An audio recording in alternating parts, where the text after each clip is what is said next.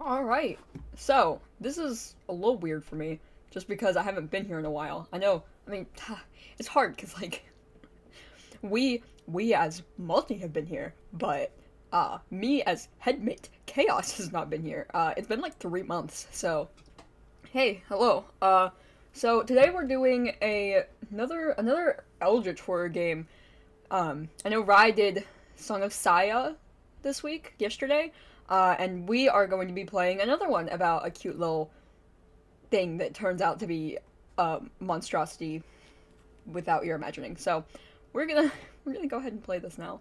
There are content warnings in the description. I added the ones that I thought were important. That's typically what we do anyway.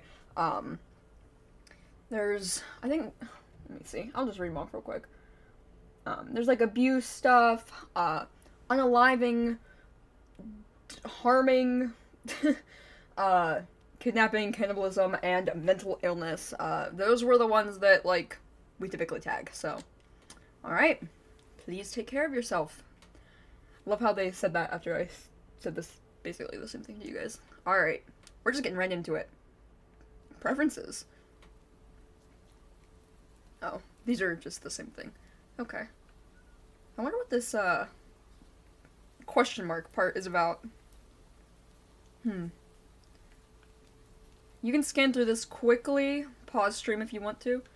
Let's see. I don't know how to... Yeah, it won't let me scroll. That's weird. Okay, we'll just start then. You can look it up on itch.io if you want the full, like, list, but the ones that we always normally tag, they're tagged in the description, so.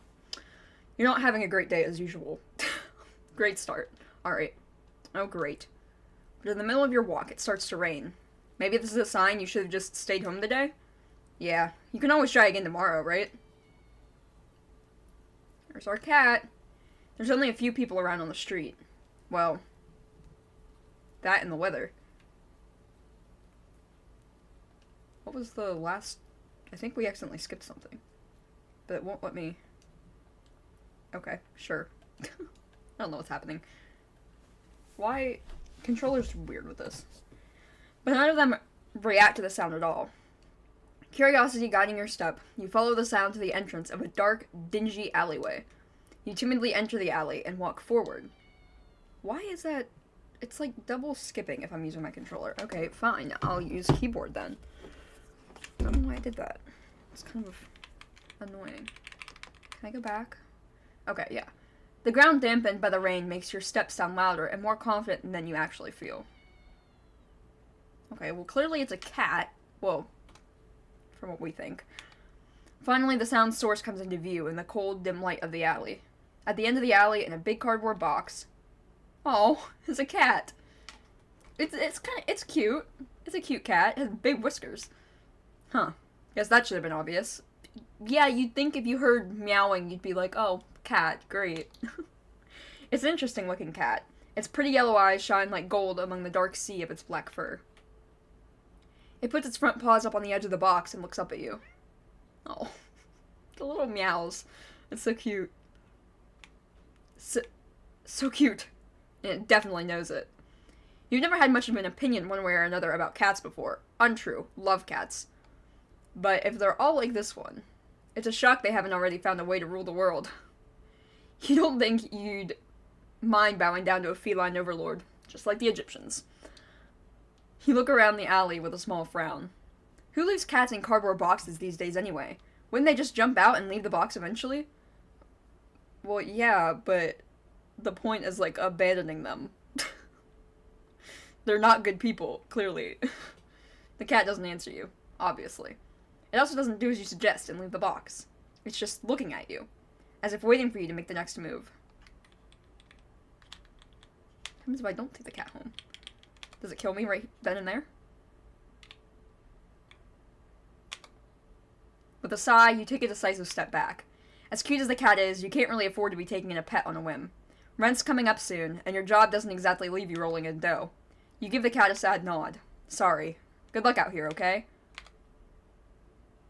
You turn around and leave the cat in the alley behind. Rain's picking up. Time to head home. Ending question mark. Not a fool. Okay. I don't like that it has ending question mark. Is it gonna... Okay, we are gonna take the cat home. Obviously, this is what I would do in real life. I'm not leaving a cat in the fucking rain in a box. I'm not a monster. You know what? You reach into the box and pick the cat up, holding it out in front of you. Why not? You're all alone, and well, I'm kind of in the same boat myself, so you bring the cat close. You didn't realize it was shivering until then, but it slowly breathes easier as it presses into your chest. Why not stick together, right? At least for a little while. My heart. We used to have... I took a... I forget what it was called, but it was like a class on small animal care. Small animal care, I think, was literally the name of the class. And at one point, there was a stray cat that was brought into our classroom, and so we had her for like a couple weeks until our teacher could find a home for her, and she was the cutest fucking thing ever. I would have, like, done anything for that cat. You could, like, hold her, and she would just, like, come up and, like, lay on your shoulder and just purr the whole time. Ugh. My heart.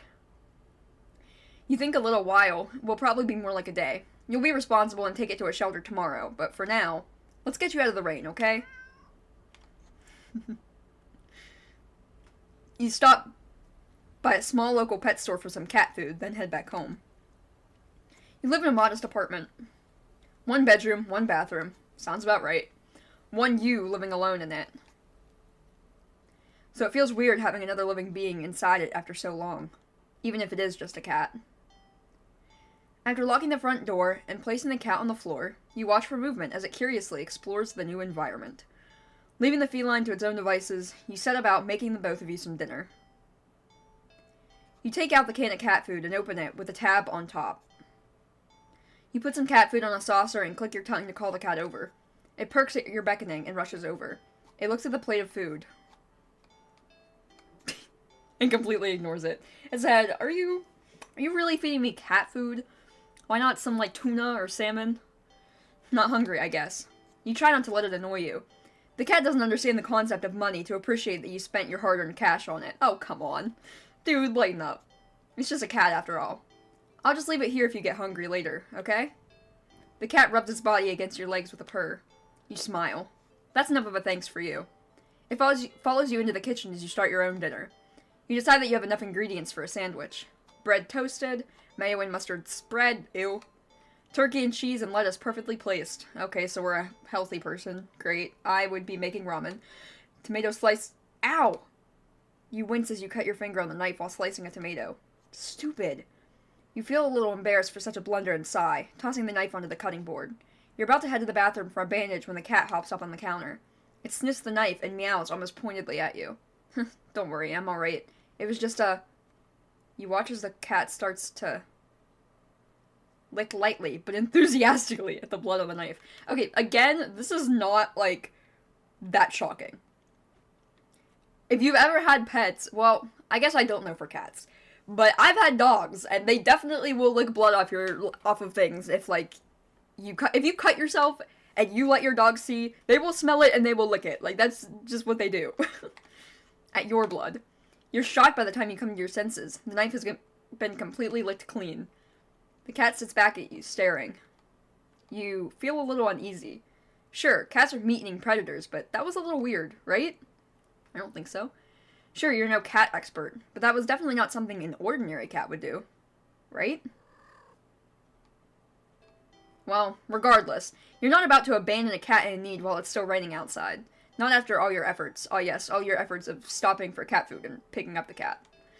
You were going to take it to a shelter tomorrow anyway. What's one night of awkwardness? Weird or not, it's just a cat. The rest of the evening unfortunately goes downhill from there. Even after covering up your fingers cut with a bandage, the cat keeps trying to lick at the wound. While you're eating your sandwich, while you're cleaning up the kitchen, while you're trying to watch TV. Okay, at that point I would start feeling a little weird. Because it's a little too persistent then. You gently push it away every time, but you're starting to get worried at the strange behavior. What if it's got a taste for blood and thinks you're food now? You're not sure what you'll do if it starts getting more aggressive. You keep thinking about the cat food sitting in the corner, untouched. Oh. Come on, enough already. You shove it away a little more forcefully, this time out of annoyance. Okay, this MC deserves whatever's coming to them. They're an asshole. You feel bad immediately, but before you can do anything, the cat meows sharply at you and dashes off into the corner and into the hall. You sigh deeply. At this point, you're just worried that it'll take a bite out of you in your sleep. Seriously. Listen. Like, in the actual game, where this is like some kind of Lovecraftian monster horror thing that's gonna come out, I understand. But as a human being who thinks they're just rescued a cat, you're really gonna think that the cat is gonna take a bite out of you in your sleep. Okay. I shouldn't have brought chips on a visual novel. Maybe a vet will have an idea on how to calm it down. You can only hope. You don't have any other options left than tossing the cat out in the rain. After finding the number of a local vet, you pick up your landline and... Power's out? The lights just went out. Great. Just great. The rain must have knocked out the power. You check your cell phone only to find that it's out of batteries? Oh, I guess it does have a battery, but I don't know. That was weirdly worded to me. You must have forgotten to charge it before leaving out earlier. The outing had been so spur of the moment that it had no doubt messed with your usual routine. You grab a flashlight and turn it on. It's quiet. Too quiet. Did the rain stop? But then, why did the power go out? You look outside. The sky is pitch black. What time is it? You turn and check the clock. The cat sits on top of your digital clock, staring at you. Help. Kill. 666. Did that say, wait, 444? I don't know what that's supposed to mean. 180? I'm trying to read what it's saying.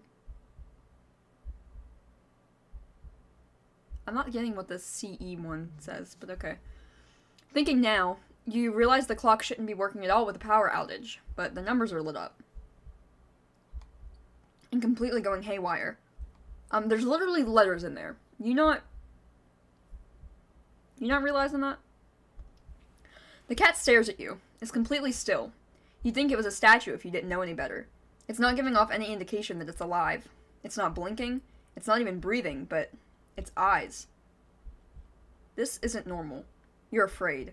You want to run, but you're afraid of letting the cat out of your sight. You consider tossing the cat out after all. But as soon as the thought enters your head, you feel a sharp urge to vomit. Those eyes.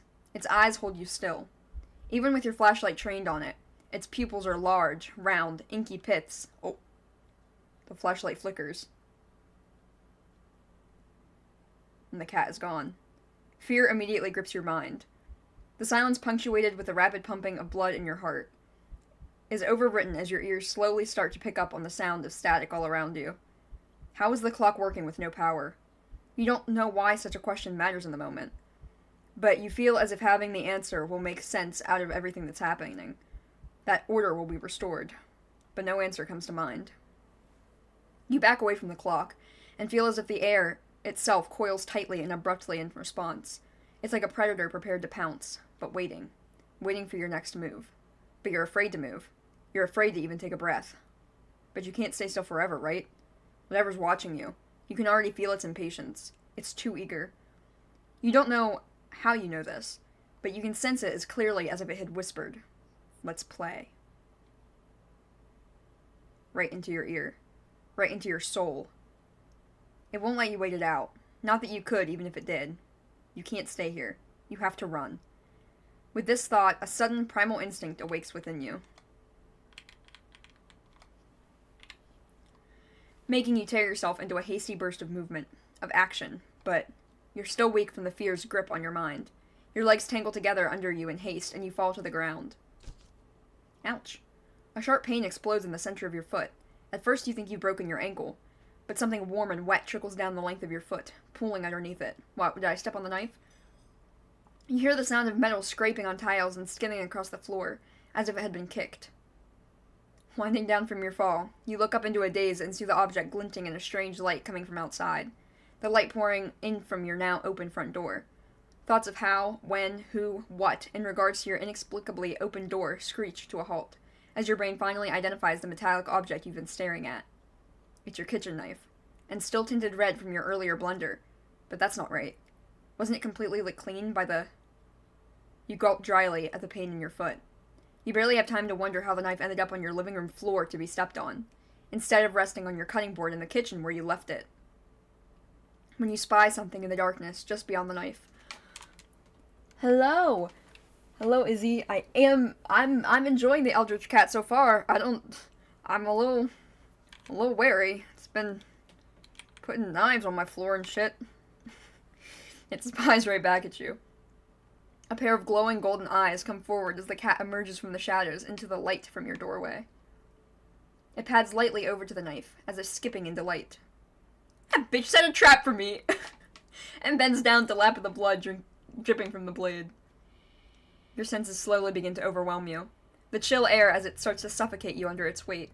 The sound of your shaky breaths, discordant against the static now piercing your skull. The dryness on your tongue spreading to your throat. The incomprehensible sight of the stray you'd just taken in, licking away at your kitchen knife, once again completely clean. The scent of your blood from the fresh wound on your foot. Blood? Golden eyes slide up to you as if in response to your sudden realization. Blood. You're hurt. Your foot is bleeding. You're bleeding. You're bleeding. The cat barely moves, shoulders twitching as if just considering the act of pouncing forward. But you're already on your feet and out the door.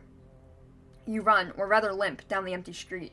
The sky is black and bleeding red, but there's a strange light emitting from nowhere that casts everything else in white. The houses, the trees, the road, even you. Everything, except for your blood. You can just barely glimpse the bloody imprints your injured foot leaves in your wake with every impact it makes with the ground. Ouch. Why not, hobble a little or something? It hurts. But you can't stop. You don't stop. Not when the shadows grow around you. Not when you feel the gaze of eyes all over you. Not when the road ahead of you is darkened by a long shadow of something behind you. Even then you don't stop running, because if that cat's right there ahead of you, then what in the world is behind you?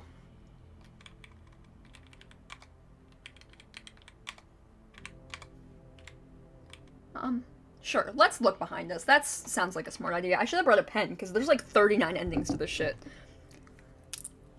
Let me pull up my phone for a second. We already got one ending.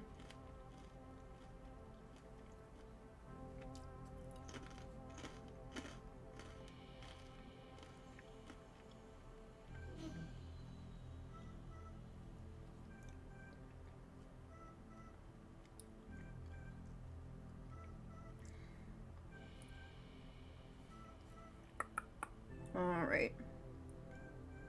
I don't think it'll tell us the name of these, unfortunately. Or not the names, but the numbers even, because the other one just had a question mark, so I think I'm just gonna put down, a dot every time we get an ending, and hope it goes from there. It's all I can think to do. Alright. We're gonna look behind us, because that's the smart thing to do in a horror movie, right? Oh no. Huh? Interesting. How very, very interesting. Ending 0, it begins. Okay, so we do get numbers. Just, it begins? Huh? What do you mean it begins?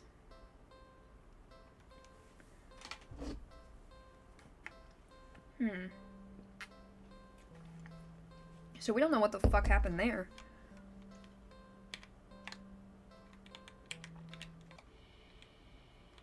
Keep running. Huh. Interesting. How very interesting. Ending 0, it begins.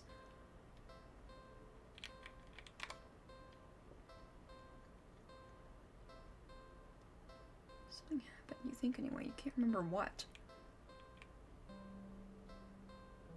I'm a little confused. I hit continue? Oh, it's gonna be that kind of game. Okay. You're walking. Right, of course. It's the first time in a while that you felt like going out. And you're actually glad that you did. The weather is absolutely perfect today. That's a good sign, right? Maybe your luck is finally starting to turn around. You tentatively allow yourself to feel excited for the possibilities of where you could go or what you could do. Maybe even who you could meet. You're so deep in thought that you almost miss it. Huh? What was that? Curiosity guiding your steps, you follow the sound to the entrance of a lonely alleyway.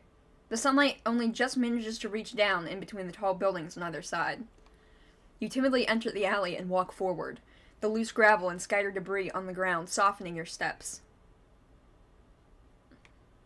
Finally, the sound's source comes into view in the warm, almost ethereal light of the alley. At the end of the alley, in a big cardboard box, is a cat. Huh. Guess that should have been obvious. It's an interesting looking cat. Okay, same thing.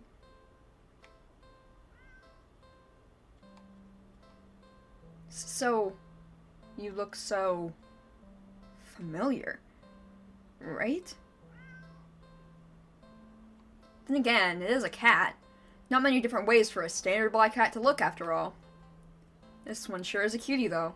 Just look. It's not glaring at you or hissing at you for getting close like other strays have done in the past. It's just sitting there patiently, waiting for you to do something.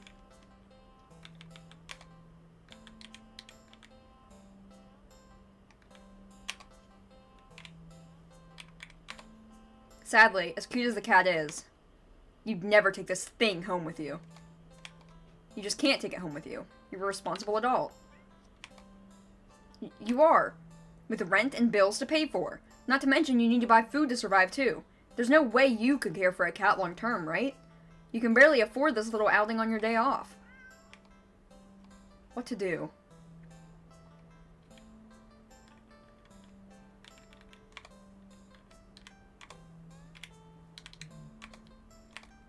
You don't think it's a good idea to get the cat's hopes up of having someone to look after it if you're not willing to commit. What if it gets attached and somehow tracks you back down to your home? You'd never get— Oh! I'd never get away. Is that what you just said? You'd never get away from it. Okay, I see how it is. Sorry, see you around, I guess. You stand up, the cat watching your every move. You make it halfway out of the alley when the cat meows almost pitifully at you.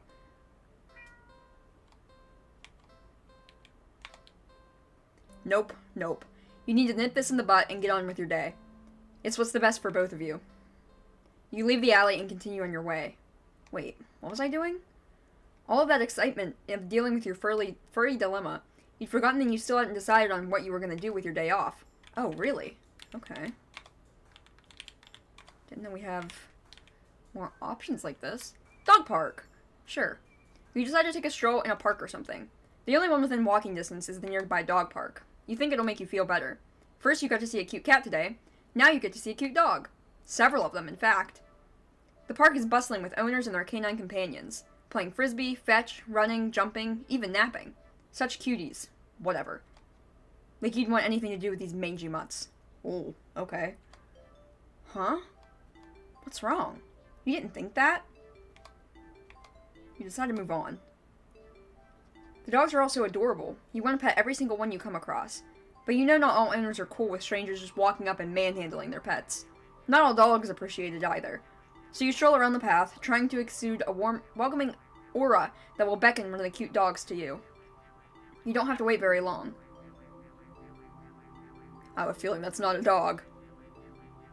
You stop at the smallest, cutest puppy you've ever seen scampers up to you, blocking your path. Kick! Oh my god, what? What are these options?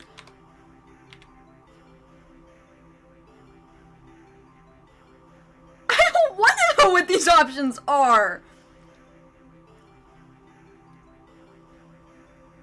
Okay, guys. Just to make this clear, I have a dog. I love dogs. But I'm also a video game completionist. Sorry. No, that's horrible. There's no way I would ever do that. Oh, okay. Thank God. I'm even 1 out of 100 real quick. Yeah. Eat it. That's disgusting. I think I'm gonna be sick. There's no way I would ever do that. What? It's just a puppy. There's no way I would ever do that. Okay, I'm so glad that main character has more has less of a completionist attitude than I do, because I'm just like, I want to see it. I want to see what happens. It's fucked up. Sorry.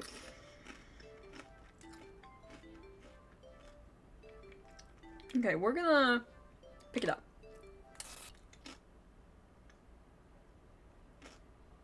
Huh? Terrified, you drop the puppy to the ground, practically throwing it from you. You immediately feel horrible, wincing in guilt at the tiny yip it releases upon hitting the ground. The owner shoves you aside with a cutting glare and storms away with their puppy. I'm sorry, you call out, but they don't respond or turn back. Not that you've expected them to. You deserved it. You're not feeling so great about being at the park at the moment. Maybe you should leave? You stay at the park. You try to calm down by watching all the dogs from afar as you walk along the path, but every so often one will run up to you. And when they do, they look wrong. Their owners don't seem to notice. You find a bench and sit down for a quick break, closing your eyes. Maybe this wasn't the best idea after all. Maybe you should have stayed with me instead. God, is the cat yandere? You're broken out of your thoughts when something lands gently in your lap. You look down and see a frisbee on your thighs. Hey, sorry about that. Can you throw it back? You look up to see an owner waving at you in the distance. But more importantly... Oh no. Let me save! Damn it!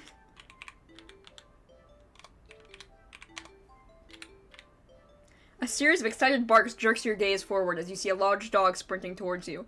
Oh, it's a shepherd too. God damn it. Oh, fuck. Okay, there's some... It's not a shepherd, it's not a shepherd, it's not a shepherd. That's not a German shepherd. That shit is not a dog.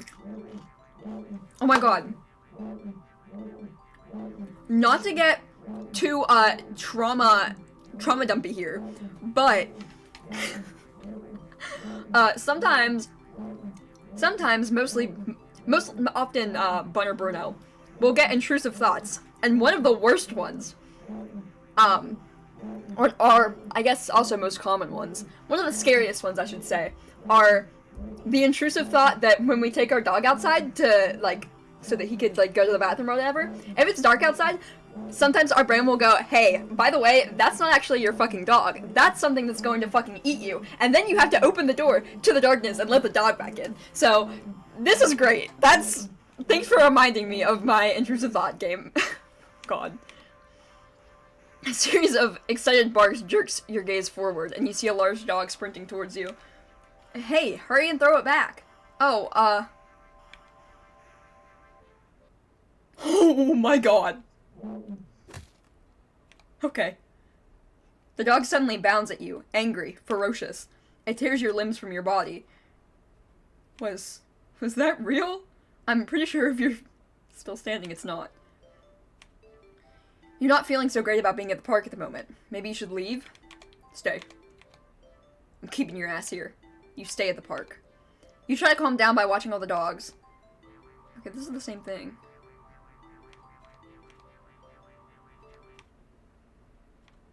Just stay with me instead. Something else gonna happen this time?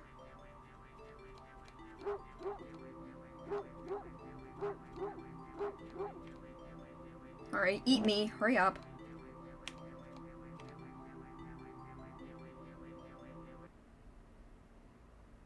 Why does it have human teeth?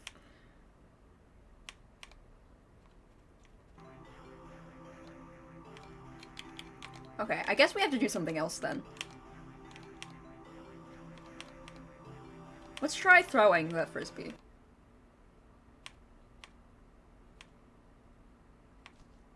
Let's be a normal human being. Wait. The music is getting different, so I think I'm gonna keep doing this.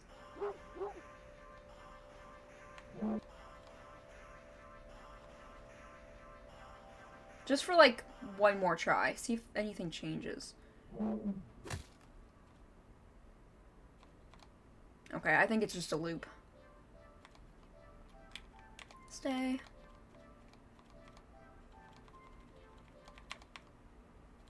We're not gonna leave the park yet. I wanna see what happens at this fucking dog park.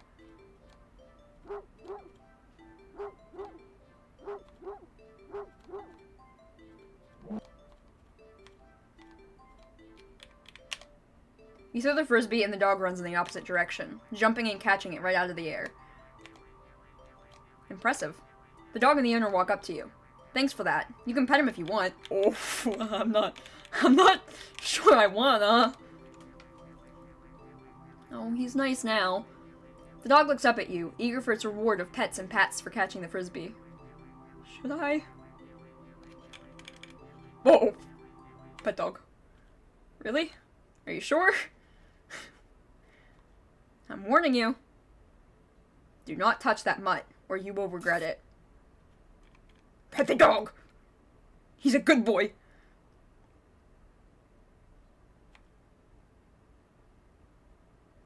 Look.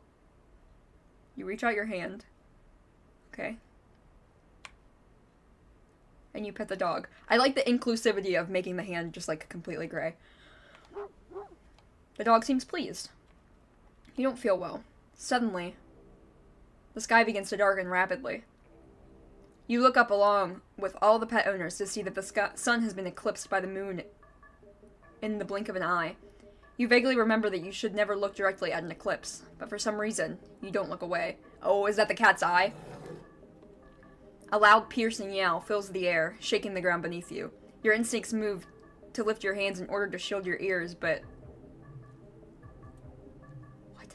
The hand comes away that has been cautiously pressed upon the dog's head comes away with some resistance. Resistance like sticky slime, almost cementing your hand to the dog's head. Oh, it's not a dog! The slime stretches with your movement. The dog's head stretches with it too, as the canine begins to just melt. Ugh! This is another stupid thing. When I was a kid, I watched the SpongeBob movie. The original one. The one where SpongeBob and Patrick go to, like, on a trip for something with the mermaid. I don't know. That one. And in it, there's a scene where this big anglerfish thing has a fake grandma on its tongue. And it's selling ice cream. Quote unquote selling ice cream. And they go up to it. But when they go to pay, the grandma's hand, like, stretches with it because it's not a grandma. It's, like, something that the anglerfish thing made. Used to be horrified by that. I had recurring nightmares about that as a child. This game's good. It's getting under my skin. That's what I like. It's very effective. It melts and melts. It'd be that old lane anglerfish. Yeah! The anglerfish. Scared the shit out of me. Until it becomes a pile of goo at your feet. You dazedly look around for the dog's owner, only to find an empty pile of familiar clothes where they once stood. You see similar piles of clothes next to piles of goo scattered all across the park's open field. Plot twist, it's the Rapture, and that's what happens in the Rapture. We just melt. All the dogs, all of their owners. The melted goo of the dog in front of you then starts to move with a shudder. Ew. Oh god, it's conglomerating. It slithers across the grass towards the field and in the center of the park, all the other piles of goo following after it. Oh my god, it really is like the anglerfish! They mix and meld together into a single entity that shifts and undulates and bulges and grows. You watch in dazed horror as it fills out and shapes itself. Oh god, is it gonna be a cat? Oh god, it's a giant fucking cat monster! Into a behemoth- oh, of a dog. Sorry. Thought it was a cat. It freaked you out too? Okay, good. Cause that really bothered me as a child. Snarling and frothing at the mouth, red eyes frantic and searching, before the glowing orbs land directly on you. The rumbling sound growl it emits is so low and deep, you can feel the sound of it crash into you. Leave the park? Question mark. Do I have to? Can I just stay with Big Doggo? It's not giving me an option. I guess I'll leave.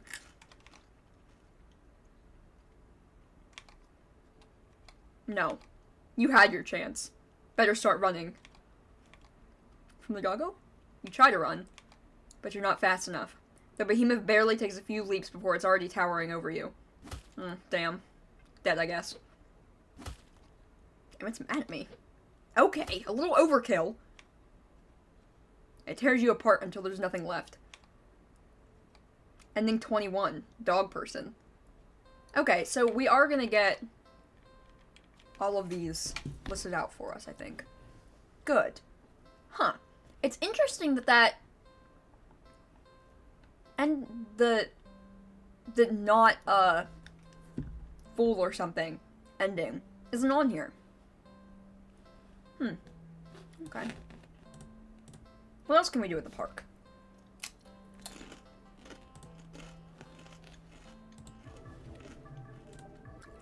Okay, yeah, I didn't think we had a thing for that.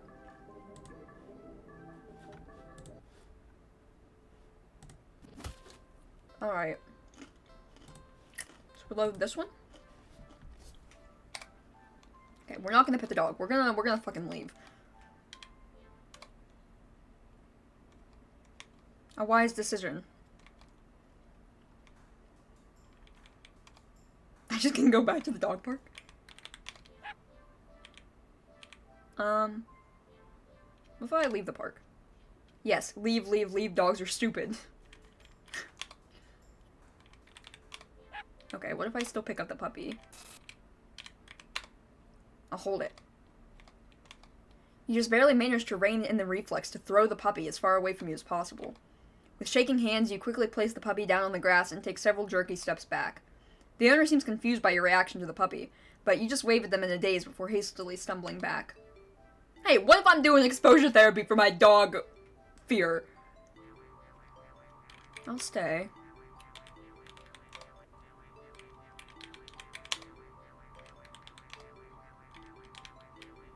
Okay, I can still just leave. Alright. I want to make sure there's nothing else in the dog park. Pick up the puppy. What if I choose to drop it? Okay, it's the same thing. It just automatically defaults to that. Okay, let's leave the park again. Good. Okay. Movie time, I guess? I'm surprised that there weren't more dog endings. Because there's 40. A chip break.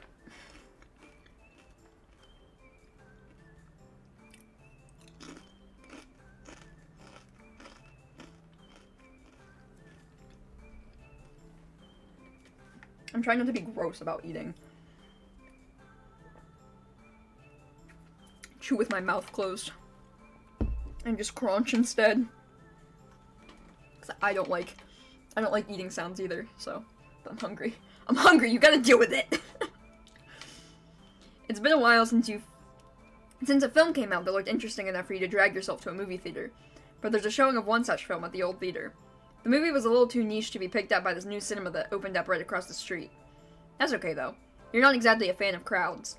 And nothing ruins the experience of watching a new movie for you more than a noisy audience. Okay. We're getting somewhere new. I'm gonna save over this one. What if I say on second thought? I think I'll... Okay. Let's go to the new cinema. You don't know why, but you don't really feel great about the idea of being alone right now. Deciding to wait on the movie you've been anticipating to be available on DVD or streaming, you join the long line outside of the new cinema. By the time you've reached the ticket booth, you just want to get inside. So you pick a movie at random and take your ticket from the tired-looking teenager manning the booth. Wow, I didn't get age carded, that's new. The decor is chic and sleek, and the inside of the building is bustling with people. It's not what you're usually into, but it's kind of nice not being alone. Even if you feel a little lonely watching families and groups of friends laughing among themselves. You get some popcorn, but the lines at the concession stands are long, and the prices are criminal anyway. This is why you sneak stuff in through your backpack. You go through the halls, and follow the signs to the theater designated on your ticket before heading inside. You sigh at the sight of the absolutely crowded theater. You head towards a seat only to be told by the person next to it that it's being saved by someone. This happens a few more times before you finally manage to get yourself settled into a seat annoyingly off-center to the screen. I don't think I've ever gone, like, and just went in when I'm, like, with a group of people to, like, save seats or anything. I pretty much always, like, just stick with a person and then we find seats together. I would feel weird trying to, like, look around and find where I'm supposed to be sitting. Anyway. The screen is at least visible, if not a little too close, so you grit your teeth and bear it. The lights fade out, but the chatter doesn't. The rest of the audience seems content to talk through the commercials and even through the trailers. You figure the chatter will stop when the movie actually begins, but it doesn't get even slightly quieter as the opening scene starts to play out. You sigh out loud, not thinking everyone would hear you anyway. This is why you avoid movie theaters like the plague. Oh. Hi, cat. See on the screen? Suddenly, the screen changes, showing the face of a black cat. A familiar black cat. Confused murmurs fill the room, but then, the cat on the screen meows. Ooh. Alright. Is he laughing at me too? The sound is strange, and not at all like any cat should sound. Haunting, almost melodic, and layered as if made of multiple voices of different creatures. Creatures that would probably never say. Okay. When you hear something like that, that's when you leave the woods. I say that because Appalachia. Shit. You sit in confusion, wondering why you haven't already gotten up and left to complain about the cinema staff. But then you hear it. It's scattered and dissonant at first, but among the crowd, people start to chant along with the cat on the screen.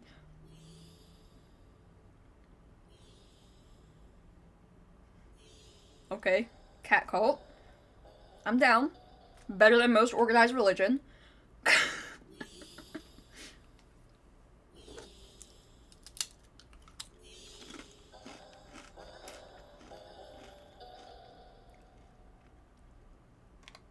Oh god, they're still going.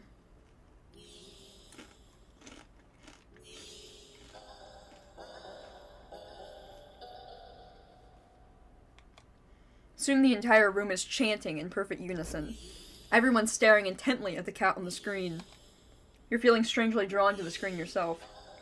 I feel like this is gonna be another quick choice, so I gotta save. Wait, what? Oh, no. But the compulsion to stare blankly like the others isn't that strong for now. Also, you start to notice out of the corner of your eye that some people in your immediate vicinity are looking at you. No. They're outright staring holes into you, even as they continue chanting. They don't miss a beat as they slowly begin to frown at you in blatant disapproval. The peer pressure is real. Their scowls deepen as time goes on, as if they're getting impatient.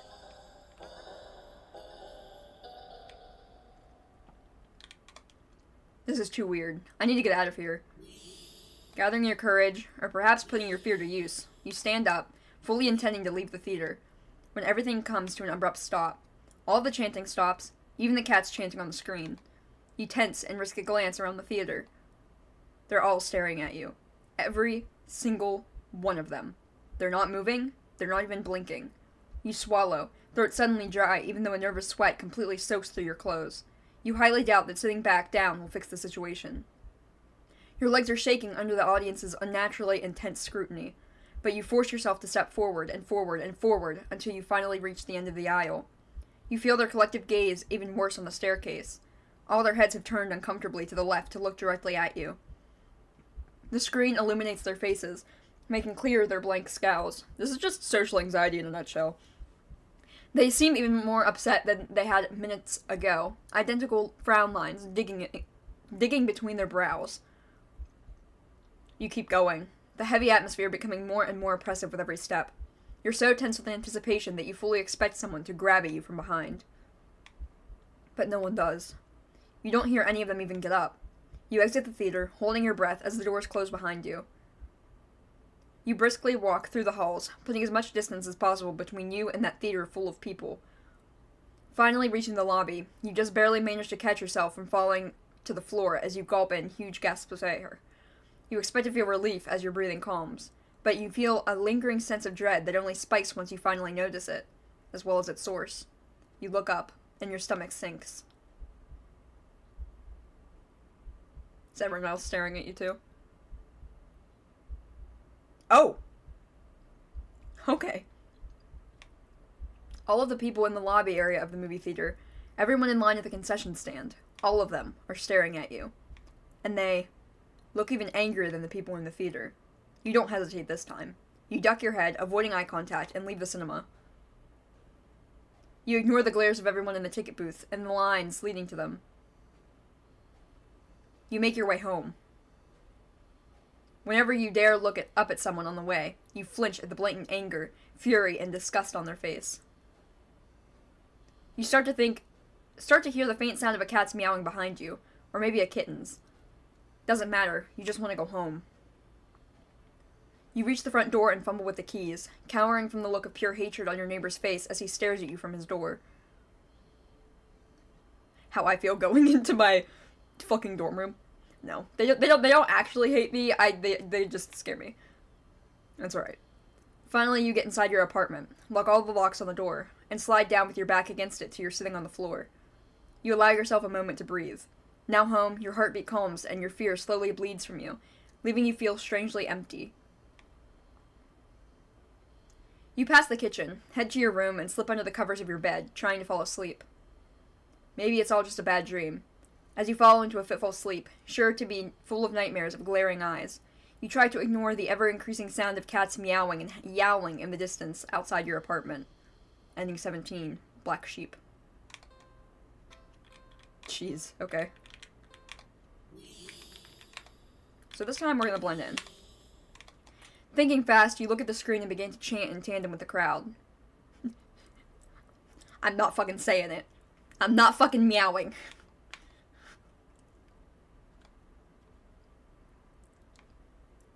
Good, you turn your faces away from me. You feel the harshness of their collective gaze start to ebb away, and the air in the theater begin coming light once again. You release air shakily, just realizing that you've been holding your breath earlier. You feel stuck. Surely you can't just up and leave now. Not after whatever all that was. The people around you all seem fine now, but there's no telling if they get aggressive at you for even moving too much. Never mind outright getting up and leaving. You decide to let this run its course. Hopefully someone will come along, right? Or at least turn the film off? You continue to chant along with everyone. You start to feel lightheaded. You feel as if you could fall asleep, but your eyes don't feel heavy in the slightest. You try to look around and gauge other people's emotional state, but you can't seem to look away from the screen. You try again, but you're still locked into eye contact with the cat on screen. Alright, you fucked up little thing.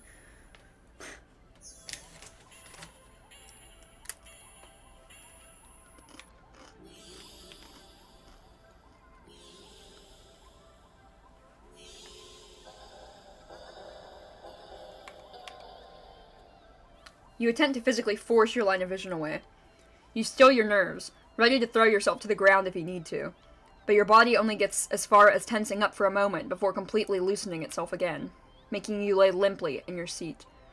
You think you should be panicking about right now, but even your brain feels limp. Your thoughts a vaguely muted pastel pink, airy, sickeningly sweet, and loosely spun, like cotton candy. You like cotton candy. You think you shouldn't mind your thoughts and body being like cotton candy either. So, why get up and ruin that? It's nice here. You're more at peace than you've ever felt before in such a crowded room. Still chanting, you've never felt so aligned and in tune with another person, let alone with an entire room full of complete strangers. You're not alone. Out of the corner of your eye, the person next to you starts to sink back even further into their chair. They sink more. Then more. Not like they're slouching or reclining, but more like they're melting. Like the dogs. Oh. Oh, deflating. Okay. Their skin bunches up and wrinkles like fabric as if their muscles, their bones, have started to disintegrate.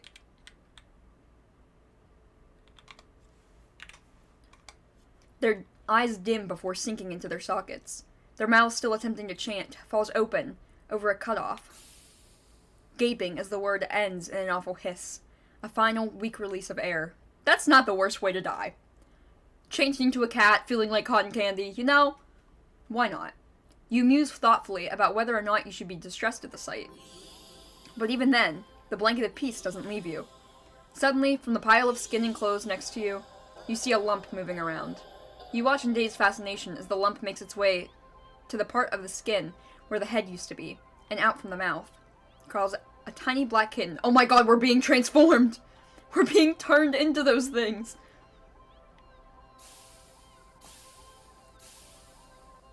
Hell yeah. Transforming into a cat. What a life. An immortal eldritch cat, too. Wow. Perfect ending to my life. You can hear the... you can hear the familiar hissing sound all around you as the unified chants start to fade, only to be replaced with the faint mewling of kittens. What a life. Yeah, the better form. Finally, your voice is the only thing still chanting, still human, and alone, again. You don't want that. You can't go back to that. Not again. Not again. Please. Just then, you completely go limp. Your body feels light, but it might have as well weighed several tons, because you realize quite suddenly that you can't move. Not an inch. You can't shift your eyes to look around. You can't even breathe. But somehow, the chant continues to creak weakly from your mouth. Oh. They're cute, though. You can't say they're not cute. A few kittens come forward and perch themselves on the chairs around you, watching your sinking body, mewling as they wait for their youngest sibling to emerge from you. Dozens of glowing eyes peer down at you. And as your eyes start to cave into the sockets of your softening skull, you manage to make out the silhouette of a familiar cat perching on the seat right in front of you. Your vision finally fades, and as that same hiss of air expels itself from your mouth, the last thing you sense is something small and alive shifting eagerly under your skin. Okay, so we're not being transformed then. We're giving birth. Okay, well, same difference. Dying for the immortal cat doesn't sound that bad, right? Ending 18. Happy birthday. The fuck? Who thinks of this stuff? I'm very impressed. If this person has, like, the imagination of Junji Ito, but just put it all into one game. I love it. Oh wait, not preferences. Sorry. Yo, the cat birth stream? Hey. Okay, there weren't any choices there. Let's go. I don't think there were any choices here, but we'll check for real quick. Yeah, you just can try to leave or die. Okay, cool. Let's go to the old theater. You eagerly buy your ticket from the kind old man in the booth and head inside. It's barren of any trace of other people, and the decor looks like it hasn't been changed since the 80s. Maybe even since the 70s. But that's what you were counting on. You consider buying some popcorn. When they said old theater, I kind of thought of like a play theater. Like the old theaters where they would have plays, but then now they also have like screens in them. Guess it wasn't that old, huh? You're gonna buy some popcorn, but can't help but be concerned that everything at the concession stand might be expired. You move on and walk through the halls, finally locating the theater designated on your ticket stub. As expected, the theater your movie will be playing in is completely empty. Perfect. You pick a spot right in the middle, even counting the seats and taking into consideration the gap of the staircase. As you settle in, the dim lights fade away, leaving the room pitch black for a few seconds. Before the screen flickers on. No commercials or trailer pop-ups. The movie just begins. Pleased, you shrug and let yourself get immersed into the opening scene. Wouldn't it be nice? Actually, it wouldn't be nice, because a lot of times I'm running late, and I appreciate having the trailers as a buffer. But just as you're getting into the premise, the doors open up behind you, momentarily casting light into the room and ruining the atmosphere. You hold in a frustrated sigh. It's a public establishment after all. The place can't exactly afford to stay open if you're the only customer. You try to refocus on the movie, but you sense the new presence slowly shifting around the theater, before heading in your general direction.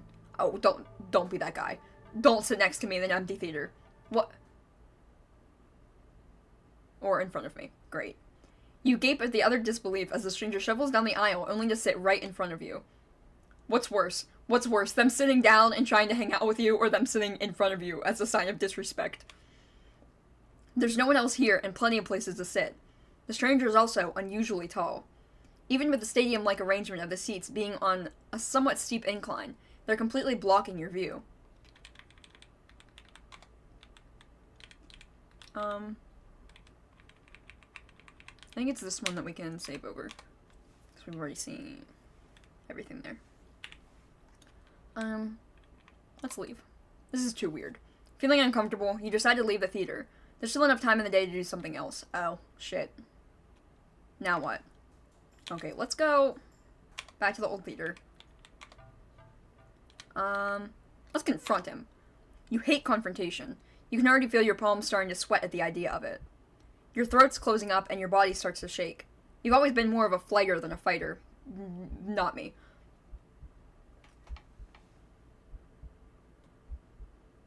Part of some cat's doing. I know, it's just some guy. Well, who knows? If the cat, it really is an eldritch entity, he could turn into a man. Possibly. But you paid for this ticket. You've wanted to watch this movie for ages, and now this total stranger has ruined the entire experience for you. You're all alone in this theater. There's no one who will help you if something goes wrong. But you're angry enough that you ignore the signs of your body begging you to put as much distance as you can between yourself and the stranger. You stand up. Even standing and higher up on the incline, the stranger is still at least a head taller than you. That's not normal. As the movie continues to play in the background, you feel as if a hush immediately falls heavily over the theater at your movement. As if you can sense the stranger anticipating what you plan to do next. You square your shoulders and force a little bass in your voice. Hey! The effort makes your words come out more harshly than you intended, like a sudden and vicious bark. But you figure they don't deserve it anyway. You're being a real jerk, you know that? Just what are you playing at, huh? Are you trying to piss me off? The silence that follows your words is deafening. I wonder if this is whatever was following us before. Remember the scene where something tall was following us and the cat was in front of us? Maybe it was this dude. So much that you have to glance at the screen only to find that the movie has... Oh, I didn't mean to quick save. Paused? Your attention is ripped back to the stranger in front of you as they shift slightly. Like a small animal trying desperately to anticipate the moves of a predator. You don't move an inch. You don't look away. You don't dare to blink. Instead, your eyes widen as the person's head turns. Then turns some more. Then turns more, beyond what should be possible, neck bones cracking, to face you directly. You can't move. Wide, glowing eyes resting above a wider, grinning mouth gaze down at you. The stranger opens their mouth, and what comes out is something impossible to comprehend. Oh god! I knew it.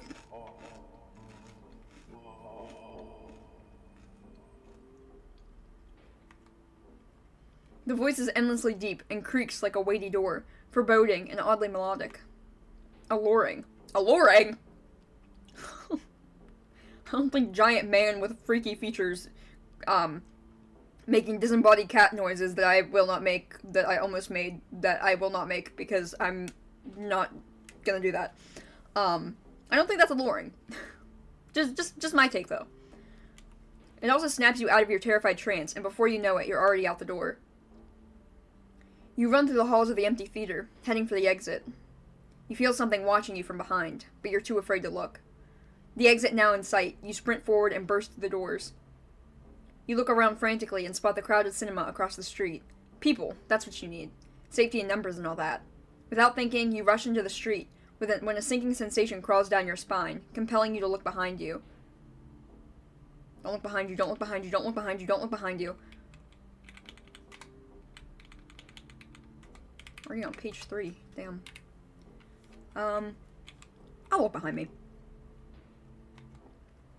Despite your resistance, you feel your head turning to look back of its own accord, while in the middle of the street.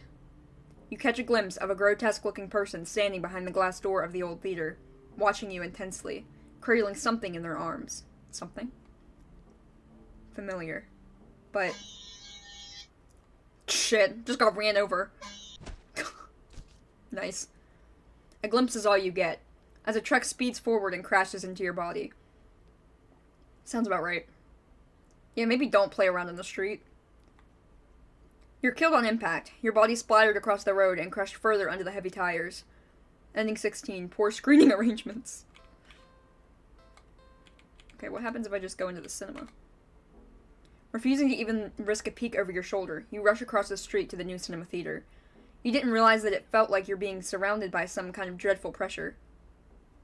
Until it very suddenly vanishes, leaving you feeling more than a little shaken. But at least the breathing comes easier. You think it's within your best interest to repress everything that just happened. Yeah. Oh, shit. Okay, so that's just a loop. Okay. So we can rewrite over that one. If I remember that. Alright, let's move. Let's try moving instead. You don't want to risk escalating the situation further. This whole thing is already making you uneasy. Why would they choose to sit right in front of you? Surely they know you wouldn't be able to see past them. Shaking your head with a passive-aggressive scoff at the stranger's direction, you reluctantly pick another less perfect seat in the theater. But as you settle down, you see the strange person get up, only to once again sit down in the seat directly in front of you. I heard a story about this before. I can't remember if it was like a true horror story that happened to somebody, or if it was like a creepypasta. But this was a thing. I swear this was a thing. You look around somewhat helplessly, as if waiting for someone to silently agree with you about how odd all of this is, or at least to inform you that it's all an elaborate prank. But there's nothing else here with you. That's just how you've always liked it, but you can't help but think that maybe it would be nice to have someone else here, if it meant not being alone with this weird jerk. Move again. And again, they sit right in front of you. You bristle, annoyed and a little humiliated. Are they just getting a kick out of this or something? You've wasted enough time with this jerk that you don't even know what's going on with the movie anymore.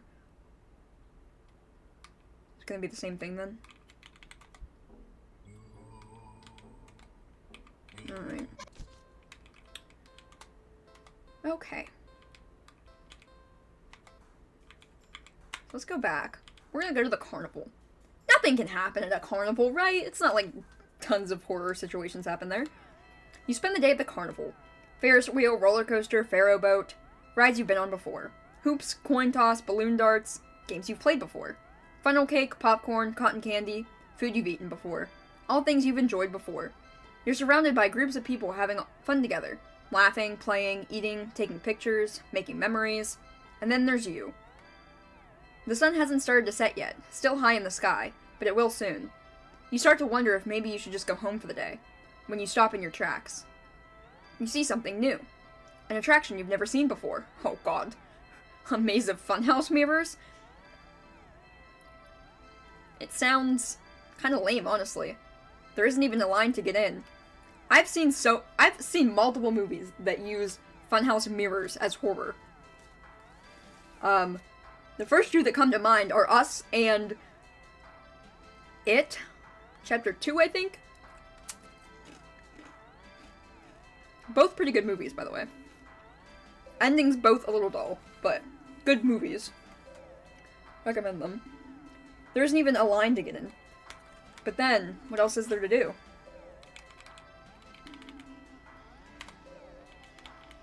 Okay, and we can write over this one. We're gonna enter the maze.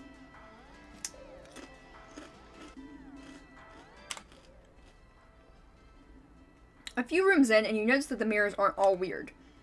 Some just show you looking back at yourself. A little bored, a lot tired, and so very, very... Maybe this was a mistake. Why did you even think going into a maze of mirrors was a good idea? Even if it was something new to experience. I can't do this today. You turn around to head back the way you came. Only to bump into a mirror. Ow. What the... Where's the exit? You try again, only to find another mirror blocking your way. By the time you've all turned around, you realize that the way you came in is completely gone. Okay, don't panic. I just have to keep going forward, right? You step through the only opening you can find and nearly trip over something on the ground. You bend down and pick it up. What's this doing here? In your hand rests a worn-looking flashlight. Curious, you flick it on. Huh. This light doesn't look very... Oh, shit. Crap, the lights! Imagine being in a mirror maze with the lights off. That's gonna suck so bad, because not only do you not have, like... Obviously, a mirror maze itself is confusing as it is, but now you don't even have the weird reflections to tell you where to go. You're just gonna be constantly bumping into shit. I guess that would be the same for any other maze, though, huh? And any other dark maze, anyway. Did the power go out, or did the attraction operator forget you were in here? Crap, the lights! Oh, I must have hit back. Whoops. How long have you been in here? You pull out your phone to check the time, or maybe call the police. Your phone's dead. I had a feeling that would happen. You grip the flashlight in your hand. The light it emitted earlier was dim enough for you to know that there's probably not that much juice left. Best to reserve it for a worst-case scenario and feel your way out. Yeah, you can do this. You take a calming breath. Well, forward we go. Hello, daring adventurer. Who said that? Welcome to the mirror maze!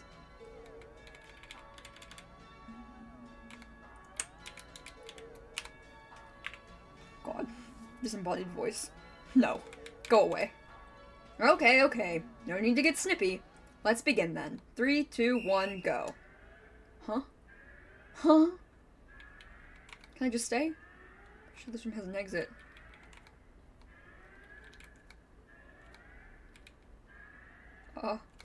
Oh, I gotta pick the good cats. Okay, hold on. First, let's die and see what happens. This is a fun mechanism.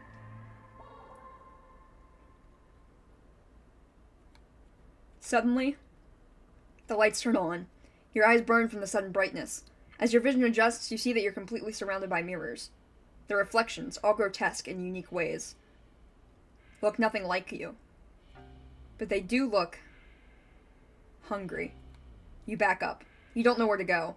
Was there even a way out to begin with? You bunk back into a mirror. Oh god. You feel a hand grip your shoulder. They're coming through. Chomp. There's a sharp pain in your other shoulder.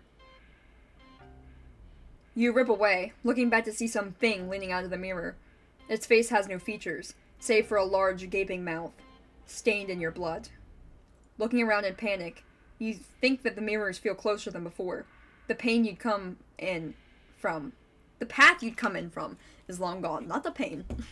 You're surrounded, and every time you blink, you could swear the mirrors are getting closer, and closer, and closer.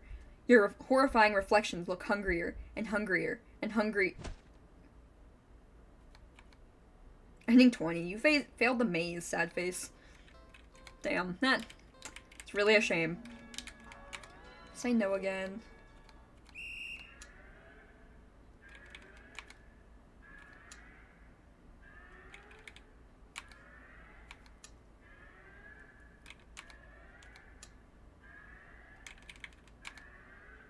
Sort of feels off. Just wait. I think something just changed. Oh, I don't like that.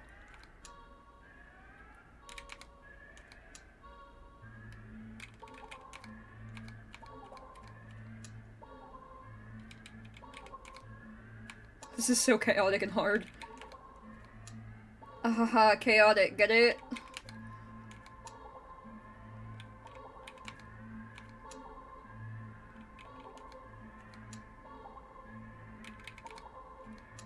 I wonder if this is randomly generated. It's all just mirrors.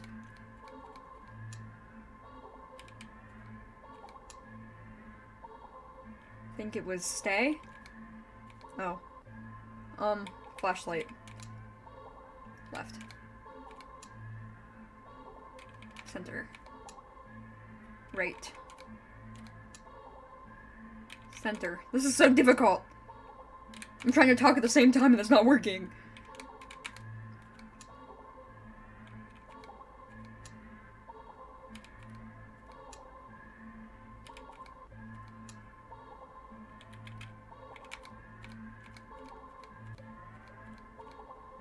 I found it! You see it, the exit. You run forward, but as you do, the scenery shifts. Just slightly at first. But you're running too fast to stop yourself from colliding into the glass. Except, you don't quite go into the glass. You don't exactly collide with it either. You simply pass through it. And on the other side, you see an endless white void, and... Oh. Hello? Yourself? Dozens of you. Hundreds of you wandering around aimless, faceless, and empty. So empty and listless, they don't even acknowledge your presence. This is what the real mirror dimension looks like. You try to turn back, but the glass doesn't give. Past the glass,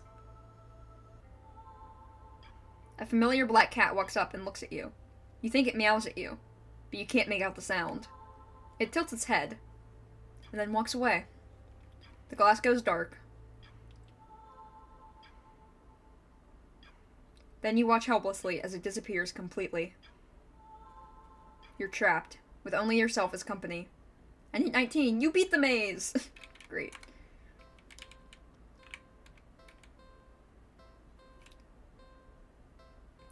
So I kind of want to see, hold on. I want to see what happens if I...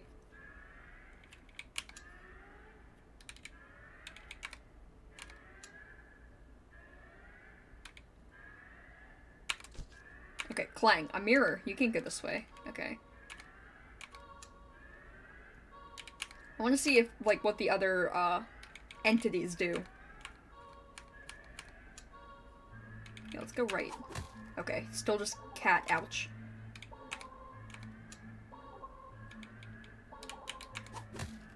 Okay, that's more of like a slap.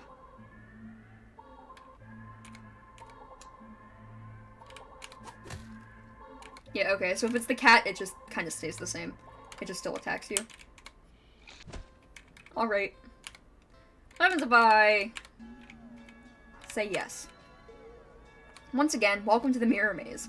You're in a bit of a jam, but don't worry. You're in good hands. Or rather, good paws. See these little cuties here? They'll be doing your best to guide you through the maze. Aren't they generous? When you enter a room, the emergency light will flash, letting you see the path before you for a second. Also, what lies beyond them. Whenever you see these kind little kitties, just go where they are and you'll reach the next room. Unfortunately, they're not the only things in here. It's highly suggested that you refrain from following any of our other guests. They can be sneaky or distracting, but they'll always be hostile. So please take caution when advancing to the next room. Of course, this wouldn't be much of a mirror maze without mirrors. Can they hurt you? No, they're just mirrors, silly. They don't do anything at all. And you can't do anything to them either. They're just an obstacle you can't pass through. Go left, go center, or go right. The choice is yours. Though, if you find a room with no helpful kitties in sight, and all the paths lead to a mirror, or something else, it's recommended that you stay put, and just maybe it'll work out itself. Now for your navigation tools. That flashlight you found doesn't have much juice left. It'll only let you get a quick extra peek around your surroundings about 5 times, so try not to use it all up at once. You can keep track of your progress through the rooms up to the top left, and your lives to the top right. You've got 3 lives, so be careful to avoid the less friendly guests lurking around. Why only 3 lives, you ask? Because you're soft and squishy. It wouldn't take much to damage you beyond repair. Jeez, okay. And besides, you're human. And humans usually only have 1 life, yes? And yet here, you get 3. Don't you think you ought to show a little more gratitude? And that's the end of your tutorial. Hopefully it was helpful. Are you ready to play?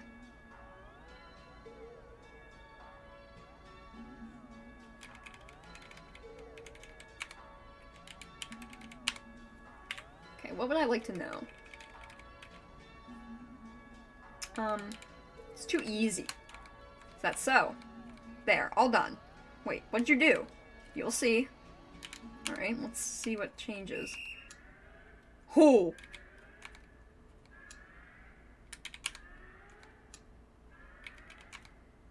Wait, what happens if I let time run out, though? I want to see how far I can get. But we're also going to let time run out, so I will stop if we get to room 24.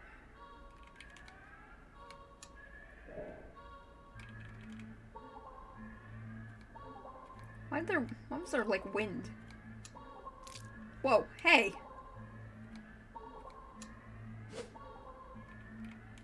Okay, jump scares. Not fun.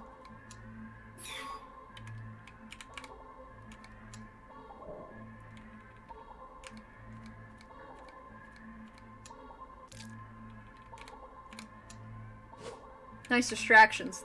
They're not really distracting me, though. I thought both the cats were fine on that one. That was weird.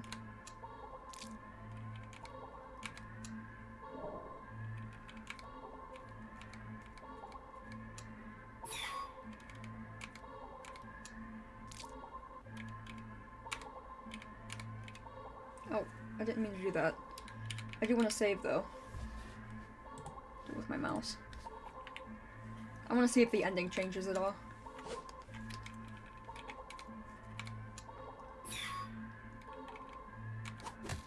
Oh, shit.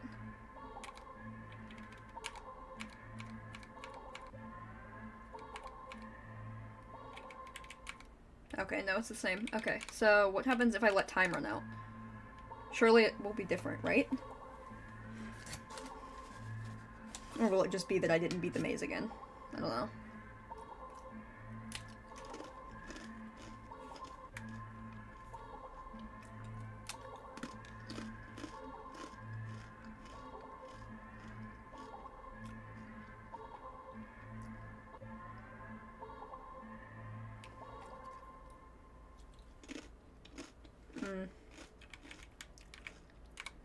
Same thing. Okay. Let's go back to you.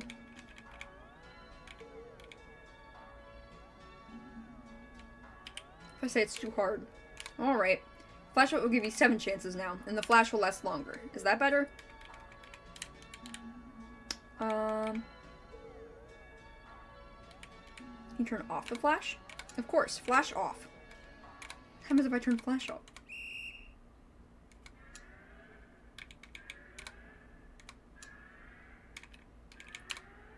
Oh, it's like in case you have... Okay, I see. That's if you have, like, issues with, lights.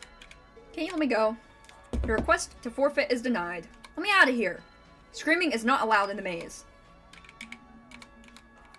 Okay. Then let's go back. Load.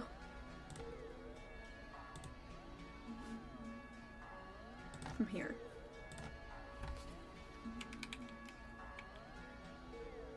I say no, but I have some questions. Oh, okay. Load this one. We'll do something else. There's gotta be a better way to spend your day than wandering around staring at weird mirrors. Now what? Oh, something else. Well, that brings us back pretty far then. Quick load. Oh, I didn't mean quick load like that. I didn't know what quick load really meant. 2.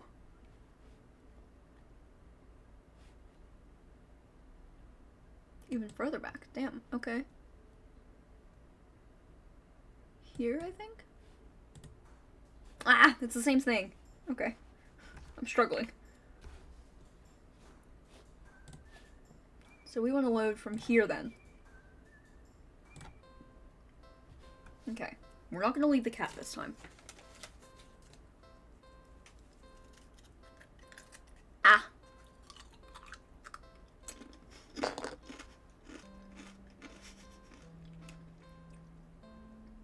Bro, my chip fell out of my mouth.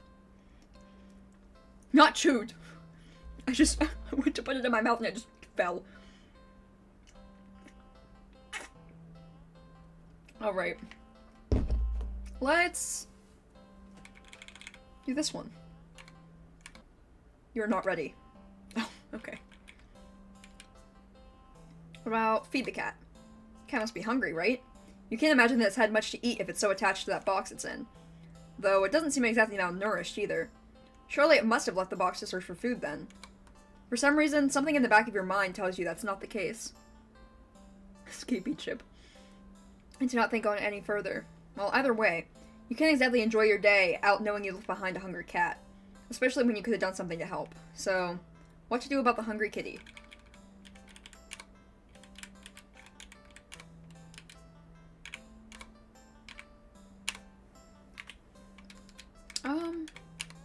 Not yet.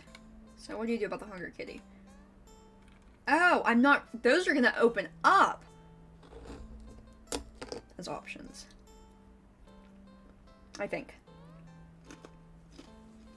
I'll look around. You glance around the dark, dingy alley. And only see garbage bags, trash bins, empty cardboard boxes, and scattered litter here and there. If there were something for the cat to eat, surely it would have found it by now, right? But you don't want to give up so easily. You keep looking. You look and only see garbage. You sniff and only smell garbage. You listen. Scritch, scritch. You just barely make out the sound of faint scurrying by a trash bin a few feet away. Quietly, oh so quietly, you creep over to the bin, and you lunge. You are very graceful in your attempt. You stumbled and knocked over a stack of nearby boxes full of more trash, but as you stand up, grasped in your hand, it's a small mouse! Bro, just go get cat food! Oh. Baby! The mouse squeaks and shrieks in distress, wriggling and struggling desperately in your grip. You're holding it too tightly and carefully for it to be able to bite or scratch you. It wears itself out eventually and looks up at you with black eyes. It's completely at your mercy. I don't wanna, but I wanna see. Oh! The mouse looks scared as if it can sense your intentions. It weakly starts to struggle again. This is terrible! The mouse is reluctant. Feed mouse to cat. Okay. I'm a terrible person. You feed the mouse to the cat. The cat tears it apart instantly. Oh. Sorry.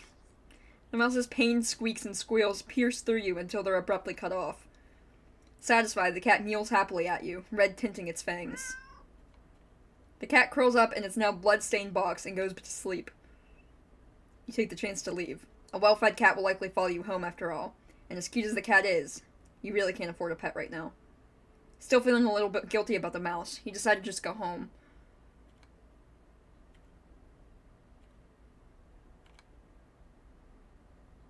It's gonna be a giant mouse that eats me or something, because I would deserve that. After a long walk home, you finally enter your apartment. You head straight for your room and collapse on your bed, falling into a fitful sleep. Later, you wake up. Yeah, get what you deserve, MC! Just squeaking and scurrying noises all around you. So loud and constant, they sound like screams. In the darkness of your room, you see shifting shadows of hundreds of mice scattered around your bed. You try to run, but you cry out as twin lances of pain race up your legs. You fall off the bed in your attempt to escape, the hordes of mice dodging you as you crash to the ground. You can't stand up. Looking back and squinting in the dark, you just about make out the source of your pain. The flesh and tendons on your heels and ankles are mangled, bitten through your socks. No, leave me alone. Desperate, you crawl with only your arms towards the door. Don't fuck with mice. The mice descend upon you, biting into your skin, gnawing away pieces of you. Deserved. You start to fade in and out of consciousness, but you still reach up for the doorknob. Your arm heavy, weighed down by the mice clinging to it with little claws and tiny teeth, you manage to jostle the knob enough for the door to slowly start to open. Plop. Oh god. Okay. But your outstretched arm suddenly falls to the ground, lifeless. The mice manage to chew through the flesh of your bone and now dismembered limb. As a few mice creep forward to curiously inspect your arm, you stare blankly at it for a moment before sliding your gaze up. In the newly opened doorway sits a familiar-looking mouse? It stares at you. The darkness in its beady black eyes. You can't begin to measure their depths, nor the hatred pouring out from within them. All of it aimed at you. You collapse, hitting the floor as your other arm is eaten away as well. You're not sure how you're still conscious. The pain should be indescribable, and yet you just feel a cold sense of loss. The mice have clustered along your back now, gnawing and ripping their way between your shoulder blades, into your back, into your chest. You weakly cough up blood. They must have damaged something important. You feel something being pulled out of you. And in between the moments that blankets of darkness fade out of your vision, you hear something wet plop on the ground in front of you. You pry your eyes open and see it in front of the mouse. Weirdly shaped, red with your blood and pulsing, and, oh, that's your heart, isn't it? The other mice all descend upon it, abandoning your half-eaten body. You're losing a lot of blood. You feel sleepy, but you also feel anger? Yes. So much anger. How dare they? How dare they? The last thing you see before your vision fails you is a pair of glowing eyes leering in from the darkness beyond the doorway. No! You can hear squeaks and shrieks of terror all around you. Low yowls, deep snarls, gnashing teeth, tearing flesh. As your remaining senses leave you, you smile weakly with the last of your strength when something with soft, slightly damp, and sticky fur nuzzles your cheek. No! That is not the revenge. Good kitty. Well fed. Ah! We're sparing the mouse this time. Are you sure? You can hear the cat's stomach growling. It must be so hungry. It must be starving. Spare the mouse! He's so offended. You know the cat is hungry. Why are you hesitating? You caught prey for the cat's sake, didn't you? Are you really going to value the life of a filthy rodent more than the cat's? The cat can find something else to eat. Spare the mouse! Ooh. Okay. You're mocking me, aren't you? Last chance. Hand over the prey, now. Spare the mouse! You let the mouse go. It scurries away, squeezing into a tiny hole in the wall, but you don't pay it much mind. Oh, God. You don't even flinch as a giant clawed paw slowly falls in front of you, blocking your path to the alley's entrance. Not that you had any delusions about escaping. The cat is hungry after all. Okay. You close your eyes in acceptance as the paw gently pulls you back, and chomp. Ending 26. A life spared. Okay, let's just try giving it something else to eat. Check my pockets. You dig into your pockets. You find a small piece of string in your left pocket. Not very helpful. The string is too short. An eager and excited cat leaping for it could easily lead to you getting bitten and scratched. In your right pocket is a bar of chocolate. You find a chocolate bar? Is it... Nope, not even expired. Quite the find indeed. You're about to offer it to the cat, when suddenly you're hit with guilt as you remember something gut-curdling. Chocolate is toxic to cats. Oh my gosh, You resist the urge to vomit at your near mistake. You feel so guilty you throw the chocolate bar away into a nearby trash can. An almost cat killer doesn't deserve chocolate. You go back to the cat, barely able to stand its innocently oblivious expression. It doesn't even know that you almost... I'm so sorry. I don't even know what to say. You're a horrible person. You know what? Stay there. I'll be right back. You leave the alley and return with a whole fish you bought at a nearby grocery shop. This is the way. It was a bit pricey, but it was the least you could do. The cat eagerly accepts your offering, munching happily at the fish after you've placed it in the box. Aww. You want to smile at the sight, but you feel so awful. Sorry again. The cat seemingly pays you no mind as you slip back out of the alley. Not feeling like you deserve a peaceful day out, you decide to just head back home.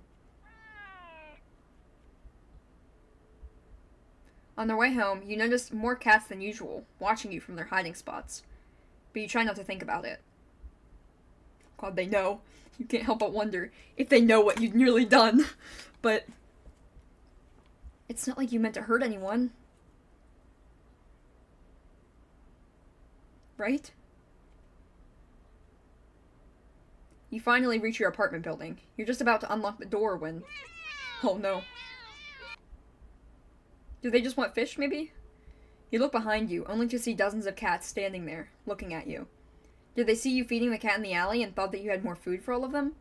I'm sorry, I don't have any more food for you. None of them move an inch. You're starting to feel a little unnerved, when finally a single cat pushes its way to the front, and... Oh, it's you. Oh, it's... Held carefully between its teeth is the chocolate bar you'd thrown away earlier. It places the chocolate bar down in front of you before looking back up at you. All the cats look up at you. You can feel their judgment. Oh! I thought they were being nice. I thought they were, like, returning it. Like, here. You feel your sins weighing down heavily on your back. But without the money to buy enough food for all of them, you don't know what to do. Beg for forgiveness. You collapse to your knees and bow down low as you start earnestly to beg for their forgiveness. I'm so sorry, I swear. I'd do anything to make it up to all of you, but you're out of options. Suddenly. You feel something stir in your stomach and swim its way up to your throat, closing off your airway as it tries to force its way out of your esophagus. What the hell? Finally succeeds with the A's from your helpless gagging. What am I throwing up? What the? Lying on the ground in front of you. There's a fish? You just threw up a living fish? What the hell? The cats come rushing forward, all tearing hungrily at the fish. You're happy to finally be of help, truly, but how? Oh god, I'm just gonna keep throwing up fish, aren't I? Well, at least I'm helping the cats, I guess. Your stomach hurts. You're getting dizzy. You fall to your knees. Tears and snot are streaming down your face by the time you cough up a final, tiny, bloody fish and collapse forward. Your throat and stomach both burn in a way that feels dangerous. Interesting. I feel like throwing up a fish wouldn't hurt that bad. You start to fade out. Despite the pain, you strangely feel a more overwhelming sense of hopeful pride. That you've made up for your disgusting actions. That you've been forgiven. Okay.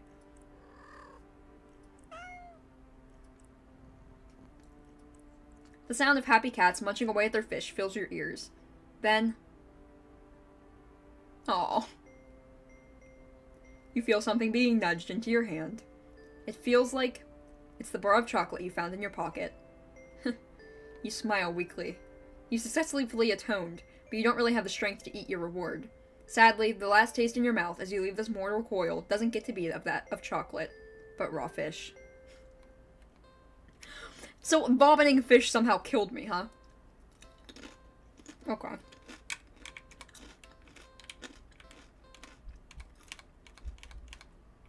I'm just leaving. You decide to cut your losses and head inside. Your sins weigh down on you, but you're only human. What more can you do? Why not just, like, take them to a store and get them, like, cheap tuna or something? You try to ignore the yowling of the neighborhood cats as you go about your chores. You consider preparing dinner, but how could you enjoy it knowing how those hungry poor cats are outside? The ones you've wronged. You decide to take a bath and go straight to bed without dinner.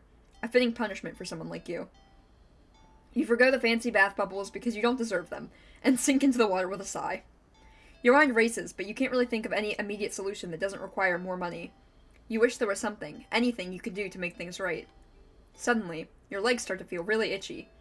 You try to lift one to see what's going on, but what rises out of the water isn't a pair of legs. Am I turning into a fish? Oh my god. It's a fishtail. You feel dizzy at the sight. Maybe you're hallucinating from the streets? From the stress? I'm hallucinating from the streets. Yeah, sure. You try to climb out of the tub to cool your head, but instead of your hand rising to brace itself, a wet fin stretches out to plop on the rim. It's too weak to hold your weight, and you're so startled by the sight that you slip and smack your head on the side of the bathtub, passing out immediately. But I'm a fish now, right? You're awake. You think, anyway. You open your eyes, and you're underwater? You must have slid beneath the surface of the bathwater. You gasp instinctively. Except, not really. A bubble simply floats up out of your mouth, up to the surface. You're broke as heck, so you know your bathtub isn't that big. Did you shrink? But how? And even if there were a reasonable answer, it wouldn't explain how you haven't drowned yet. You swim to the edge of the tub and see the truth in your shadowed silhouette. You've been turned into a fish. This isn't possible. You don't get any time to ponder over this, unfortunately, because just then, a shadow looms over you from above. You look up and see the cat? It peers down at you from beyond the water's surface. And then you realize this is the answer. This is how you're meant to atone. With a heavy heart, you swim up to the surface. The cat scoops you up, tosses you out of the tub and onto the bathroom tiles. As you flop around, gasping for air. I'm sorry. The other ones genuinely, spooked me. But turning into a fucking fish and getting eaten by cats is hilarious. You realize the cat wasn't alone. Dozens of hungry eyes peer down at you. You can hear the yowling of what sounds like hundreds of cats outside your bathroom window. Hold on, if I was considering making dinner, why wouldn't I just give the food that I have to the cats if I was so upset about it? You send one last look to the cat before closing your eyes and accepting your fate. As the cats descend upon you, tearing at your flesh. You find yourself mourning the fact that you're not even big enough to feed all of them. Oh, even in the end, you couldn't properly atone. The efforts, your life, all of it, amounted to nothing. Seafood sacrifice. How many more do we have? Oh god. Okay. We've only gotten 11. And we've been streaming for... No, it was not 8 minutes ago, I know that. 98 minutes. Okay. I'm gonna be a long one. Wait, I don't want to continue. I wanted to start over from here, I think? No, I don't want to overwrite. Load. Yes. Blood! I can give him my blood! The cat lets out a sad, pleading little sound. It's hungry. It must be starving, so you look around and see a nearby glass shard. Ew, in the alleyway? Okay, great way to get a fucking infection. Your body moves as if it knows what to do. What needs to be done. You take the shard and... Why would you do that?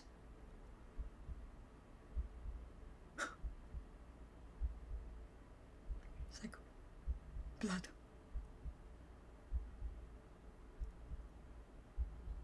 You carefully hold your finger over the cat. Dark red blood beads at the wound. Him opens his mouth like that. Ah! Before growing heavy enough to drip into the cat's open, waiting jaws. It mews happily at you.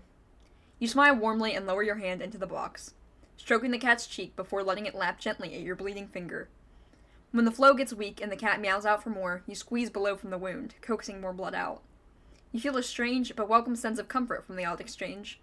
A being other than yourself was hungry, and you were able to provide its sustenance. A small wrong in the world made right, even if so strangely done and only temporary. Ironically, it's at that moment that you start to feel dizzy. You didn't think you were losing that much blood. You slump against the cat's box and listen to it mewl in distress. Aww, it cares now. You think it sounds so worried about you, or at least you'd like to think so. It could just want more blood as well. The cat hops out of the box and into your lap, nuzzling at your stomach and meowing unhappily. You wish you could ease its concerns, but it's not like you can just talk to each other.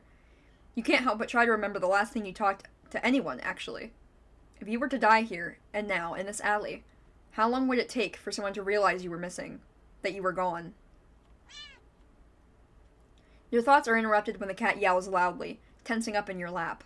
You don't have time to wonder why, as a voice rings out from the entryway to the alley. Hello?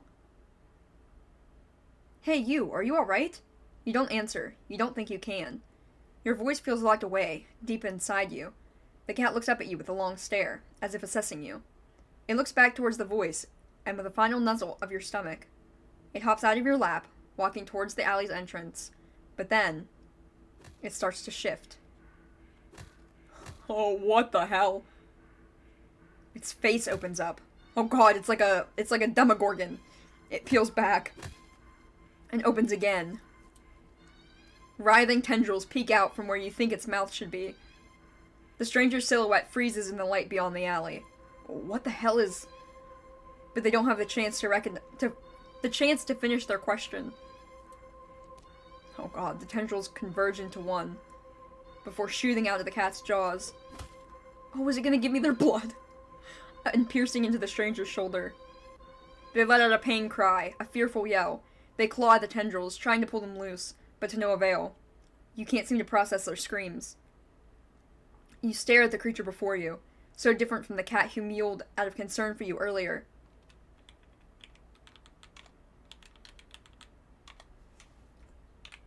We're gonna let the cat feed. Someone help me! Help! Help. You look away as the creature devours the stranger, draining them until they're nothing but a husk of bone, skin, and clothes heaped onto the floor. You feel awful, but what could you do? The creature is also a living thing. Shouldn't it be allowed to eat what it needs to? Does it not also have the right to do what it must do to survive? So true, bestie. You ignore the voice in the back of your head that questions if there could have been another way. It's not like you tried to see if it could eat anything other than blood. Human blood. Now, did you? The creature purrs as it rubs the side of your arm. You realize that after a bit of rest, you're already starting to feel better. But you also think that something inside you feels a bit broken too. You're just not quite sure what it is yet. You stand and hold out your arms. Still hungry? The cat trills happily and hops into your outstretched arms. Let's go then, yeah? You leave the alley together. You go out into the world together.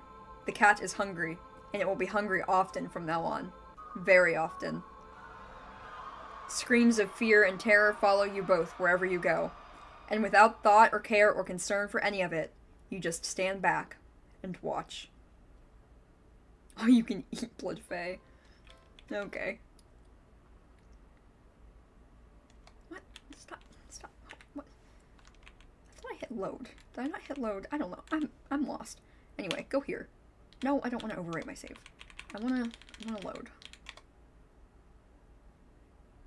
Why isn't it? Hold on. What the hell? It's not letting me load. Oh. Hello?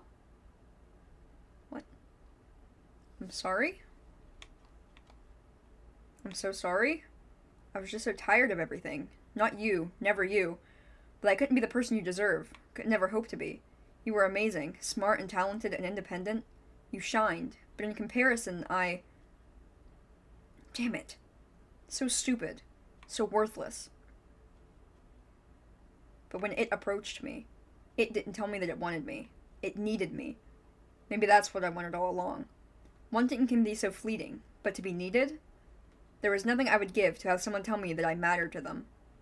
That they needed me. Interesting. Hello?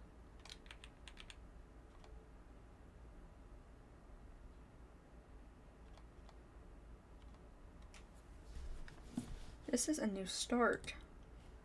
But I still want to do the other things. So I'm going to put this at like 9. Remember that it's there. Going here. Load. I'll load from there. Yes. Stop the cat this time. You can't. You can't let this happen. You shakily crawl forward. And weakly grab the conjoined tendrils that pulse as they drain the stranger's blood. When you can tug as firmly as you're able to, the tendril's pulsing halts, and the cat turns to you. It makes a strange trilling noise that sounds like a question, but you have no answer. You don't even understand the question, so you simply scoop up the creature, the cat, cradling it in your arms. You gaze almost longingly at the light beyond the alley's entrance. You don't know what's going on, but you can't sit by and watch someone else be eaten so viciously. Not when they tried to see if you were okay. Not when you could offer yourself instead. You think the stranger is set free, because after the sound of shoes hastily scuffling on the pavement fades into darkness. Fades in the distance, sorry. You feel something sharp pierce your back. It feels thin, almost like a needle, so that the pain passes quickly as your body adjusts to the intrusion. You're sure it wasn't so thin when it skewered through the stranger's shoulder earlier. But as you feel your blood leave your body, slowly as if being pumped out, it gets harder to think and your vision starts to fail you. The creature in your arms makes a soft sound. You hold it tightly and closely to you as your weak arms can manage. This is fine. You're okay with this. You don't know if this will change anything. Surely the cat will get hungry again at some point after you're gone and no longer an option. But at least this time, you were able to save someone. Personal care package. Nice. Okay. So we did the feeding ones.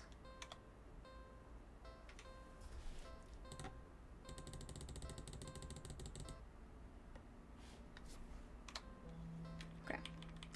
Let's play with the cat. Again, your fears. Sharp obstacles and needles. I'm not scared of those, so I can't relate. But some of the other stuff was getting to me earlier. The fucking dog park one was good. Aw, you just want a little attention, don't you? The poor thing must be bored sitting in the box all day. You're not sure you're much of an interesting companion, but you're willing to do your best. There's gotta be something you can entertain the little critter with. But what?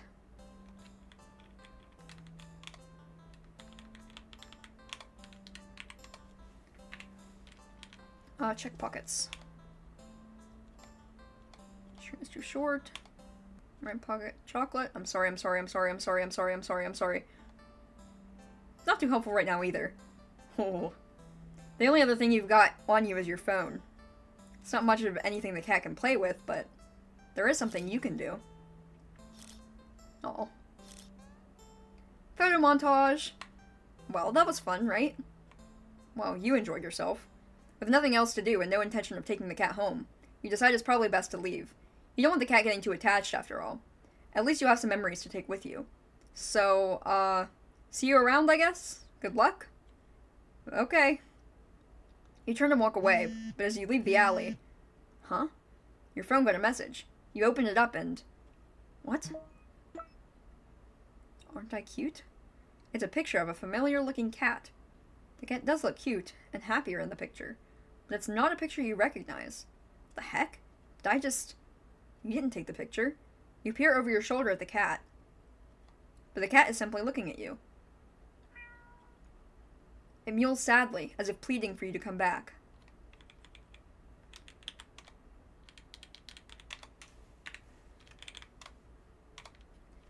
You ignore the cat and briskly walk out of the alley without another look.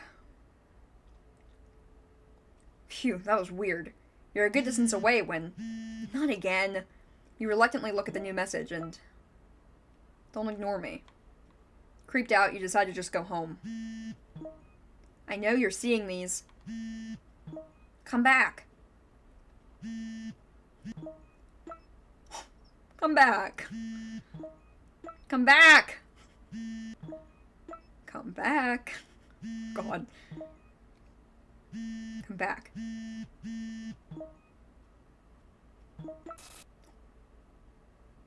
He didn't like that.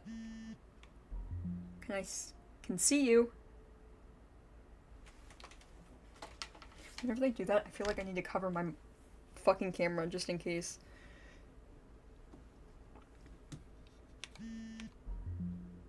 Can always see you. You can't hide. I'll always find you. Oh, whoa. Your eyes dart around nervously, certain you're being followed. But there's nothing there. Okay, I think we're good. Tracking back. Apologies. I get nervous because I know there's some games that will, like, pull up your webcam and shit. And that can't happen on stream. So, you know. You're finally home, but you feel too shaken for any relief to calm you down. You rush to the bathroom and slam the door behind you. Everything's okay. This isn't real. It's just a bad dream. Everything's okay. You fumble in the dark and turn on the sink and splash your face with some cold water, hoping it will calm your mind. And stop the hallucinations. Because that's all they are, right? Hallucinations? You're really regretting leaving home today. You must have been overworking yourself more than you realized. Yeah, that must be... New message. You jump as your phone alerts you to get another message received.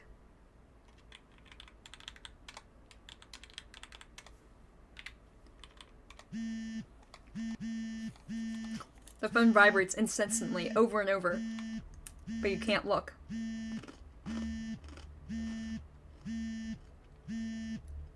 You keep your eyes squeezed shut.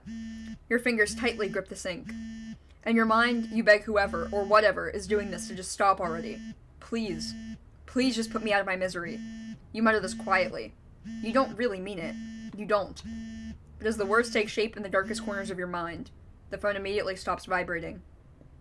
You'd think that this would give you relief, but you only feel dread sinking heavily into your stomach.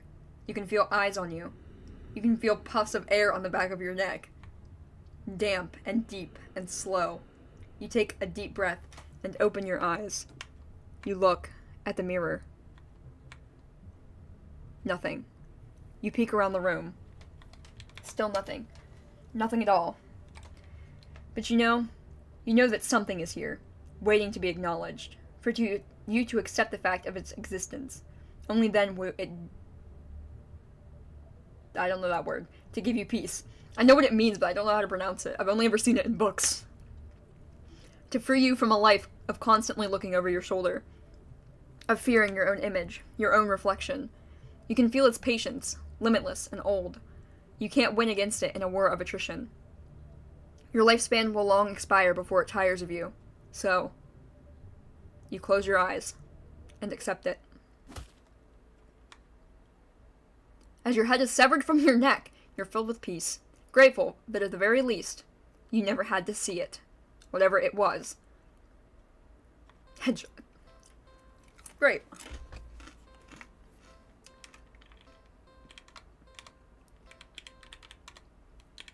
Happens if we check it. With shaking hands, you look at your phone. Hi, friend. Great. Lovely. Lovely little cat there. What? Startled, you whirl around and instinctively jump back. You slip, smashing the back of your head into the bathroom mirror. You don't register the pain just yet, your eyes shifting wildly around the room. There's nothing there. Nothing at all. You feel dizzy. You dazedly feel the back of your head and examine your hand. You can't really see anything, but it feels warm and wet. The smell of the smell of copper fills the air. The dizziness overwhelms you, and you collapse on the bathroom tiles. Help. You reach for your phone to call an ambulance. The batteries are dead. Photobomber.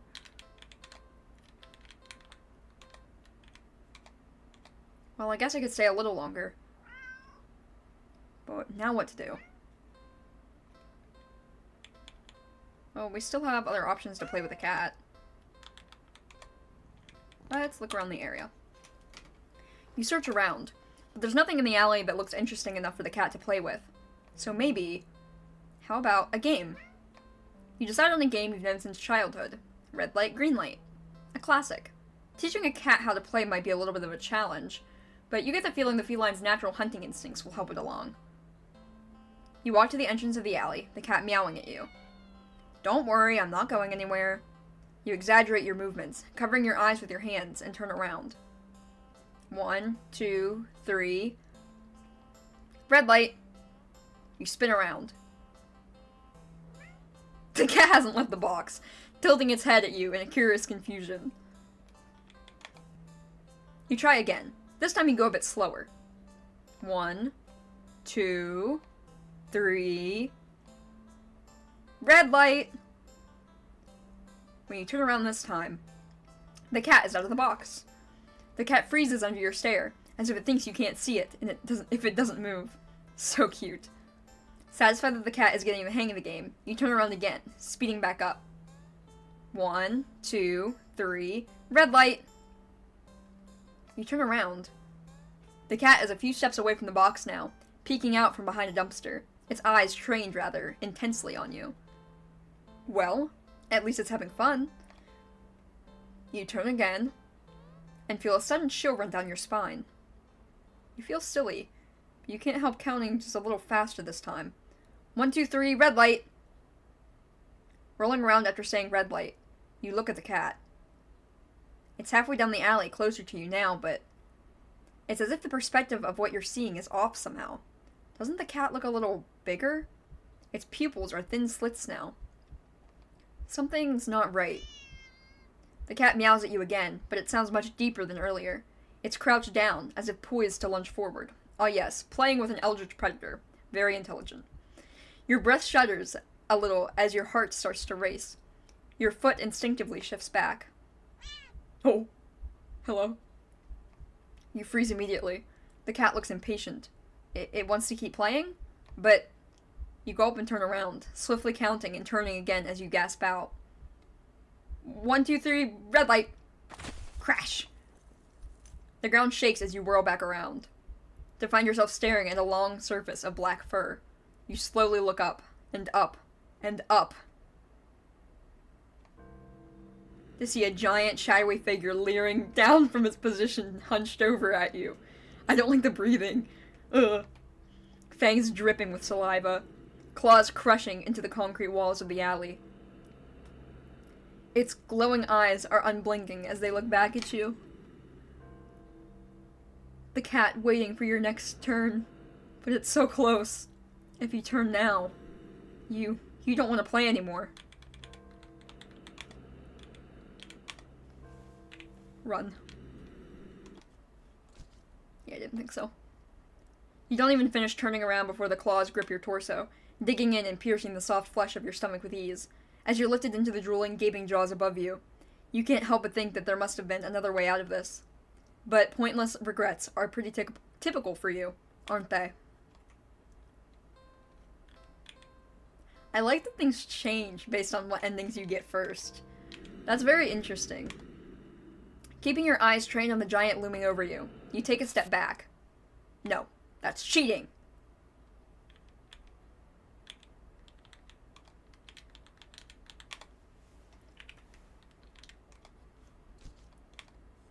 Same one.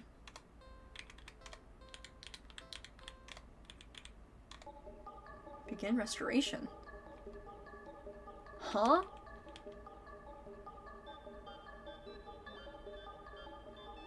I don't know this.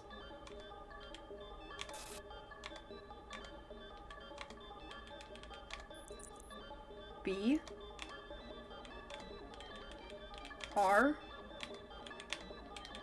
B A. Oh. Back up.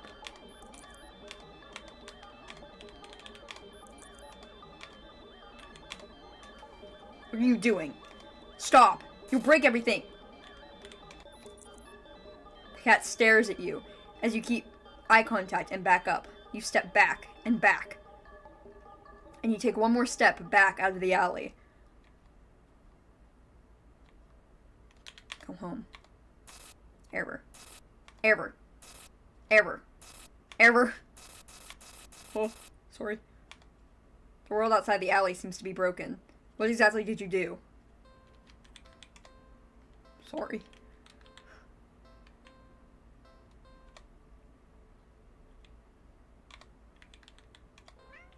Let's play with the cat again. Let's buy it something, though. After being out in this alley all alone for who knows how long, you personally think your furry friend deserves something special. I'll be right back, okay? You quickly leave the alley and rush to the nearby pet store. You browse through all the different toys for cats. There's so many to choose from, plush and bright-colored and scented with catnip, but you realize that most of the toys aren't meant for a cute cat to play with alone. You can't stay in the alley playing forever, and you can't exactly afford to get another cat as a playmate. Another. That's it. You know exactly what to get now. After a quick and successful search of the store, you make your purchase and rush back to the alley, eager to show off your find. They didn't bring, like, a hamster or a mouse or something, did they? I'm back! The alley feels even gloomier after spending time in direct sunlight. It makes you feel that much prouder of your gift. You skip over to the cat and dig in the store's plastic bag. I've got something for you.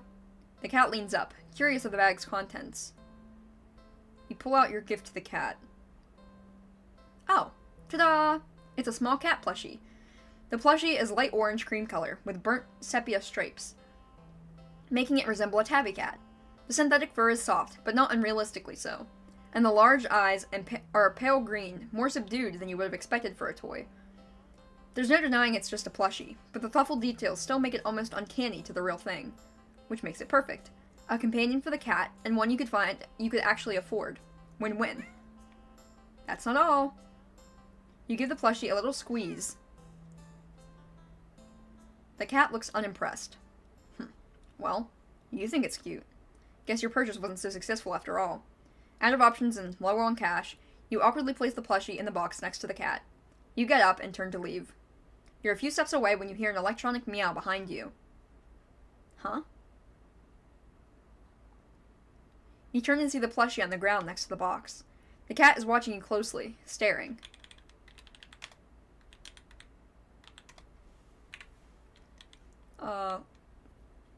We'll leave. Ungrateful little monster. You huff in annoyance. You're welcome. Shaking your head, you turn to leave once again. When a sharp pain lances up your arm. Crying out, you grab at your arm, only for it to fall off. Your arm just falls right off. You stare in shock at your severed limb on the ground. Gathering up your courage, you turn to look at where your arm had once connected to the rest of you, only to see... Is it stuffing? Not blood. It's cotton. Touching it, the stump doesn't even hurt. That's... Until the same thing happens to your other arm. Oh no. You fall when both your legs succumb to the same nonsensical fate, crying out in agony that comes and goes like it never happened. As if you're not currently lying on the dirty ground of an alley, limbless. What in the world is going on? You can't make sense of it. You can't think straight. The pain has receded, leaving you with a strangely empty pit in your stomach. Considering you still have a stomach and it wasn't replaced with... As you lay back, helpless and still in shock, staring at the sky, the cat's face appears in your line of vision. It lunges at your torso and starts biting and clawing into your chest like you're a chew toy. It doesn't hurt anymore. You feel like it should. You're not sure if you're glad that it doesn't. Eventually you feel the cat pull something out from inside you. A small doll that looks very, very familiar. It's hard to tell, but that doll is... That's you, isn't it? It really made us into a stuffed animal. It's like, I don't want the other cat, I want you. The cat hops off of you and heads back into the box with its prize. At least you think so. Everything's too dark to tell. You wake up and find that you can't move an inch. You can't look around, you can't even breathe. Though none of these realizations seem to be a problem, all you can see is the face of a familiar-looking cat curled up around you, purring in its sleep. For some reason, this doesn't bother you. You're not sure why you feel like it should. You try to latch on to thoughts in your head that feel like memories of another life, another time, another you. But the thoughts slip away like forgotten dreams. Aw. Eldritch just decided to keep us safe. Oh well, that's fine, isn't it? You're just a doll after all. And a doll's role isn't to have silly thoughts or to remember unimportant things, but just to be a companion. And judging from the cat's contented purring, you seem to be performing your role perfectly. You are filled with an overwhelming strong sense of pride at this fact. And so you too feel content. Okay, that's not that bad of an ending. Just casually being the cat's toy for the rest of your life. But, you know, it'll protect me. I won't die. It just snuggling giant cat. No responsibilities. No loneliness. I'm just saying. Not the worst thing that could happen. Alright, where do I need to start from then? Here, I think. Pick up the plushie. You sigh and go over to pick up the stuffed toy. You really do just want attention, don't you? Oh, poor thing. You hold up the cat doll, examining it a little. It looks a little different. Did it just look at me? Oh my god, he made it conscious.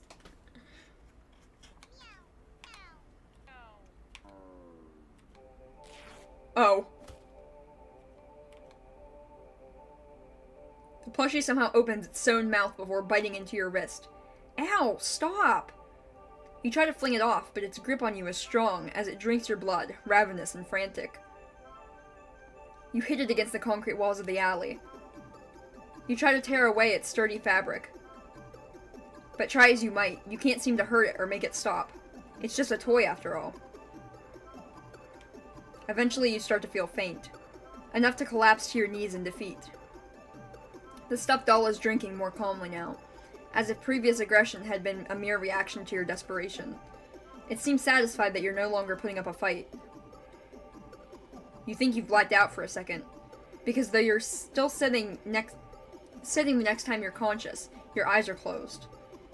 You feel so weak. You have to use all your strength just to pry open your eyes, and when you do, you see a kitten. Its fur a familiar orange and cream with burnt sepia stripes. It's lapping at your wrist. The kitten lifts its head and looks at you with piercing, pale green eyes. Oh my god, it's another one! It mews at you with a high, squeaky pitch, mouth covered in blood. It'd be downright adorable if you weren't about to die from blood loss. The cat strolls into your line of vision and picks the kitten up. It gives you an indecipherable look, before turning away. The cat carries the kitten back to the box and starts to carefully and dutifully clean it. Well, he really has a friend now, I guess. You sway and find you can't right yourself before falling to the ground. It would seem that in the end, you'd gotten the cat a playmate after all. Okay.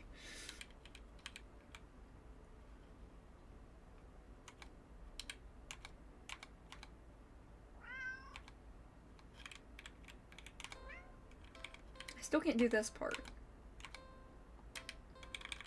On second thought. We've tried everything else, haven't we? Let's see.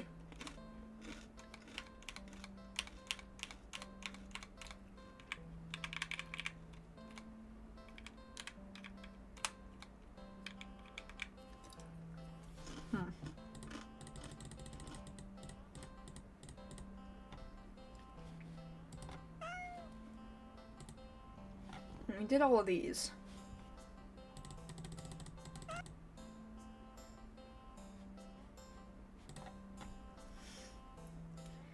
Fed, we played with it, we left it.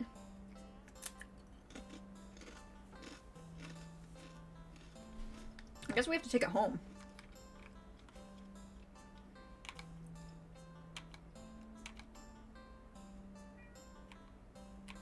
Well, why not? Right? You barely reach out your arms before the cat eagerly leaps up into them and climbs on your shoulders. It butts its head into your temple, nuzzling against it. You can't help but smile at the cat's enthusiasm. Let's get you out of here, yeah? On the way home, you briefly consider getting cat food. But that would be a waste of time. You shrug at the odd feeling and move on. You live in a modest apartment. One bedroom, one bathroom. Scanning to see if any of this is different.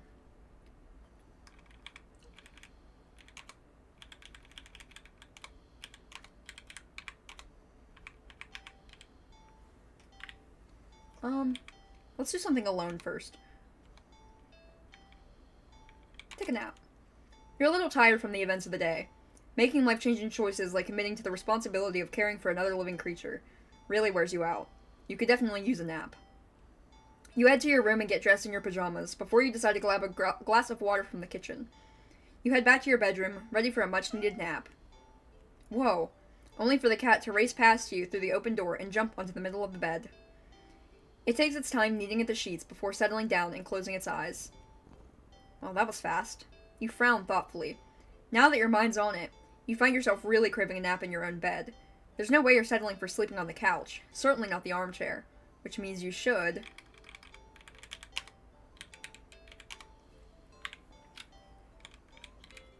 sleep next to the cat. You shrug. What's the harm in sharing the bed, right? You both have had a long day after all. You try to carefully avoid jostling the cat as you lay down, but it immediately scoots over and curls up against you anyway. I love sleeping, with animals. It's so nice. As long as they don't, start, stabbing you with their paws or making noises. You know what? Actually, the idea of sleeping with an animal is nice. The practice is not. Same with sleeping, next to another person, I guess. I don't like sharing my bed, I guess. You smile. Sweet dreams. You felt like you slept for a long time. You feel a warm weight on your back, but you don't see a thing. Oh. Mystery solved, then. You feel comfortable? You consider getting up. But as soon as the thought enters your head, your mind fills with static and a deep sense of disapproval. Not yet? Then okay. The cat, jostled by your attempts at movement, kneads painfully at your back before settling down again and falling back asleep. You fall back into slumber, too. It's night. You want to get up. Claws dig in your back like a warning. Tomorrow then, right?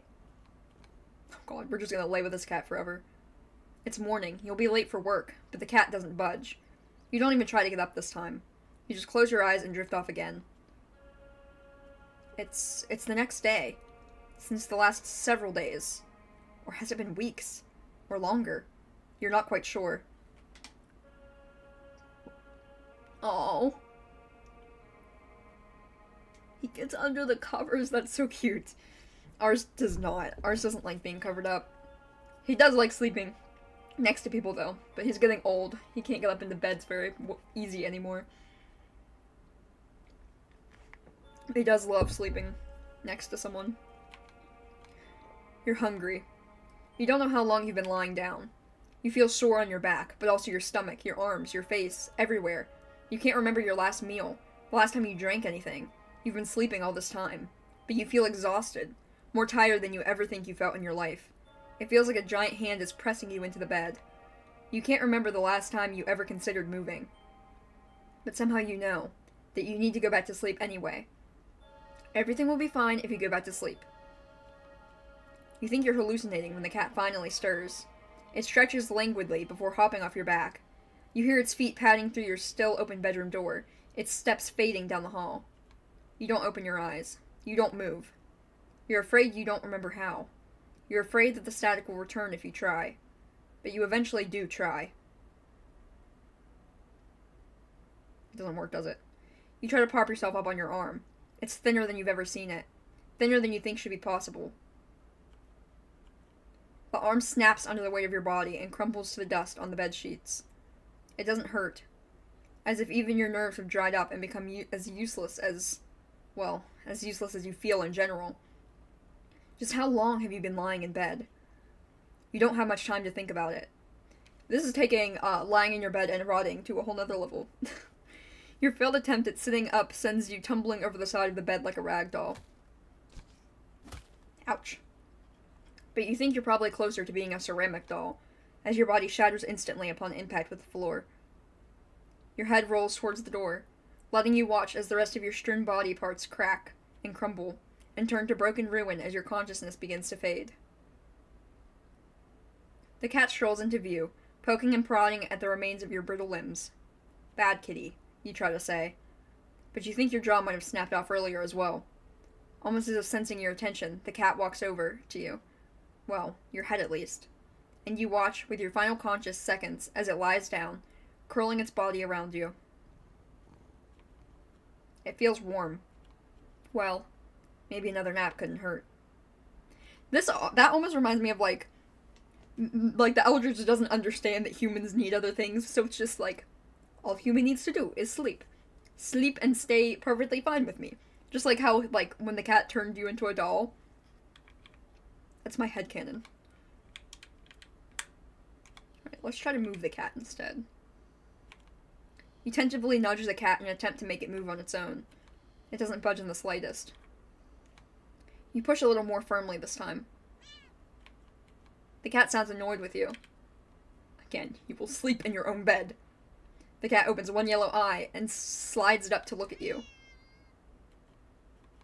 Is his voice a little deeper than before? Move the cat. You move forward. Oh, okay. You're thrown back by some invisible force and crash into the dresser before falling to the ground. Wind knocked out of you. You look up in a daze. You don't quite comprehend what you're seeing.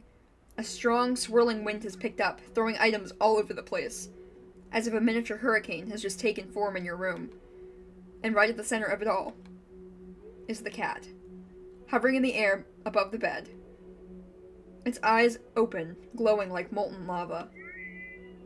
Ooh. You watch as a vortex rips open in the center of your bed, and panic as the swirling wind turns into a vacuum, dragging you towards the bed. I said, fine, you want your bed, then you're gonna fucking lie in it. Your nails catch and tear as you desperately try to cling to the carpet, the floorboards, any and every piece of furniture within your reach, bloody fingers slipping clumsily on every surface. But there's nothing you can do. As you touch the vortex, your body starts to disintegrate, tiny particles of your body separating and floating into nothing. The last thing you see is the cat landing nimbly on the bed and kneading at your sheets, before it curls up and falls back asleep. Do not disturb. I can choose to do something else. Maybe you can try napping later. You decide to do something else with your time.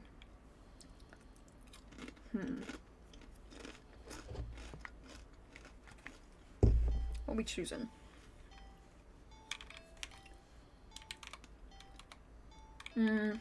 Let's watch a movie. You're not tired enough for a nap, but you're too lazy to get started on any of your chores. Accurate. So you decide to watch a movie. You get dressed in your favorite pajamas, make some popcorn with an obscene amount of butter, and head over to your armchair, only to discover that the cat is already napping in it. You frown a little in thought. Your couch isn't the best angle for optimal TV viewing pleasure, and you don't feel like pushing it around and having to put it back later. Oh my god, listen. If you're the type of person who wants a specific seat, which is fine, that's valid, me too. But if your fucking pet is sitting in it, you sit somewhere else. You do not wake up that baby and make them move so that you can have optimal seating pleasure. The only options you have left are sit on the floor or move the cat and reclaim your throne. How dare you? I'm gonna be the asshole in this one. But, do not do that. That's terrible. You square your shoulders. Sorry, kitty, but that's my spot. You pick up the cat and place it on the floor. It's clearly upset with you. When you try to pet it as an apology, it dodges your hand and scampers away. You shrug and put on a random movie before nestling into your chair. It's some horror film that you love to heckle from beginning to end. Nothing but an endless string of pointless jump scares. Did the writers not know the meaning of the word subtle? What the heck? Was that the bathroom? The cat must have gotten into the medicine cabinet or knocked something over. Calming your thundering heart with a deep breath, you pause the movie and get up to investigate. Whoa. The cat dashes between your legs from the hall. Fleeing the scene only makes you look guiltier, you know. You're even more reluctant to see the damage now. You just want to relax and watch your bad horror movie. You go into the bathroom and turn on the light. Just as you thought, all the stuff in your medicine cabinet is scattered on the tiles. You sigh. At least none of it looks broken or damaged. You crouch down to pick everything up. Click. Did the door just close? Did you bump it when you crouched down? Well, at least the cat can't come in and make any more of a mess this way. Ooh, I saw something in the shadows there. The lights? Didn't you just replace the bulbs? They weren't faulty, were they? You never remember to hold onto your receipts for situations like these. You doubt you'll be able to get your money back. Maybe it's just the toilet. I can't tell. You stand up. You shake out the pain in your knees from crouching and open your medicine cabinet. Carefully, you place everything back where they belong, making sure nothing is missing. You close the cabinet door. You jump back, slamming it against the wall, covering your mouth. You look back up at the mirror on the medicine cabinet door to see. Nothing. Nothing? What the hell? Something was... You know you just saw someone right now. You know you did, right?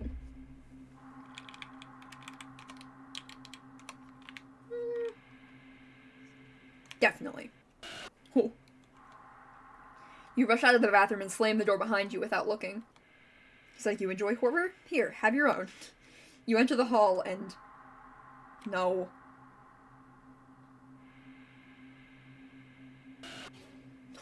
No. You shield yourself with your arms and... Nothing. Nothing again. You peek through your fingers and see... just your usual hallway. You don't feel very good. You need to sit down. You carefully make your way back to the dark living room, trying not to overwhelm your senses any more than you already have. Maybe you should watch something a little more lighthearted. Or just lie down instead. You don't know. It's a little hard to think. You just need to sit down. Stumbling forward, you reach your chair, but...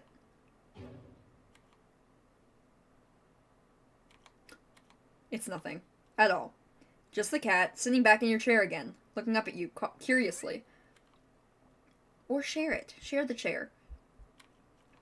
But it's enough. Your heart lurched so harshly out of a mixture of fear and anticipation that it completely gives out. Your eyes roll up into your skull. You feel yourself falling back. You're dead before you even hit the ground. Oh. 94. Real subtle. If I just say, I saw something. Oh, is it the same thing? Okay. Then let's sit on the floor. You decide to sit on the floor. The cat is a guest after all, and you pride yourself on being a good host, if nothing else. Well, at least you would if you'd ever had any guests over before. You grab a blanket and some pillows and make a comfy nest in front of the chair.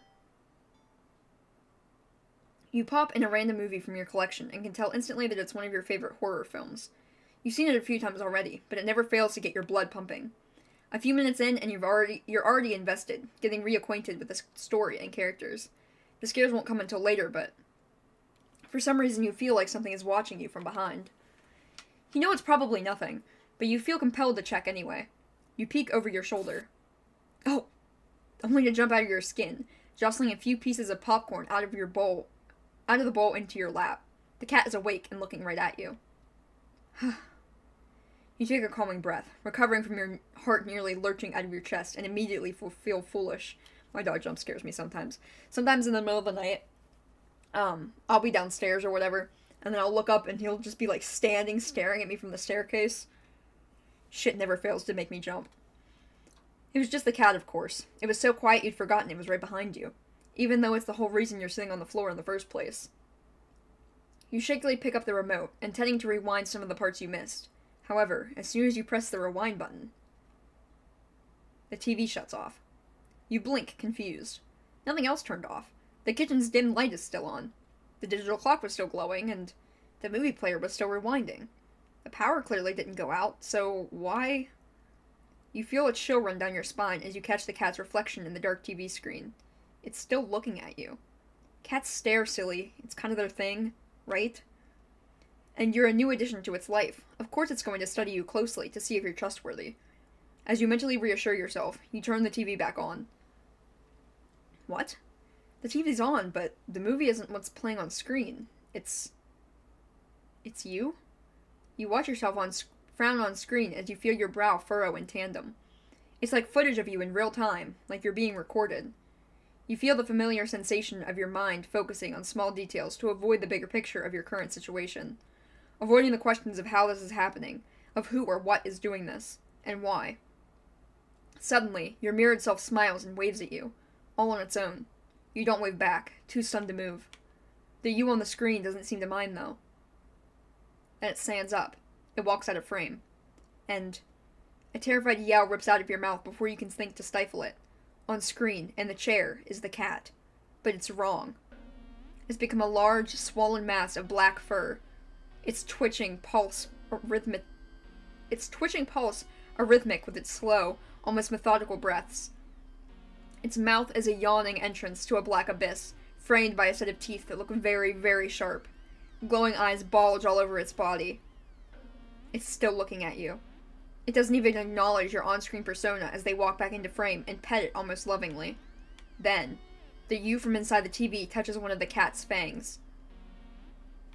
You flinch at a sudden sharp pain in your palm. You look down and sure enough, your hand is bleeding. You're not particularly afraid of blood, but for some reason, the sight of it leaking out of you sends another chill down your back. A thought, clear and terrible, flashes against your mind. It's not just the mutated cat in the TV that's watching you, is it? Don't look behind you, don't look behind you, don't look behind you, don't look behind you, don't look behind you.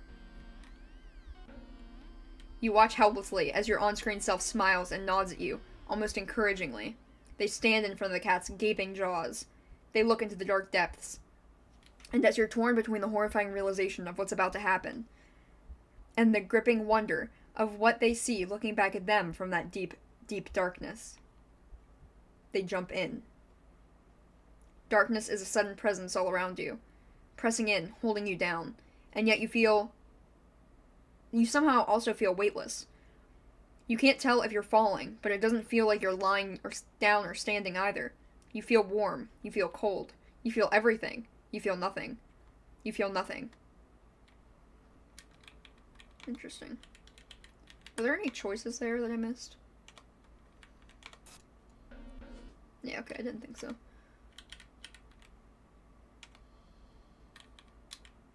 Do something else. Let's clean our apartment. You decide that even if it's your day off, that doesn't mean you should be completely unproductive. You know you have a guest and all, but you really shouldn't put off your chores. Best to get them done while you're in the mood to do so. So for now, you get dressed, roll up your sleeves, and get to work on cleaning the apartment. At least, you try to. You sweep the living room. You wipe the kitchen counter. Okay, you don't make your bed, but who actually does that anyway? Still, you notice that no matter how much you clean up, you keep finding more messes than when you started. You peek over at the cat. You suspect that it might be the culprit behind the mystery, but every time you rush to check on it or catch it in the act, you always find it napping in the living room. You keep cleaning, but the cat, or something, keeps leaving more and more mess in its wake.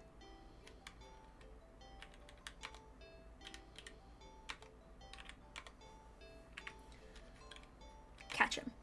How are you supposed to finish cleaning if this little imp is making a menace of itself? No. You know the cat's the culprit. You consider locking it up in the bathroom, at least until you can clean the rest of the apartment. But it doesn't seem fair when you don't actually have any proof. You need to investigate further. You need proof. Not just for the sake of your sanity, but more importantly for the sake of cleanliness. You start to clean again and peek behind you, catching mere glimpses of a paw here and there, or a tail there. But as with earlier, when you rush back to the living room, the cat is still sleeping. Okay, you want to play, cat? Then let's play. This time, you decide to lay a trap, one your feline friend won't be able to resist. You tackle the kitchen counter and give it the works. It's glistening by the time you're done. It's so clean, you dropkick anyone who even thought of eating off of it. The perfect trap for your little cleaning saboteur. You whistle innocently as you exit the room and hide around the corner of the entryway to the hall. From the angle you're at, you have a perfect view of the cat and the island counter. There's no way you won't catch the culprit in the act now. If it really isn't the cat, maybe you'll give it a treat as an apology for your suspicions. But as you deliberate if you should stop by the grocery store to get some fish, the cat starts to shift. Its back that was rising and falling evenly moments ago is now rippling in small tremors like an agitated wave on a black sea. It's shuddering. It's bubbling. It's bulging. Pop! What the hell? You gape in disbelief as another cat bursts out of the still sleeping feline you'd taken home with you. You're fairly certain that's not how cats give birth. But more importantly, you watch cat number 2 shake itself off before leaping onto the counter, rolling around on top of it and leaving fur and grime in its wake. Probably should have given it a bath earlier. You feel like your mind is lagging behind the reality of the discovery you just made, but you don't seem capable of thinking beyond smaller observations. For example, though the hows and whys of what you're witnessing elude you, the most pertinent question that strikes you is that if the original cat is sleeping, and the clone cat is busy making yet another mess, then where are all the other clones? Suddenly, the two cats look directly at you in perfect unison. Their eyes pin you to the spot with their intensity. But you realize, with the familiar sinking feeling of being watched from behind, that they're not the only ones looking at you. You turn slowly around. Oh God, there's so many of them. Packed in the hall behind you, from the floor to the ceiling, is a living, breathing, writhing wall of cats. Of clones, all piled up on top of each other. The glowing golden eyes of every cat in the undulating wall of pure black fur. Every single eye is trained on you. Out of fear and sheer desperate need to distance yourself from this blight on reality and order, you take a single step back. And in response, the wall just breaks. The cats all stampeding over you. It'd be kind of cute if their soft paws weren't hiding claws as sharp as knives. You try to protect yourself, but there's too many of them. Blood leaks steadily from your scratches. You feel dizzy. With what little strength you have, you turn your head and watch as the cats tear through the carpet and upholstery, knock over vases and dishes and lamps, claw at the walls. It's going to take forever to clean this up, you think. Maybe you'll tackle it all again later, right after you take a short nap. With an annoyed sigh, you breathe your last breath. Okay. Oh. This is new. Hello?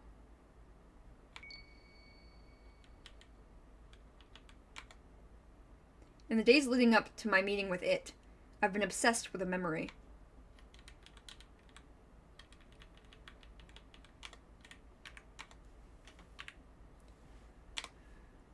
Someone precious to me has found someone precious to them.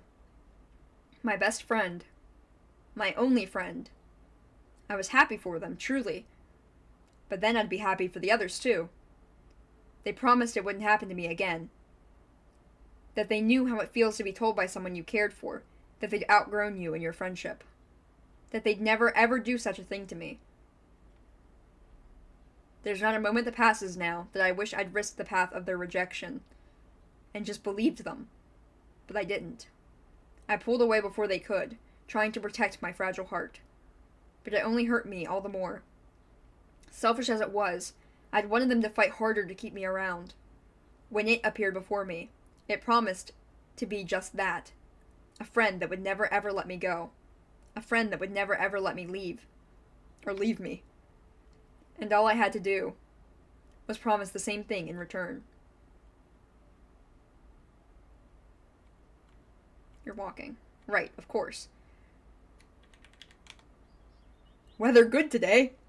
That good thing. Maybe good luck too. Yes, lucky. Lucky, lucky, lucky, lucky, lucky.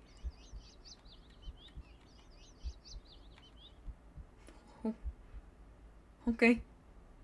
Hi. Or maybe it was fate.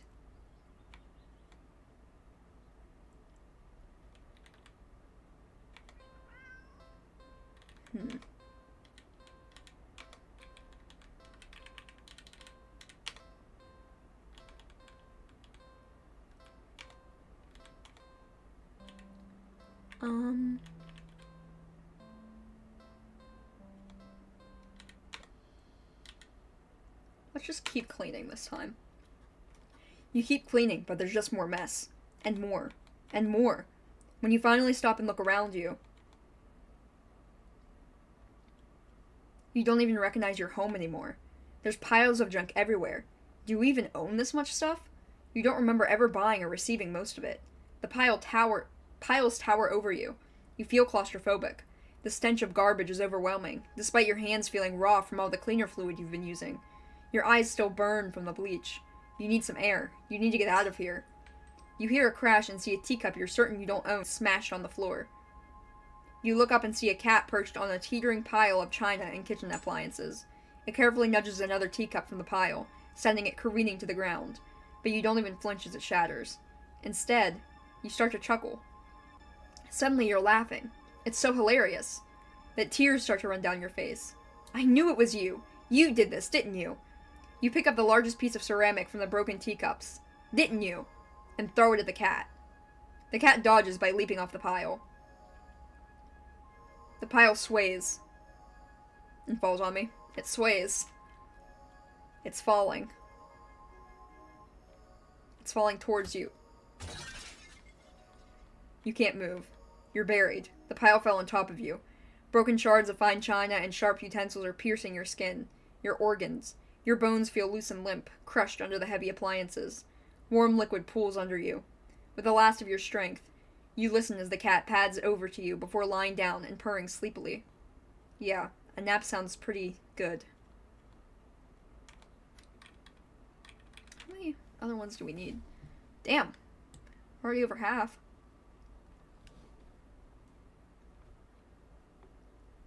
Looks like we got most of the later ones. We just have to continue being with the... Oh, wait, there's 2 in between here.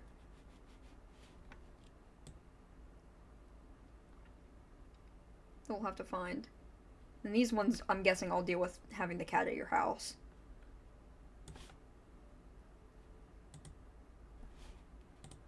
Oh. Oh, sorry. Wait. Escape. Load. Alright, let's do something with the cat. Like what? Oh, there's multiple things. Okay. Let's pet the cat. It's not every day you have access to a cute, fluffy animal. What else is there to do but pet it to your heart's content? You sit on the floor of your living room and click your tongue to call the cat over. The cat dashes over to you, immediately climbing into your lap. Poor thing. You just want some attention, don't you? Alright, alright. You carefully pet the cat. A rub behind an ear, a scratch under the chin, a smooth sweep across the back. Good? You keep petting the cat in your lap, enjoying the bonding time together. But the cat starts to get restless after a while. You're not quite ready to stop. You feel so calm, the repetitive action soothing your usually overworked mind. You keep petting. The cat leans away from your next head pat. It's trying to get out of your lap. When you scratch into the cat's chin, it bites at your fingers. You might be bleeding, but it really barely hurts. More of a warning than anything. The cat struggles in your hold. It's watching you closely. You keep petting the cat. Chomp. Said, bitch, don't touch me. The cat bites off your finger. It hurts. You're definitely bleeding now, but for some reason, you just can't stop. You don't know what it is. Its fur is so much softer than you realized. You'd think that it would be shining in the faint light of your living room, but it's as if darkness of the cat's black coat is sucking in all the illumination around it, rendering it completely null. You're drawn to it, like you're somehow holding a deep, dark abyss right in your lap. It seems calmer now, munching on your severed finger. The stump between your thumb and middle finger is leaking, but you keep petting. You fret that your blood will ruin its fur, but the cat no longer seems to mind. Time passes. It's dark out now. Soft as the fur is, your palm has started to feel raw and damp under the constant friction of your petting. You think faintly that maybe you've had enough. You start to lift your hand from the cat, when in a flash,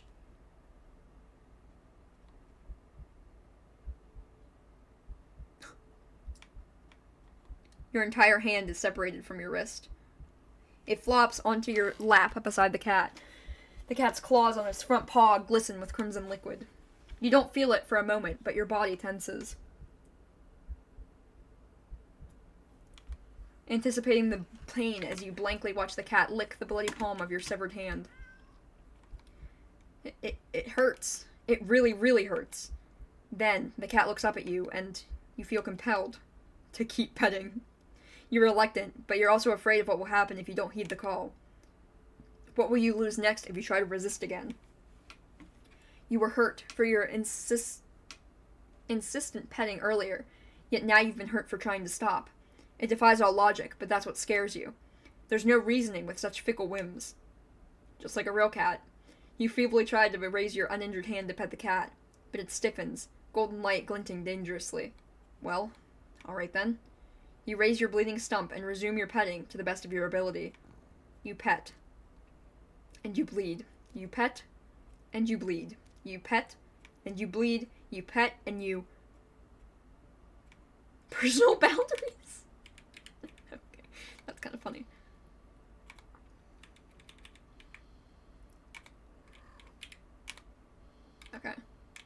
Let's feed the cat. The cat looks hungry, so you decide to feed it. You regret not stopping for food earlier, as you don't have much left. Grocery shopping is tomorrow, after all. You head into the kitchen and click your tongue, ensuring the cat follows after you. It lips nimbly on the kitchen counter and watches as you search for meal options. Let's see. You found some things you expect. A can of tuna, some meatloaf, and... Huh? What's that? You realize it's a tightly sealed Tupperware at the bottom of the shelf on the fridge. You don't recognize it. A foul odor comes from it. Whatever's inside can't be safe for human consumption. But the cat seems excited about it, practically salivating over it. Still, you're the caretaker here. You're the one who needs to decide what's best to feed a hungry cat. So you'll feed it...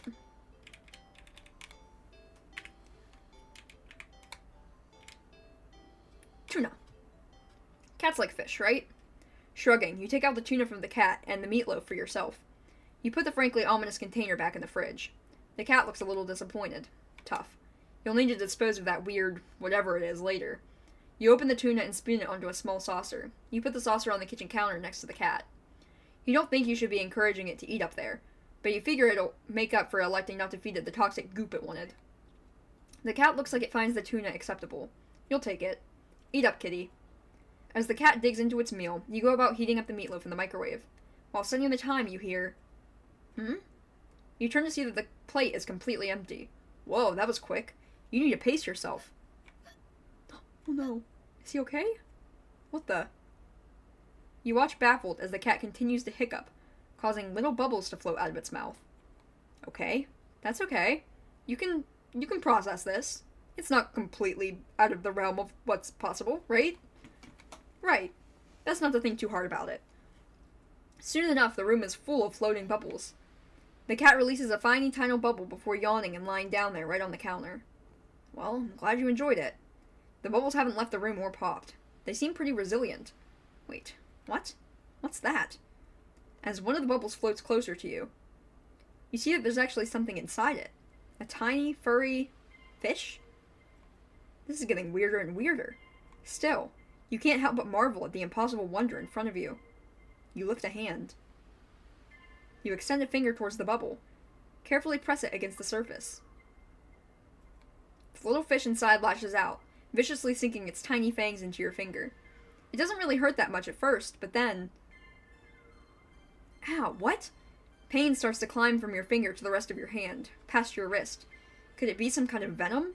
You fling your arm around in an attempt to dislodge the fish, but... Oh no, the other ones are popping. You accidentally knock your arm into several of the bubbles floating around. More tiny, ravenous fish latch onto your flesh. You stumble back out of pain and a sudden bout of dizziness, only to bump into more bubbles. More fish digging their teeth into your back. It hurts. You're getting dizzy. You've got to get out. You deliriously try to stumble out of the kitchen. But the entire room is filled with deadly bubbles.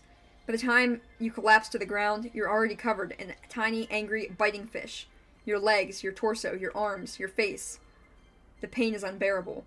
You can feel it in your skin and your teeth and your eyes and your hair, and it's so consuming that you can't even feel yourself convulsing or crying. You don't black out. Your eyes are still rolling up into your skull when you gasp out your last breath. Fish out of water. Okay, let's give him meatloaf. You get the feeling the cat won't be too impressed with anything that comes out of a can. And you're not about to feed it whatever the heck that toxic-looking sludge is. So it's settled. A tuna sandwich for you and leftover meatloaf for your feline guest. You ignore the cat's disappointed meows as you put the weird container back in the fridge to dispose of later. You warm up the meatloaf in the microwave. You place the now warm meatloaf on a saucer next to the cat on the counter. You don't think you should be encouraging it to eat up there. The meatloaf interesting, works for you, eat up. You're so distracted by your search that you only just barely hear. Splat. Huh? You turn around and see that the meatloaf has only one, maybe 2 bites taken out of it. Oh no.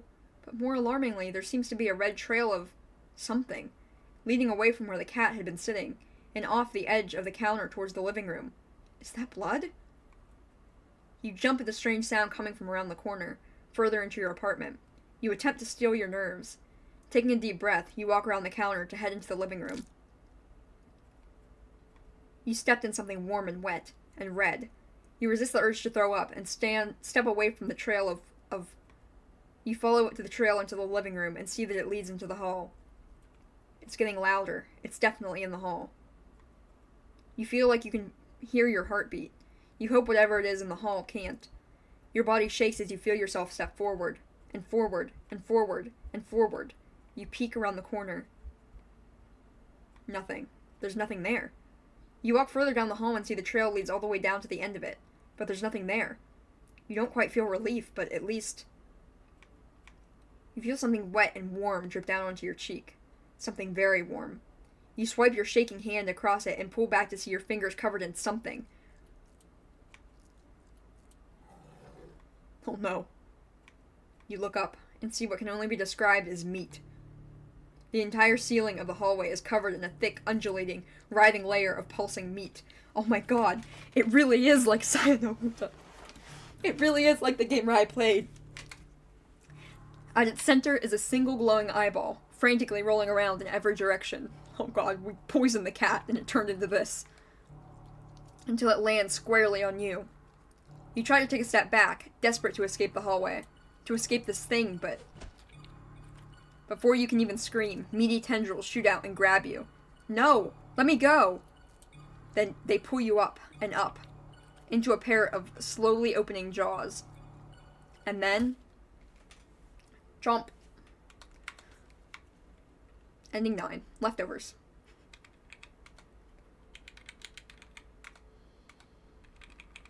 I decided not to eat. Okay, let's feed the cat then. Let's give it the mystery food. Is this really a good idea?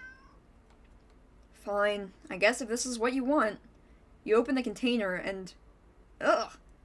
You just barely manage to keep from throwing up. But just barely. The stench is overwhelming. Yeah, give me a minute. You hazard a look at the contents of the container, but you honestly can't understand what you're supposed to be looking at. Everything is just mashed together. What exactly everything consists of is a mystery you're more than happy to keep unresolved. Different shapes, different sizes, different textures. Not the color, though. All of it the same color. The most unfortunate looking shade of gray you've ever seen, tinted with a nauseatingly wet green film over the top. Am I supposed to warm it up, or you don't really know how to serve it? Any utensil or plate that touches it is getting thrown out immediately. No exceptions. Your hands are going to be scrubbed over with soap and hot water within an inch of their lives after this. You decide against putting this crap in your microwave. You doubt it would taste or smell any better warm. Not wanting to hold it anymore, you shake your head and practically toss the container next to the cat on the counter. The cat enthusiastically dives for the toxic-looking sludge, sniffing as if it's savoring the scent. You turn to the fridge and close it. You've lost your appetite. You're about to head off to the bathroom and wash your hands for the next hour or so when... Ow! A sharp pain on your foot causes you to stumble. You catch yourself on the kitchen sink and look down to see that the tip of your sock is red.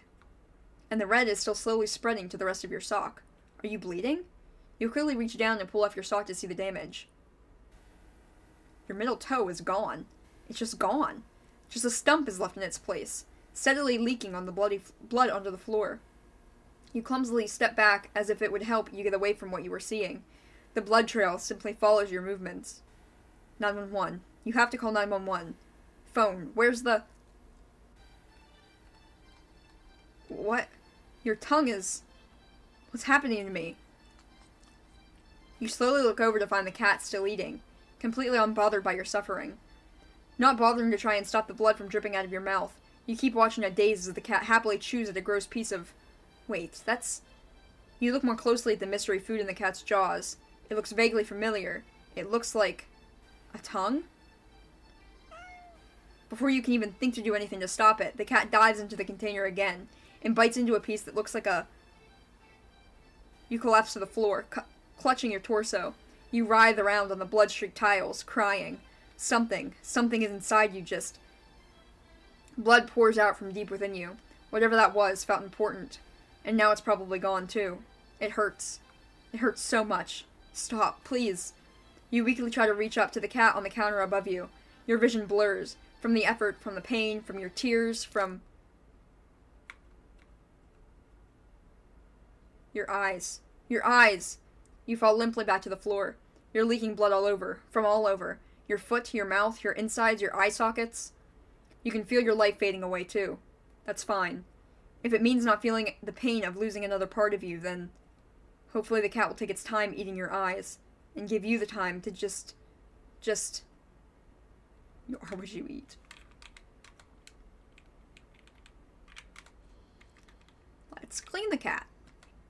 Upon giving it a second look, you realize that the cat isn't exactly clean. Not surprising, since up until you brought it home, it's been sitting in a dirty old box, in an alley full of scattered garbage, for who knows how long. You've heard that cats can keep themselves clean, but maybe this one is one of those times that a little human help couldn't hurt.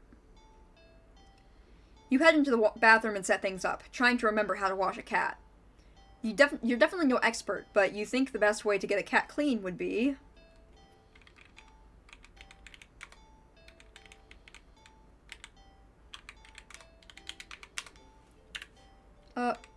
quickly. Cats don't like water, you think, so a quick wash would be the way to go, right? You decide to do everything at once, filling the tub deep with soapy, bubbly, warm water. A quick dunk here, a short scrubbing there, then rinse and dry. The cat won't even know what hit it before everything's over.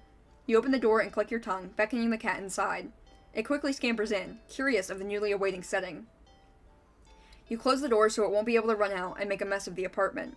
Steeling yourself, you roll up your sleeves. You lift up the cat and carry it over to the tub. He is not happy. Your plan's already compromised as the cat starts to struggle in your hold. You probably should have held it so it couldn't see the water. Ow, hey! It scratches at your arms. You knew it wouldn't be happy about the water, but you didn't think it'd be this irate. Still, as mad as it will be at you for a little while, you know this is for the best. Gonna head off? Good night! Have a good night. I will continue with my terrifying eldritch cat. A deep scratch to your bicep startles you, making you drop the cat into the tub. Shoot. Kitty? The cat doesn't re-emerge hissing and yowling like you thought it would. You rush over and dunk your arms beneath the soapy surface, searching for the cat. What if it bumped its head and blacked out? It would drown. But you don't find the cat. Oh my god, does it dissolve? Instead, what the? You watch as the water starts to darken. At first you think it's just dirt from the cat and feel a little vindicated about your decision, but the water darkens further and further, until it looks like you filled your tub with black ink rather than water. Even the soap bubbles are a translucent obsidian now. Something's not right. But as soon as you have this thought, whoa! You just felt something tugging at you from under the water. You try to pull away, but your arm won't budge. Whatever it is, it pulls you closer to the water. You try to use your free hand to release the drain plug, but when you dunk your other arm into the water without thinking, it's grabbed too. Both hands restrained. You can't get any leverage to force yourself free. Splash. You're dragged away into the murky waters of the tub. You're dragged down, and down, and down further still, much farther than it should be possible for your bathtub. You can't breathe. You think you can't see either, but as you draw your final breath, you think you see what has been pulling you down. Something resting deep, deep down below. Something waiting for you. Bath hater. Alright, let's carefully wash him then. You think careful is the way to go. Cats aren't always fond of water, so you doubt it'll be a fan of an excessive amount of it. So you pick the cat up and place it gently in the sink before turning on the water. The cat is startled, but ultimately, it doesn't try to run away. Nice. Oh, so you're not going to dissolve now, huh? You lather your hands up with some soap and carefully give the cat a thorough half-scrub, half-massage. After a few minutes, you raise the cat completely and gather it up into a blanket, drying it. Then you take a brush and carefully run it through the cat's fur. The cat seems like it's in heaven as you brush it. Some hairs are sticking to you, but you don't mind. In fact, quite a lot of fur is sticking on you. You try to brush it away, but it won't come off. Guess you're up next for a bath yourself. You try to ignore the fur and finish with the cat quickly, but more hair keeps sticking to you. Your hands, your arms. Before you realize it, they're covered in fur that won't come off. It's thick enough that you try to just yank it off, but... Ow! What? Pain laces through the spot you tugged at. Upon closer inspection, you see that the hair is growing. Growing out of you. You can actually feel it now. Fur growing out of your back, your neck, your face, your eyes, your tongue. It's even growing inside your throat.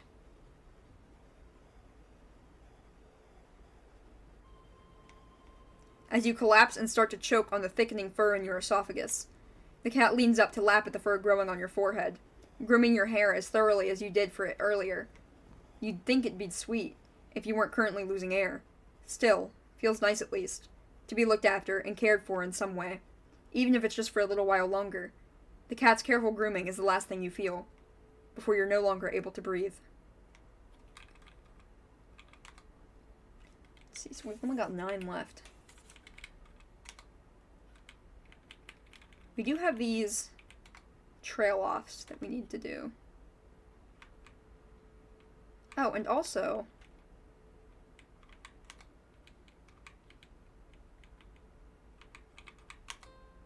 do we have this option yet?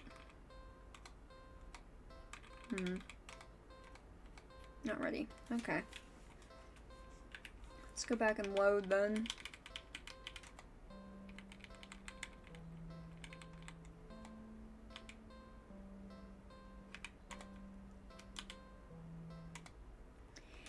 In the days leading up to me meeting with it, I've been obsessed with a memory. Okay, we saw this part.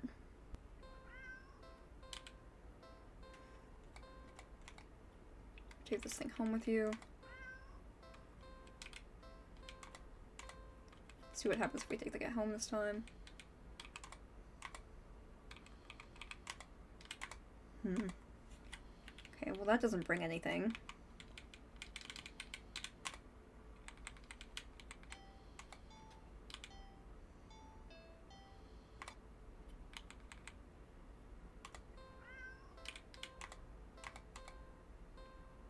Let's take him home.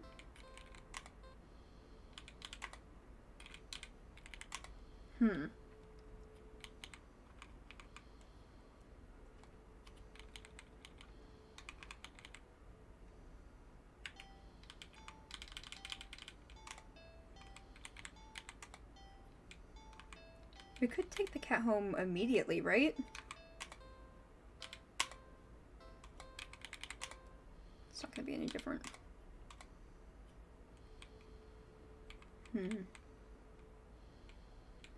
I don't think I ever played with the cat, did I?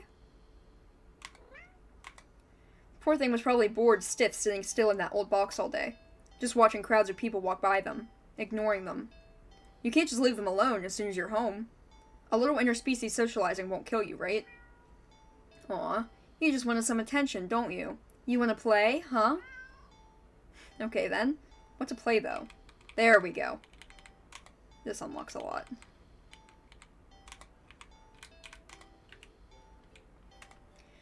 If every movie and cartoon involved with cats you've been watching since childhood is to be believed, then you can deduce with almost absolute certainty that cats freaking love yarn. Probably. You unearth some from an old box in the hallway closet that's filled with knickknacks from various abandoned hobbies. You consider just handing the ball of bright red yarn over to the cat and supervising from the side, but that would defeat the idea of playing together, wouldn't it? You cut off a decent length of string from the ball of yarn and go back to the living room. The cat is resting on the floor. It's not asleep, but when it looks up at you as you enter the living room, you feel like it could doze off right then and there. You'll fix that. You smirk a little, confident with your surprise. And let the piece of yarn dangle above the floor, pinching it between your thumb and index finger. The sudden shift in the cat's demeanor makes your heart start to beat a little faster. Its posture has barely changed at all. Just a subtle shift of the head and ears, a slight tension in the shoulders, a sharpness in the gaze as it locks onto the yarn dangling an inch above the floor. The cat could still pass as being almost relaxed, calm.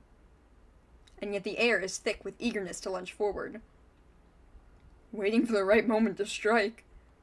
You feel like you've just witnessed the awakening of the perfect predator. You're almost afraid of what will happen once you make the first move. But it will be you who makes the first move. You take a deep breath, relax your shoulders, and... yoink! The cat had lunged the instant you wiggled the yarn, but you're faster. It completely misses as you flick your wrist, making the yarn recoil out of its reach like a terrified snake. Having overshot the landing in its eagerness, the cat stumbles and looks around as if shocked from its failed attack. You generously click your tongue and help reorient it.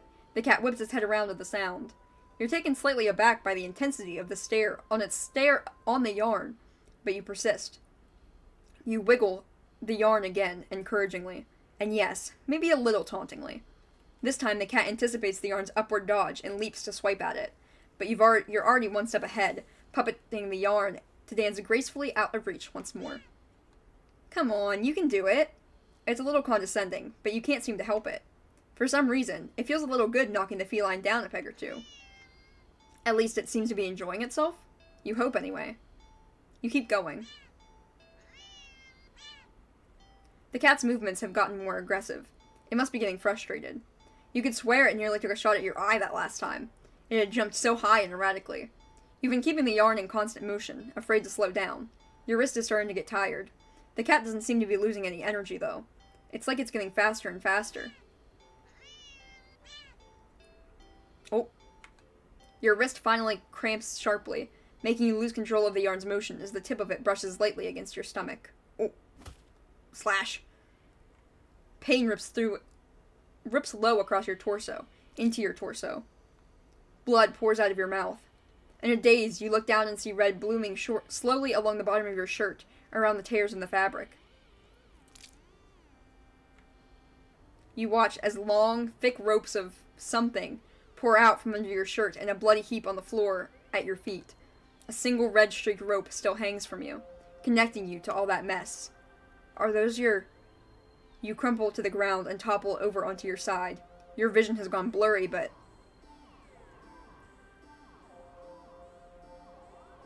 You can just make out the shape of something small, and a deep, inky black, as it walks over and inspects your...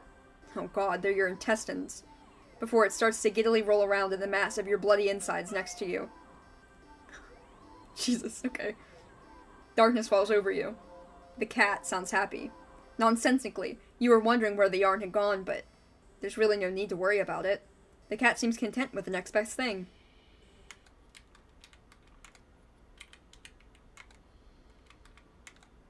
Cats are curious creatures by nature. They're also natural hunters, sort of. Why not pass the time by letting the cat hunt after something it'll never quite understand? That sounds a little mean when you think of it like that. But it's not like the cat will know anyway. Ignorance is bliss, or so they say. So you dig out your old laser pointer from your long-gone, dreaded days of group presentations in school. You flip it on and see that even after all this time, the batteries still work. You get a little kick out of aiming it at a mirror hanging in the living room, so it reflects off the glass, making a little red dot appear on your knee. The cat cautiously walks over, stopping every few steps to cast a look of suspicion at you. When it finally reaches you, it lightly presses a paw to your knee, like they're trying to catch the red dot of light as casually as possible. You manage to hold back a chuckle, not that it really matters. The cat isn't paying attention to you, entirely focused on the light now resting on top of its paw. You move the light a little higher above your knee. The cat reacts immediately, trying to pin the light down, but in the next second you've already moved it to the floor. The cat jerkily follows, attempting a more energetic pounce when you shift the red dot. Over here, over there, and over there, by the couch, on the couch. The cat might be ignoring you, but you're certainly enjoying yourself. It's been a while since you laughed this much. You're laughing so much, in fact, that you accidentally shifted the red dot on the lamp beside the couch. In its haste to get the light, the cat leaps onto the lamp, sending them both to the ground. Oh my gosh! The cat is sitting in the middle of the former lamp's broken shards, back hunched, its head whipping back and forth as if in a panic. You quickly turn off the laser pointer and rush over. I'm so sorry. Are you okay? Are you hurt? When you reach down to pick up the cat and check for any injuries... Ow, hey! The cat swipes at you, claws extended. It backs up and twitches away, making frantic half-turns in various directions as if looking for something, or waiting for something to appear. Ow, jeez. That really hurt, you know? You hold the hand with a scratch close to your chest.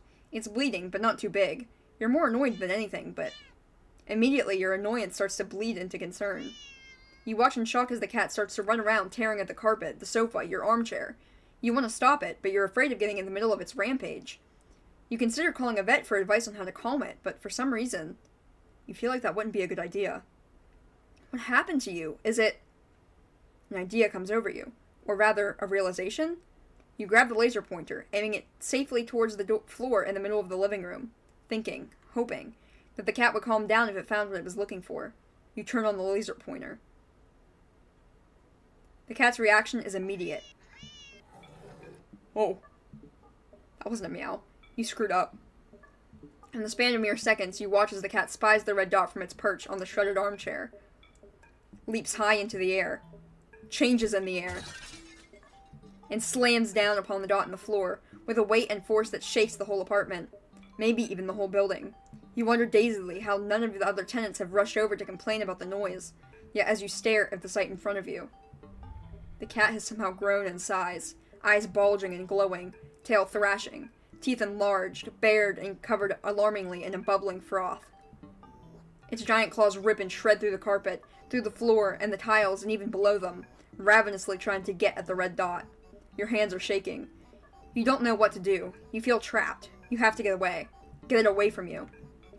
You slowly back up towards the door. The light moves with you. Instinctively, you flick the light away, this way and that, the cat stampeding after it. So fast. Smashing through the TV, breaking the couch in half. Too fast. Bulldozing its way through the wall into the hallway. A chance. You turn, intending to bolt out the door and never come back, but in your haste you forgot something. You forget several things. You forget the laser pointer, gripped like a lifeline in your hand. You forget the mirror, still miraculously hanging on the wall next to the hallway, the laser reflecting off of it, putting a small, glowing red dot on the back of your head. As you reach the door, you forget that it's locked.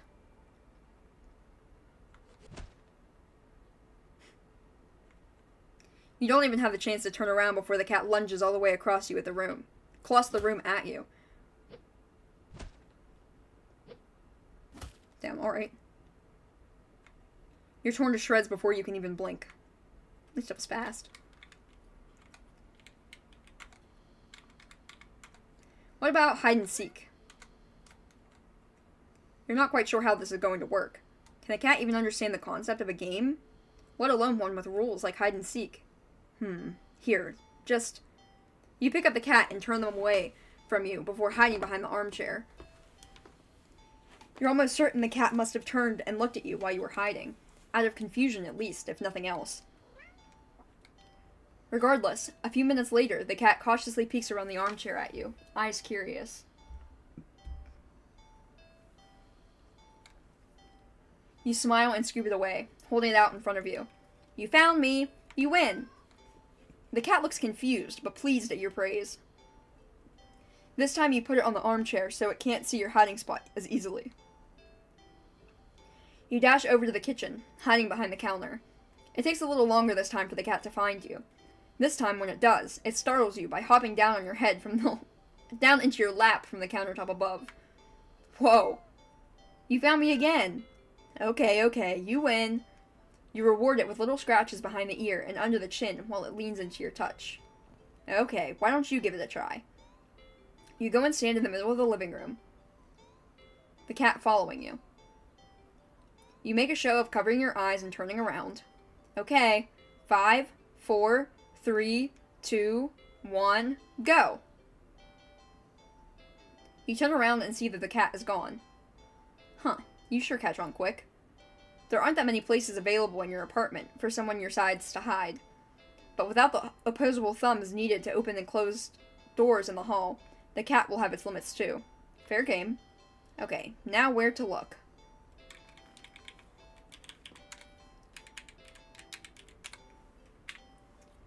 Living room. You look behind the couch and the armchair, then under the coffee table. Nothing. The living room is pretty sparse when it comes to furniture, after all. You peek around the corner, grab a chair, and check on top of the fridge. You even open the cupboards along the floor, just in case the cat managed to squeeze inside. Nothing. You decide that's for the best.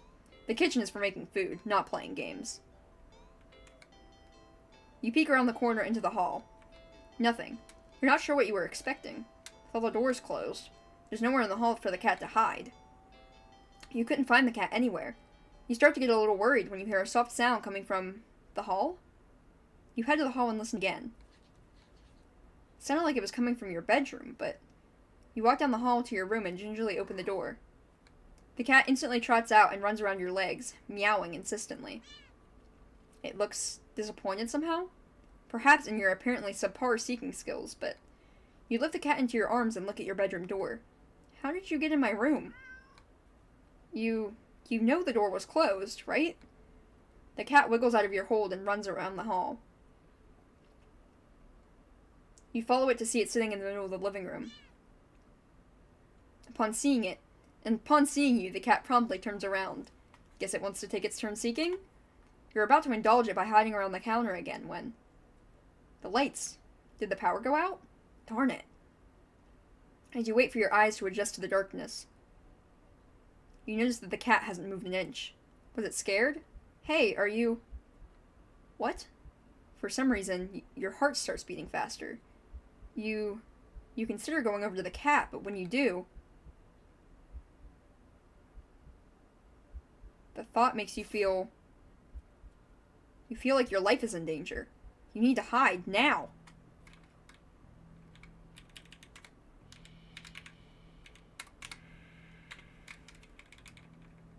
Ouch. Are you joking? You get the feeling the cat won't appreciate your lack of effort, and anyway, like hell are you getting any closer to it?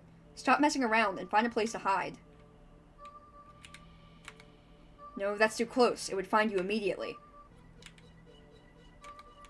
You've hidden there before and it found you almost instantly. That won't work. Just in the hall? There's nowhere to hide in the hall. You quietly slip into the hallway closet. The door won't close because a heavy box is now blocking it after you squeeze inside. If you try to move it further, the cat might hear it. That is, if it hasn't heard you already. This won't work. You need to hide somewhere else. Hurry! You quietly rush to the bathroom and... What? Why is the door locked? You freeze upon realizing how much noise you just made by jostling the doorknob and hold your breath, listening. The silence comes from the living room, feels heavier than before, more restless. Even if some miracle opened the door now, it would know exactly where you were. No good. You quietly rush into your bedroom, carefully closing the door behind you. The only place to hide in your bedroom is your closet.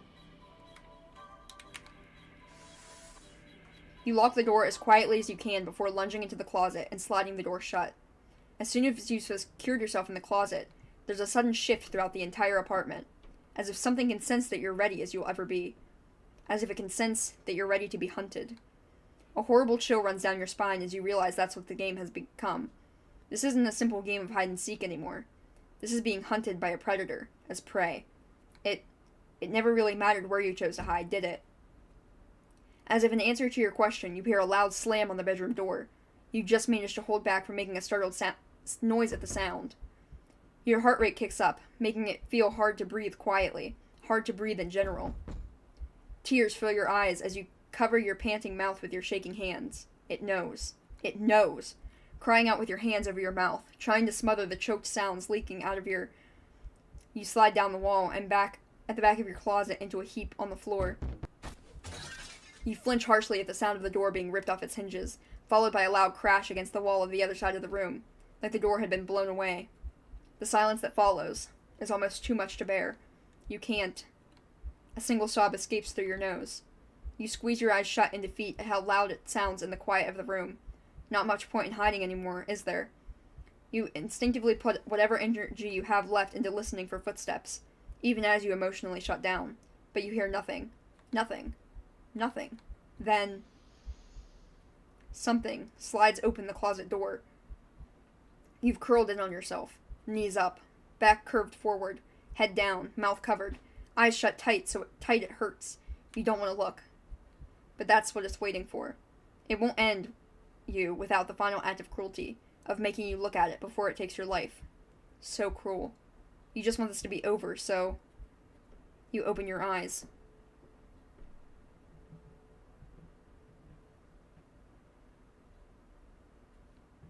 You see something glaring at you from the darkness beyond the closet door.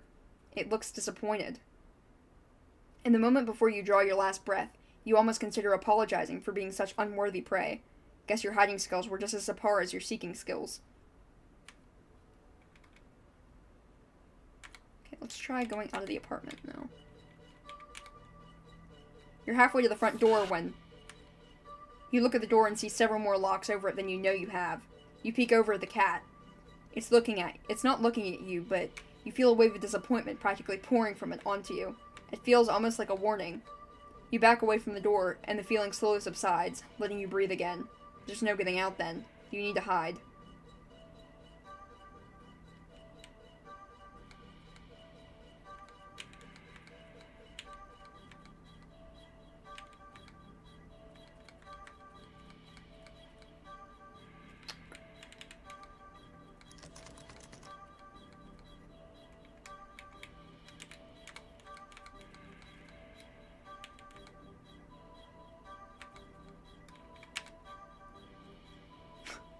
Okay, let's wait for this timer to run out and see what happens with this one.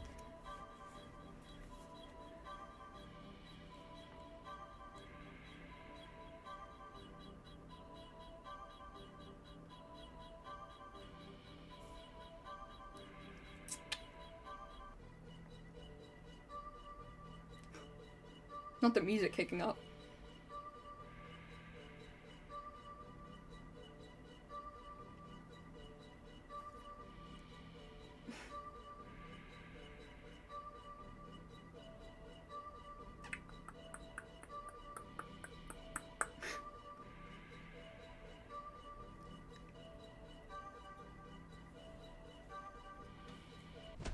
Oh.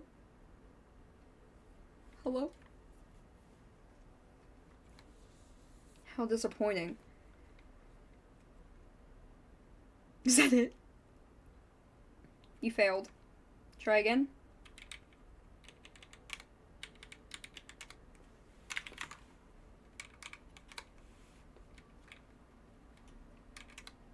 You still have 6 more. I'm thinking there must be some at the dog park.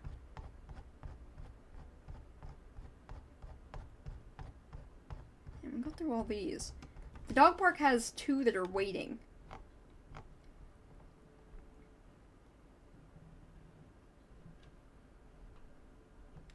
I don't think we tried not petting the dog. I don't know what the other one could be. Could also be with the feeding, but I don't know. Then there's these 4 that I don't know where to even start at. Alright, let's go out to the dog park.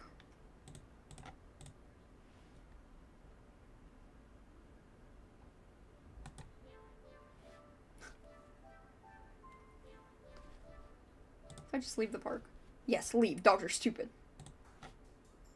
Go back to the dog park. Skip this.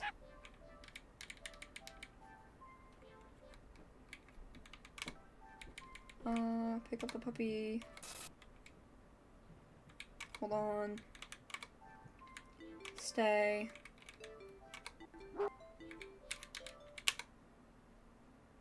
Leave. Good, and don't come back.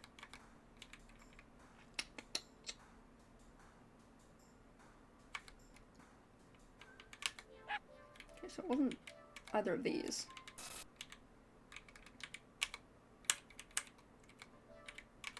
Stay.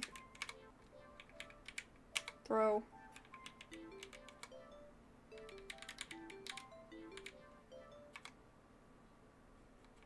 Wise decision.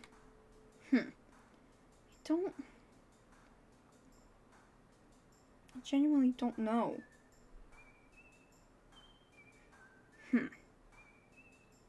Maybe if I looked up the names of them, I could figure out at least what route they go with. Yeah, let me do that.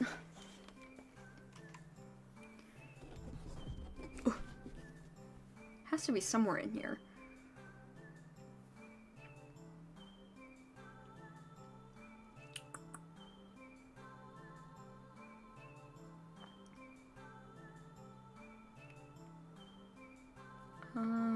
Do not take this cat home.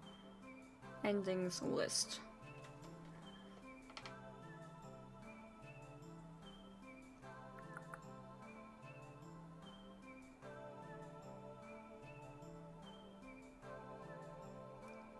Okay, there's like barely anything on this. What the hell? It's like telling me about fucking cat adoptions. That's not what I want! I want to know what the endings are. Just what they're called. I genuinely don't know where we would have gone wrong. Because even if we take the cat home immediately, nothing happens.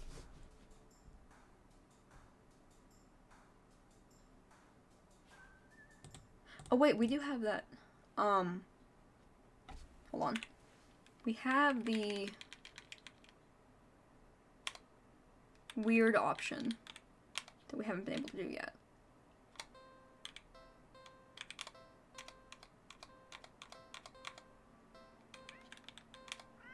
See, we still don't have this, and I don't know why.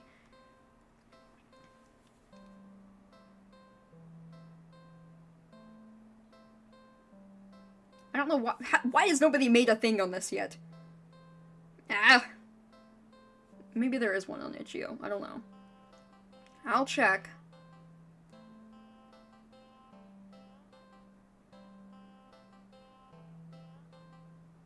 Oh, there's an endings guide! Hell yeah! Alright, hold on. I gotta get this endings guide then.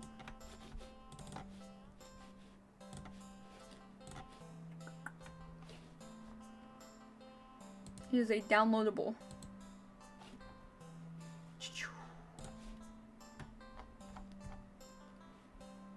I'm not gonna actually use the guide part.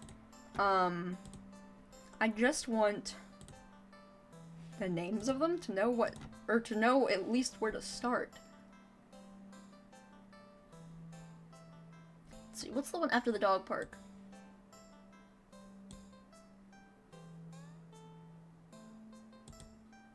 Okay, they don't have the names of the endings, so... One of them involves turning back after choosing to leave the cat. And there's endgame endings that I'm not looking at right now. So those are the two that we're missing, it looks like. Other than the other four.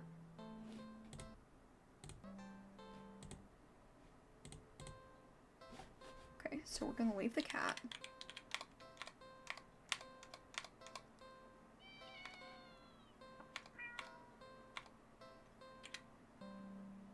Turn back.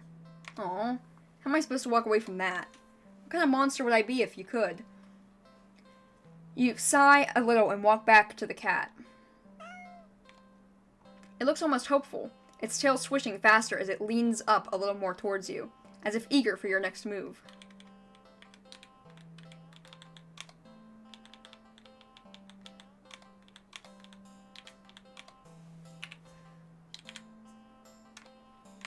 It's strange. The more you hesitate to leave the alley, the more you find yourself wondering, what's the point? You'll go where? Do what? What's the point when you're always doing it, all of it completely and utterly alone? Even going back home to your apartment wouldn't help, would it? One bedroom, one bathroom, and one you living alone in it. It's been like that for so long. So long. You're startled when you feel an impossibly soft paw pressed lightly against your wet cheek. You didn't realize you'd begun crying, or that your little breakdown has literally brought you to your knees, right in front of the cat's box. You feel slightly embarrassed, but the cat responds as if it can sense your self-deprecating feelings creeping in. Oh. It presses its paw on your cheek 3 times in quick succession, as if trying to slap you out of your melancholic state. But they're so light, the slaps feel more like getting gently patted. You can't help but laugh a little.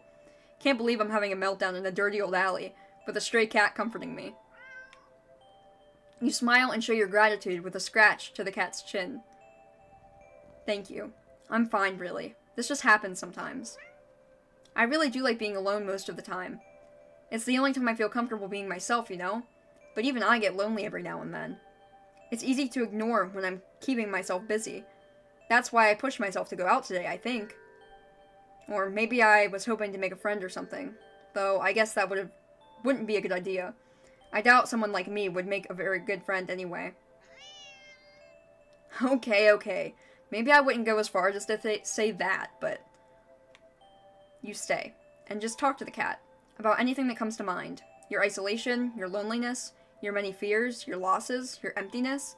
Although, the longer you stay there, the smaller that once significant emptiness feels. It's been so long since someone just listened. Your words shift to gentler topics, your hopes, your dreams, happy memories of the past. As you talk, you don't even notice the once cold concrete walls of the alley becoming flesh-like, warm and pink. It softens, slowly engulfing the both of you.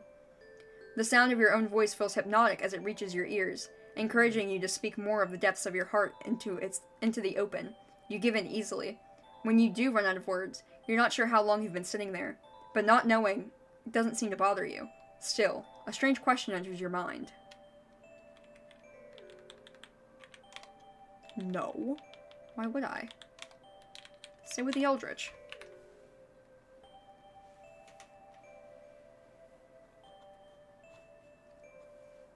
Can I just wait it out?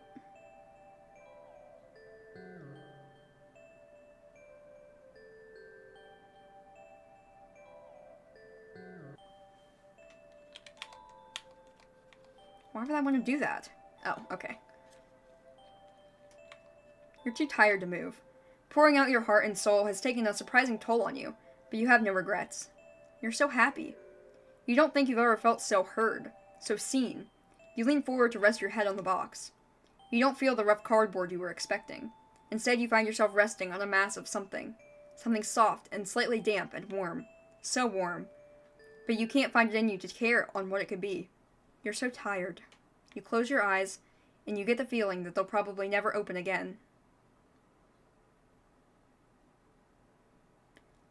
But as that all-encompassing warmth encases you slowly, completely, you feel nothing but pure contentment. That one was kind of sweet. Ish.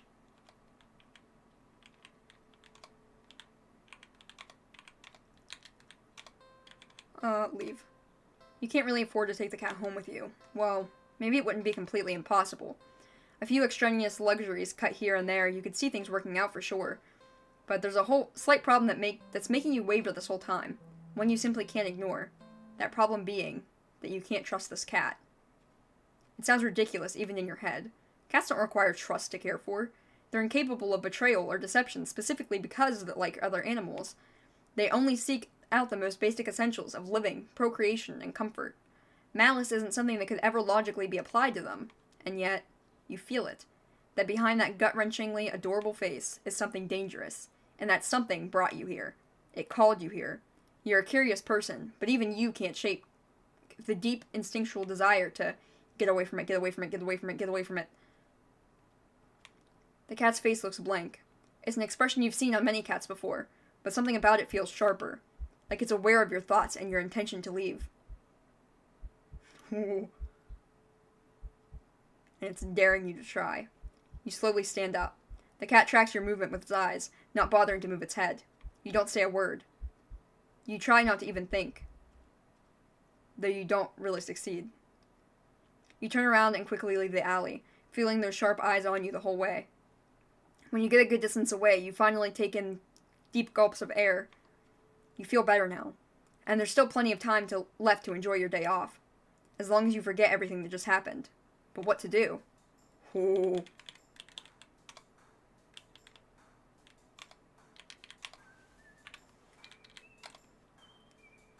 It's been a while since the film came out. It looked interesting, but there's a showing of one at the old film theater. Go to old theater. What the? How did you get back here? You leave the alley quickly.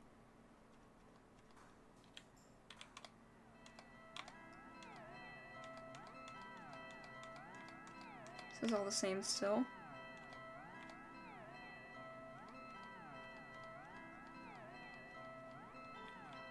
Oh.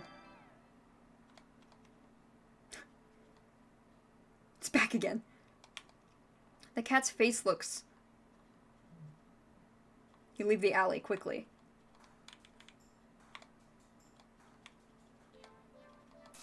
The dogs, they should all just die. You decide to move on. Dogs are also adorable. You want to pet every single one. You don't have to wait very long. Puppy.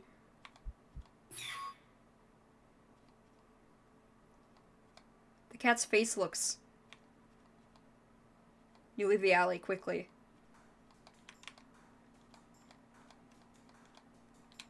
Let's go to new cinema.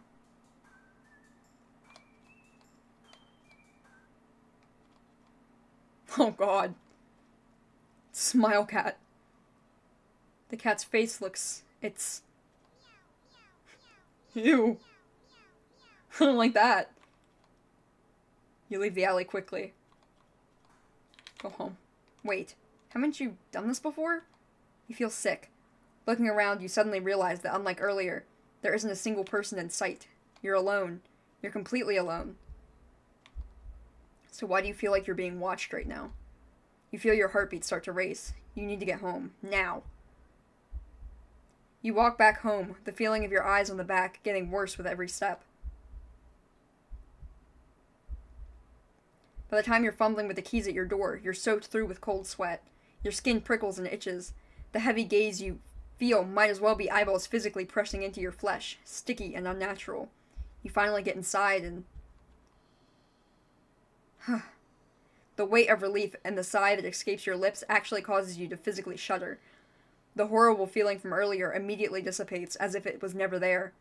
In the wake of its departure, you're left shaking and cold in your sweat-soaked clothes, but you're too relieved to care. Exhausted, you pass out on the very concept of eating and head straight to your bedroom. You open the door, intending to pass out, but... God. Not again? No. No! You back up in fear, eyes trained on the cat and its horrifying grin. You need to escape. You need to get out. This finale territory? But even if home isn't safe anymore, where will you go? You risk a glance around you and... You see that the walls all around you have become fleshy and lined with sharp teeth, the ground now a tongue writhing under your feet. In horror, you realize that the alley's entrance is getting smaller and smaller, closing like a mouth. You try to run for the exit. Nowhere to hide. But trying to run on the tongue slows your speed significantly as you stumble and trip. No. You watch helplessly as the last sliver of light from the entrance tightens beyond a size you could never hope to squeeze through. As darkness falls over you, you feel the damp humidity of the mouth all around you. The walls of teeth and fangs, taking their time closing in, closer and closer, and...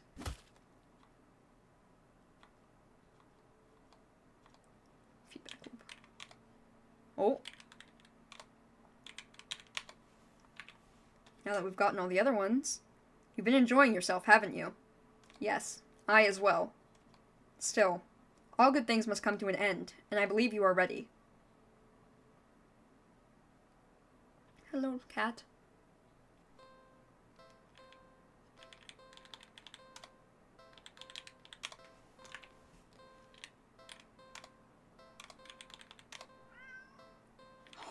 You are ready. Only one thing left, so... What should you do with a cat that has been very, very, very naughty?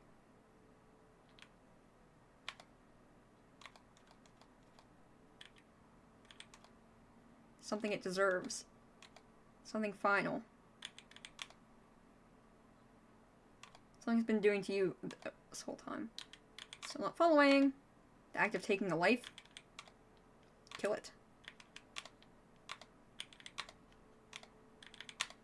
I'm not killing it. You can't make me.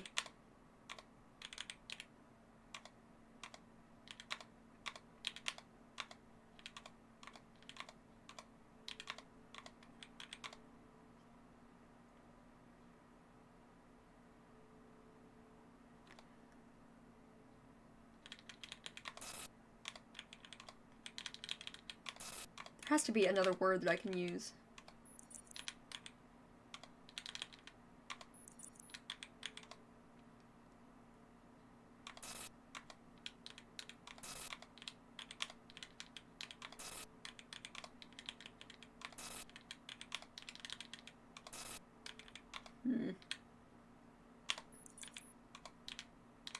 I don't want to kill it.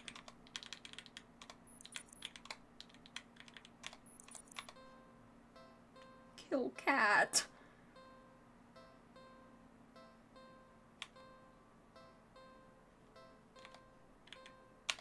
No.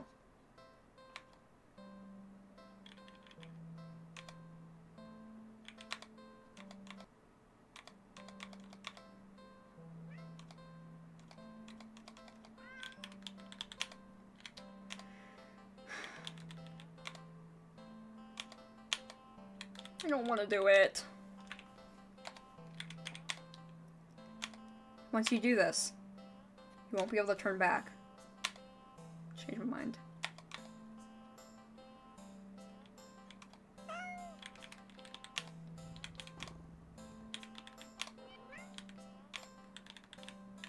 So what, is this just gonna bring me back to the other end? Yeah, I guess. It said quitter at the end.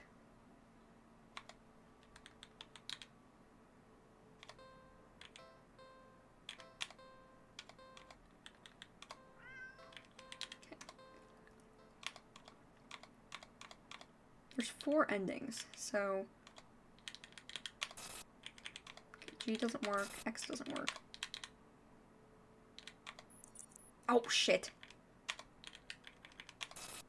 H, J, M. So it has to be a K then.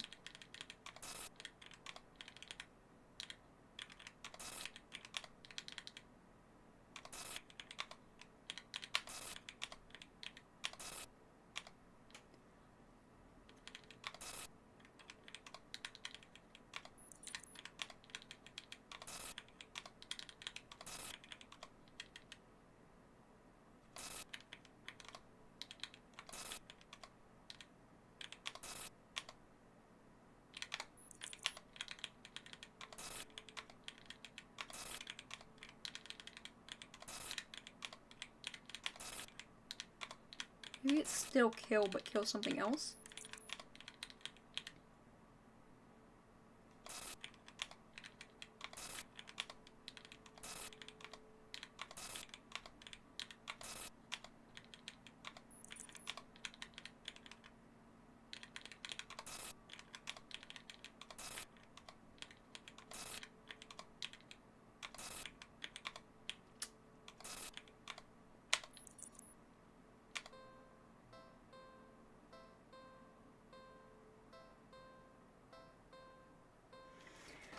I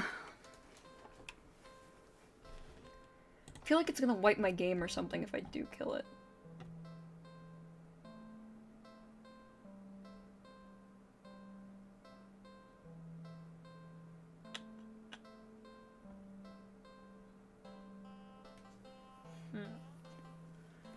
Yeah, after beating the game, it says you'll be locked from loading any files.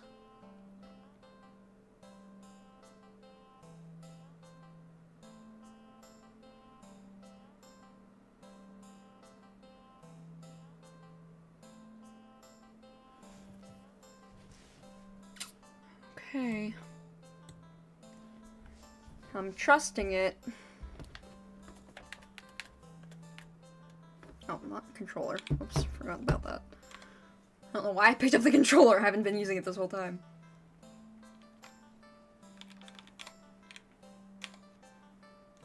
Once you do this, you won't be able to turn back.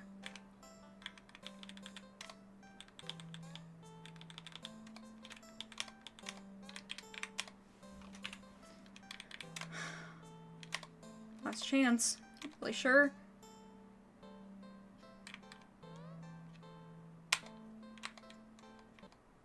Oh god. It said no. Not gonna happen. Oh, I did kill the cat. Its corpse. Wait, what did it say? Its corpse lays limp and lifeless in its now bloodstained cardboard box. What would you like to do?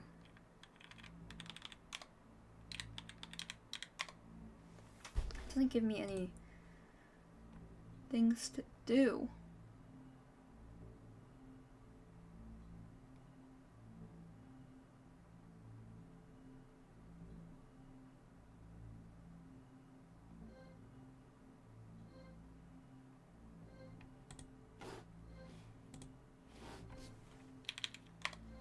no point. The cat is dead. You dig in your pockets anyway. Left pocket, string, useless. Right pocket, chocolate. You eat the chocolate. You have your phone. Take a picture? No point. Cat is dead. What would you like to do? What are you looking for? The cat is dead. You look anyway. Nothing but trash. You look up. The sun never reaches in here well enough. But you can tell that it's a beautiful day today. You look behind you. Nobody saw. You look down in front of you. Yeah, the cat is dead. What would you like to do? You're done here. You turn around and leave the alley. At least, you try to. As you stand on the edge of the alley's entrance, you see that nothing exists beyond it. Just an empty black void. You turn back.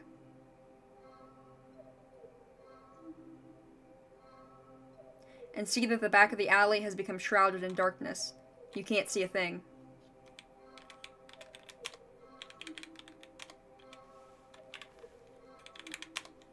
With no other options, you step towards the darkness. Closer, and closer, and You're bleak.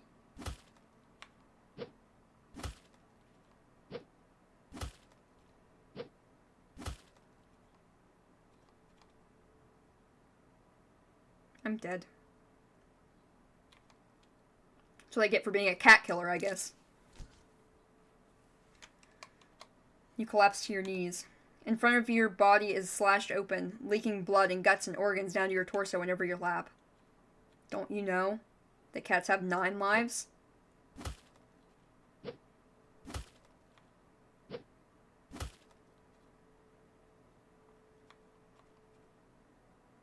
Eight more left.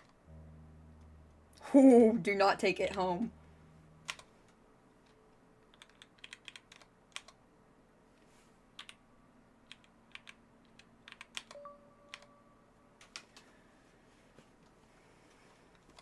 I never believed in unconditional love. Not even as young as I was on the day that changed my life forever. Still, I always assumed that they would come the closest to granting it to me. It's what they always say, right? That a parent's love is unconditional. The wounds they'd inflicted on my skin and in my heart had long since scarred over since the day they dealt the final blow. And all it took were 2 little words. Get out. The day they finally turned their backs on me, abandoned me. That was the day that it found me. It offered me an unfathomable kind of love. A love that could be limitless, endless, powerful, all-consuming. A love unmatched. A love unlike anything that could exist in this world. But there was one thing that the love it offered could never be. Unconditional.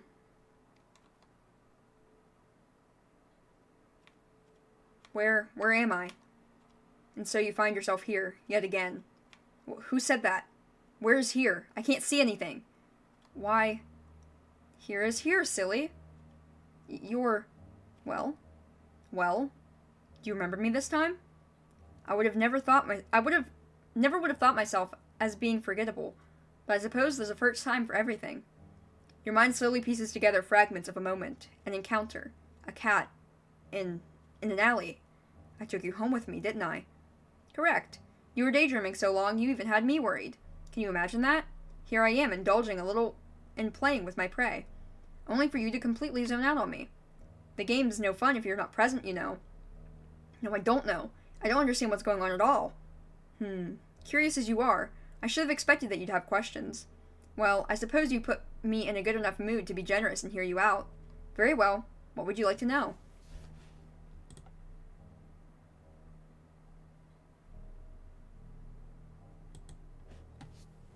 You mean I was daydreaming?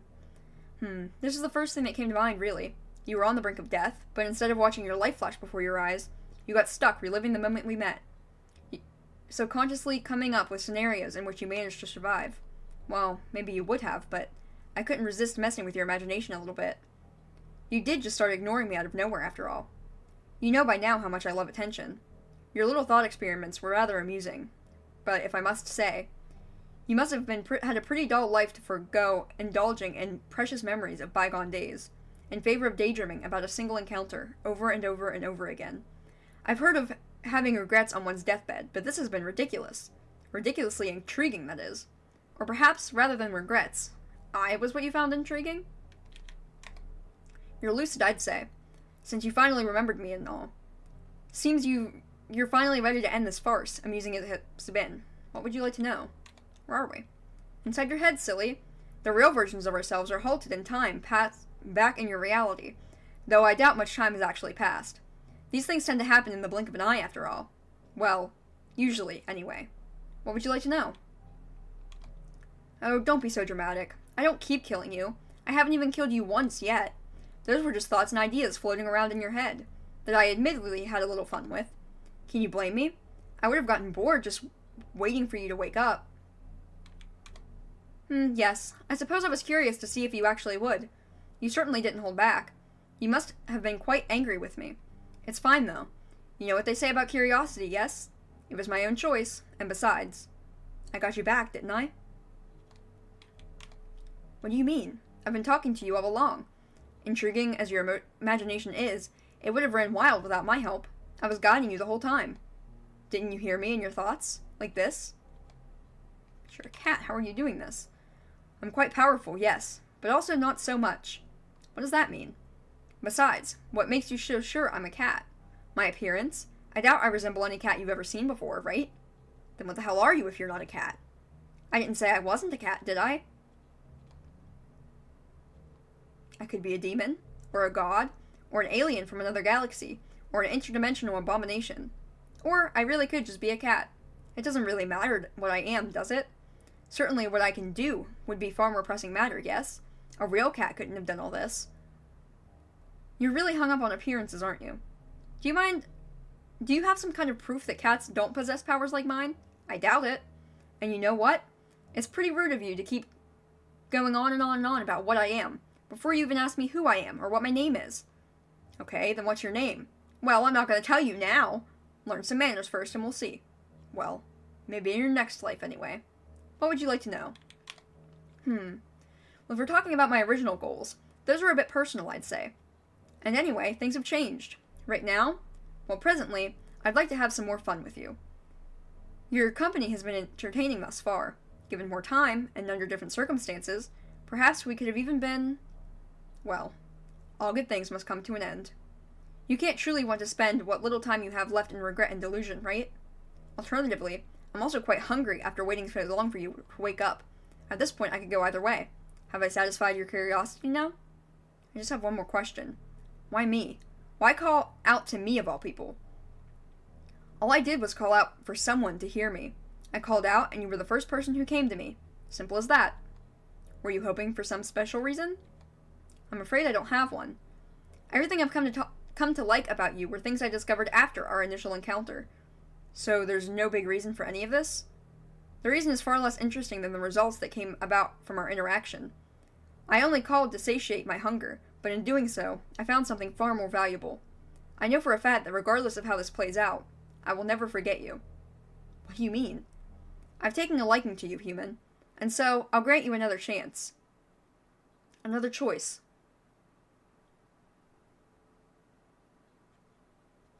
This place is... from when we were running away. You remember this place. Being chased. Being hunted. Being afraid. So afraid. That fear that so attracted me to you. That instinctive desperation to survive. I craved it all. As I am the origin of those delectable emotions. You are already mine. But I will still permit you the chance to escape the reality of your fate. Human, join me, or perish.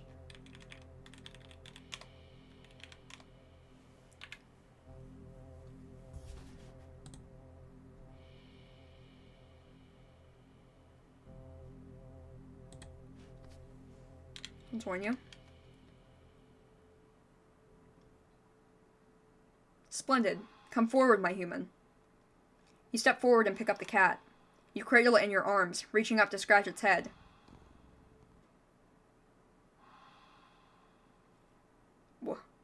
You start to feel sleepy, but the sudden wave of fatigue doesn't cause you to sway on your feet or stumble at all. What's happened? Shh. Don't worry anymore. You no longer need to worry about anything anymore. Just sleep and dream those sweet, sweet dreams for me. Excellent. With this, you will soon become part of me.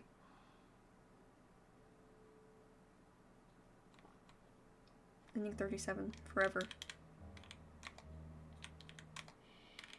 I'd rather die. I see. Then there's nothing left to say.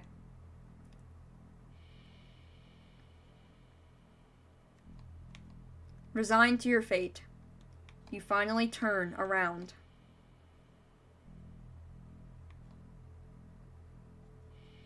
It's enormous. Shapeless, billowing like a thick smoke in the wind. The shadow-like entity towers above you.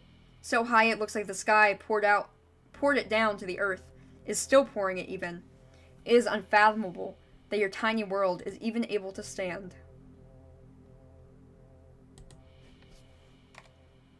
Under the weight of the reality of such a being's existence. And that you and your fragile mind haven't fallen to ruin as well. Hey, it's like if you saw me for real. You step forward into the monstrous miasma. And offer yourself to it.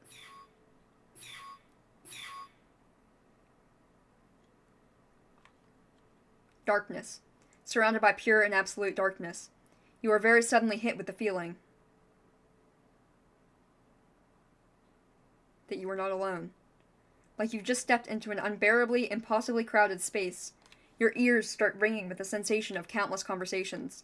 Words, whispers, screams, all overlapping, but you don't actually see or hear anyone or anything. You're alone. Even as your senses lie to you, trying to make you think otherwise. You're more alone than you've ever been. Lies. Listen, please. Is someone really... I can't see you. Where are you? Nothing left to see. Only hear us. Listen, please. Are you all trapped too? In this place? No place. Us. All you see, hear, feel is us. Us. And it. We are victims, prey, like you. We are many, beyond counting. Our bodies gone with time. Wills left behind. Us. We became what you see. This place is us. Need you. Need your help. But what can I do? It too greedy. Make mistake. Ate too many. We are many. Now strong. We are strong. Made it strong, but make mistake. Mistake. Error. Flaw. Weakness. Then why not escape yourselves? Too long here. Too long. One. We are one with it. Bodies lost. Minds, wills, us. All corrupted. No body. Can't escape. Hold on, I gotta check something. Okay, cool. You too. You, we, it. One. All of us. All now one. But you, new, fresh, body. Still have body. Escape is possible. Because still one, with it. Even just you, if escape with mind, with body. It would unravel. Lose power, lose strength, lose us. Us, set free, forever, finally, escape, help. How do I do that? Remember, it lies, hidden in truths. Lies. Escape, push forward, it lies. Persist.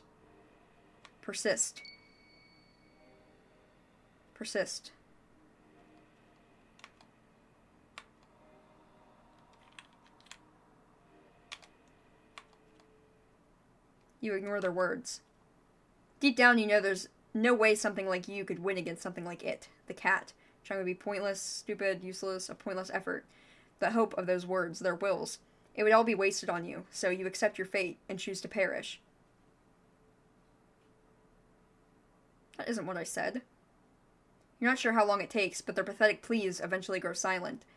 You almost wish they would have simply turned into insults and threats. This endless silence, it bears the weight of your guilt and shame, long after your body fades away and becomes one with me. No. This is another daydream, isn't it? You're lucid again? In here? But how did you... Well, when you've been dreaming about the same day over and over, you kind of start to notice the patterns. Listen, I'm nothing special. I don't really have any friends. I don't like going in crowds or going out most of the time. And more often than not, I'm alone. Even in my own home. One bedroom, one bathroom, and one me living alone in it. It'd be easy to say that I don't have much to lose. My life is admittedly pretty boring. But it is my life. And if this is my dream, then you're not calling the shots anymore. I don't think you understand what's going on here. No, you're the one who's not getting it. You called me. You're the one who needs me. Whether it's to eat me or kill me or make me yours forever, it doesn't matter. I'm done here. I'm going home. You forget yourself, human. You ungrateful little creature. I give you my patience, my attention, my love, and you think you can just leave? I didn't have to, you know. I could have just eaten you whenever I liked. But instead, I gave you time to understand, time to accept what was happening. I give you a choice. You, an unremarkable little nothing of an existence, whom no one would ever even notice was missing if I'd just taken you as I pleased. Dreaming away about endless possibilities. Never having to worry about permanent consequences ever again, about choosing wrong. A little world all your own inside your head. I offered it all to you. I gave you the choice to join me and have it all. And you refused. You said you'd rather die, didn't you? And yet here you are, trying to go back on your choices. Only to continue to reject me. To reject my love. So foolish. So ungrateful. Just like the others. You don't even know what you want. Another bundle of contradictions. You wish for solitude, yet you fear being left alone. You fear being forgotten, undesired, unloved. Yet even I, though I love you and desire you, even though I promise to never forget you, even though I am the only one willing to never leave you, you still reject me.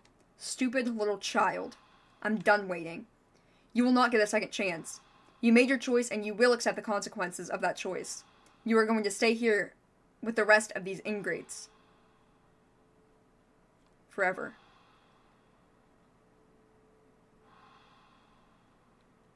Haven't you ever heard of changing your mind? Such a thing doesn't erase your original decision. It has been permanently etched into reality. Do you think yourself so important that you are above facing the truth of that reality? No. But that doesn't mean I can't do my best to make things right. I'm still here, aren't I? That means I can always make more choices. Better choices. You gave yourself to me. You are already a part of me.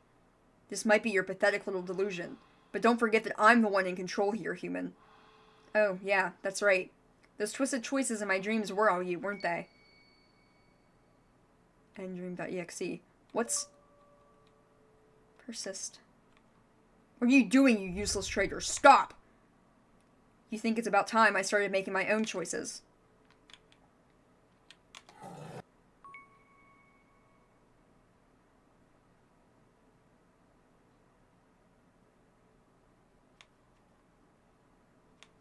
I'm back in the alley. It's not here. Good. I think I need to get home. I step forward out of the alley. This is going to take some getting used to. I step forward towards the entrance of the thankfully empty alley. I'm almost out of this place, almost home, when suddenly... You're not going anywhere.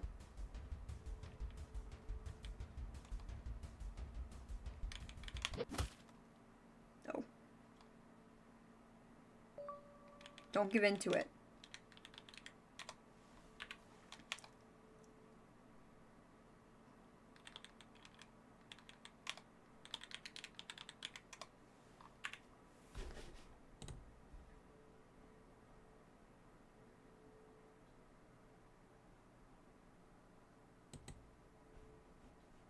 What if I give up?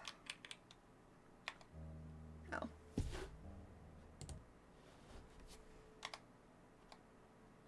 This outcome you're gonna get. What more are you hoping to achieve? Not satisfied your curiosity? Wait.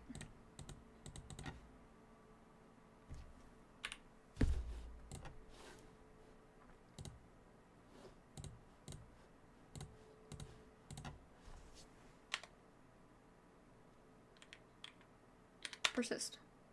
No, wait.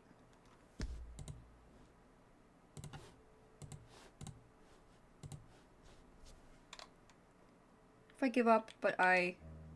Oh, that's not what... Oh my god.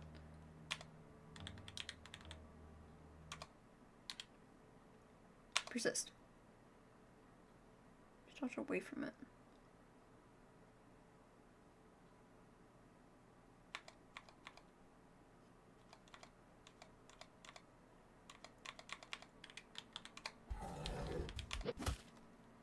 How do I know?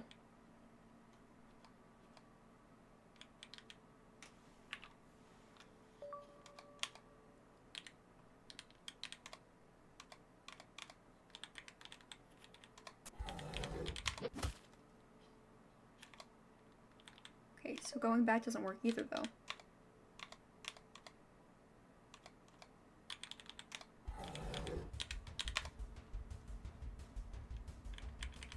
Oh, okay. Wait, but this isn't the... right thing, I don't think. I don't know, maybe. Damn it, it overrode my choice. Where the hell do I go? How to escape?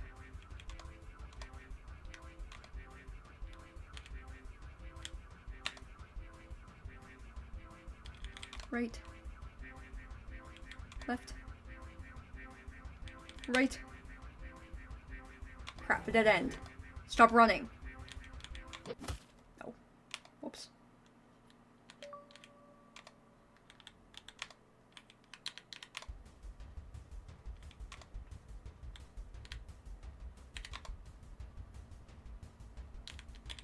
Does not like the dog park.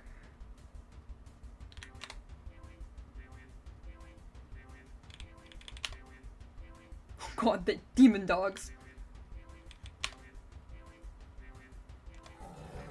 Got you now.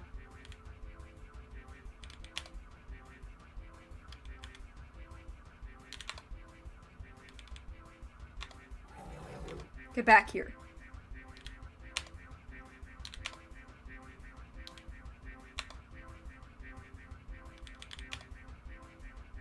Right, and remember that the dead end doesn't mean that I,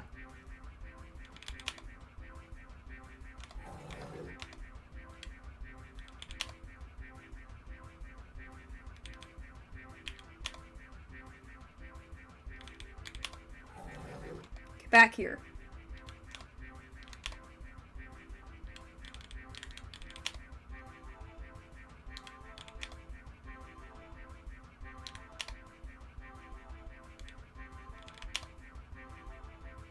Dead end? Where do I...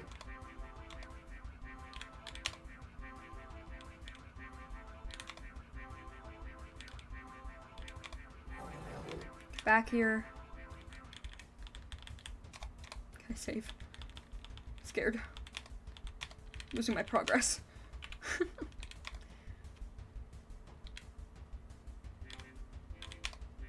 love that we're literally, like, trying to escape the game.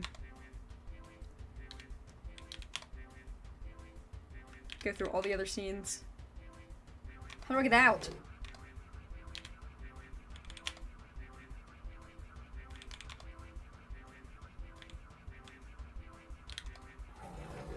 Get back here. Did I get home? Did I do it? Thread unraveling. Many us escape. Many free now. Yet losing us. Losing strength. Your escape possible now. No! You are mine. We go ahead. We go free. Thank you. Thank you too. All of you. There's supposed to be... It says don't take the cat home on ending 38. I don't know. Thank you too. All of you. I won't forget you. They were right. My choice is back. No.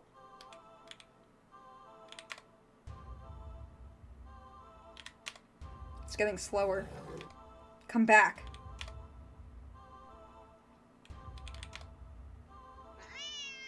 Come back. Please. Don't leave me.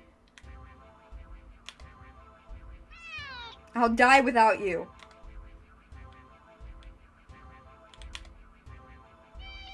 I'll die. I'll die.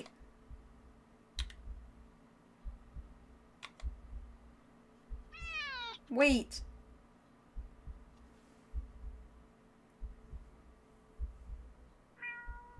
Wait. Not me feeling bad for the eldritch monster.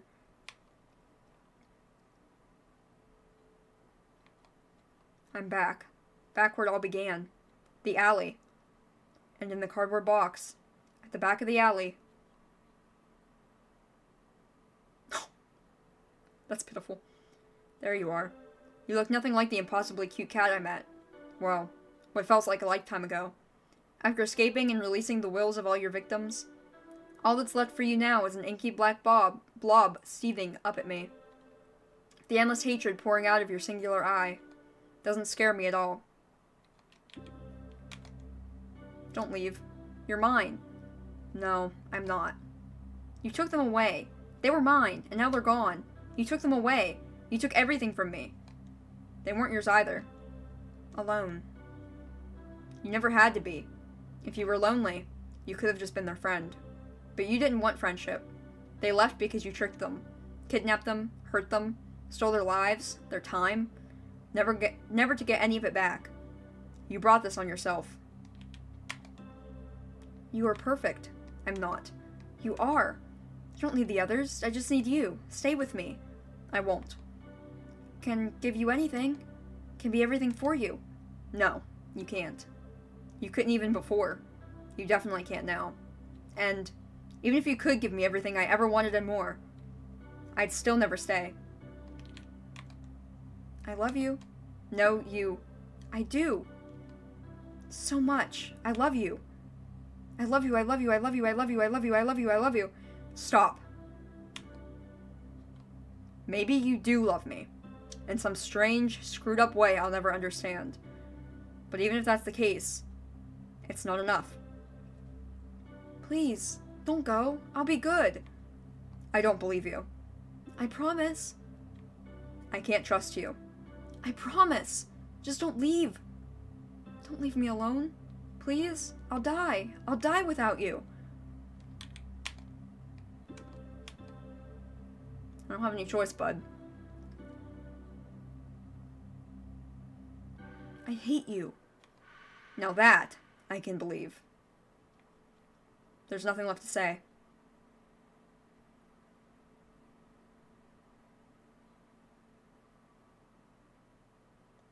Bye, cat. I watch in silence as it fades away into nothing. Goodbye. With one last glance around the alley, I turn.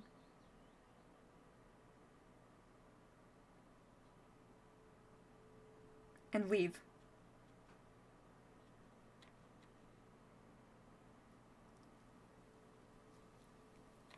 Today's been surprising? Yeah, pleasantly so. A day that started off with admittedly crummy weather led me to the old theater, where I enjoyed a movie by myself. My laughter filled up the empty theater. The rain stopped by the time the movie was over, and I was in such a good mood I hopped over to the not-so-new cinema, not to watch another movie, but to play around in the arcade, earning a few high scores. With the gamer in me awakened, I went to the carnival to play some more, and was humbled fairly quickly. But I did manage to win a small stuffed animal in the ring booth. The design is questionable. And I freaking love it. The rides weren't so bad either. I got inducted into a group for a while waiting in line at the Ferris wheel, bonding over our shared mistrust of carnival game vendors. I even shared a carriage on the Ferris wheel with a few of them, and exchanged numbers before we parted ways. I don't know if I'll ever see them again, or if any of them will ever call me, or even if I have it in me to call any of them, but having the option to do so is nice. It feels nice. Baby steps. After all, even that tiny bit of interaction, though fun, exhausted me. So I went to recharge at the dog park, feeling rejuvenated at the sight of dogs, old, young, big and small, all running around, happy and carefree. A few of the owners even let me take pictures. Yeah, today was a good day. I don't think about the cat, or it, I guess, all that much these days. It was hard at first.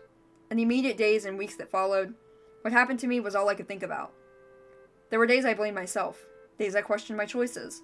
I went back to the alley more times than I want to admit. The feeling that always went through me at the sight of that empty cardboard box was so indescribable, so overwhelming. I'd sometimes break down and cry right where I stood. It took a while, but eventually that strange emotion became clearer and clearer, until I had the courage to recognize it for what it was. Relief. I've been afraid to feel it for so long, terrified to let my guard down. But that sense of relief finally returned. Relief that it was gone. Relief that I was free to live my life. However simply or extraordinarily I wished. The ones it had imprisoned. I never heard their voices again either, but that's for the best. Living here and now, never forgetting what they did for me, and what I did for them too. For now, I think that's enough. At least, I hope so. And that wherever they are, they're finally at peace. I'm fighting for my own peace too. One day at a time. One tomorrow after another.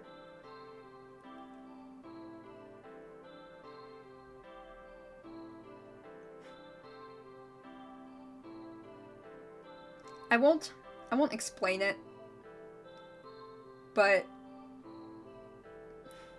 this game is more than just about, my words are, I'm trying to say something profound and my words keep fucking up. This game is about more than just an eldritch cat. And if you know, I'm sorry. Finally, I head home to my little apartment. 1 bedroom, 1 bathroom, and 1 me living alone in it. Well, almost anyway. I'm home, baby. A little kitten flails as it awkwardly runs over and mews up at me. Oh. I kneel down, looking fondly at its hazel green eye. The poor thing had been hurt and starving when I found it a few weeks ago, but it certainly got its energy back after a little food and care. Did you miss me? Hungry, huh? Me too. It's been a long day. I smile helplessly at its cute little face. Let's find something to eat, okay?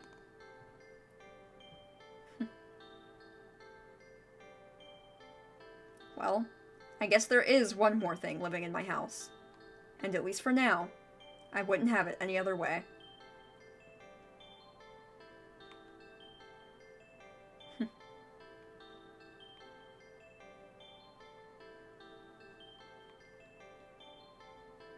Yeah, I thought it was Renpy. I had a feeling. And you, thank you for playing. That must have been one developer then.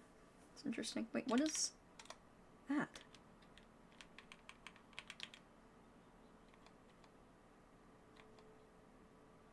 Play with me? No. And get lost. We got them all. That was long. That was a lot longer than I thought it was going to be. But we did it. It's gone now. Alright, well. Even if you don't take it, in a deeper meaning way, it was still a very good game. So, I hope you guys enjoyed it as much as I did. And we'll see you guys tomorrow. Goodbye.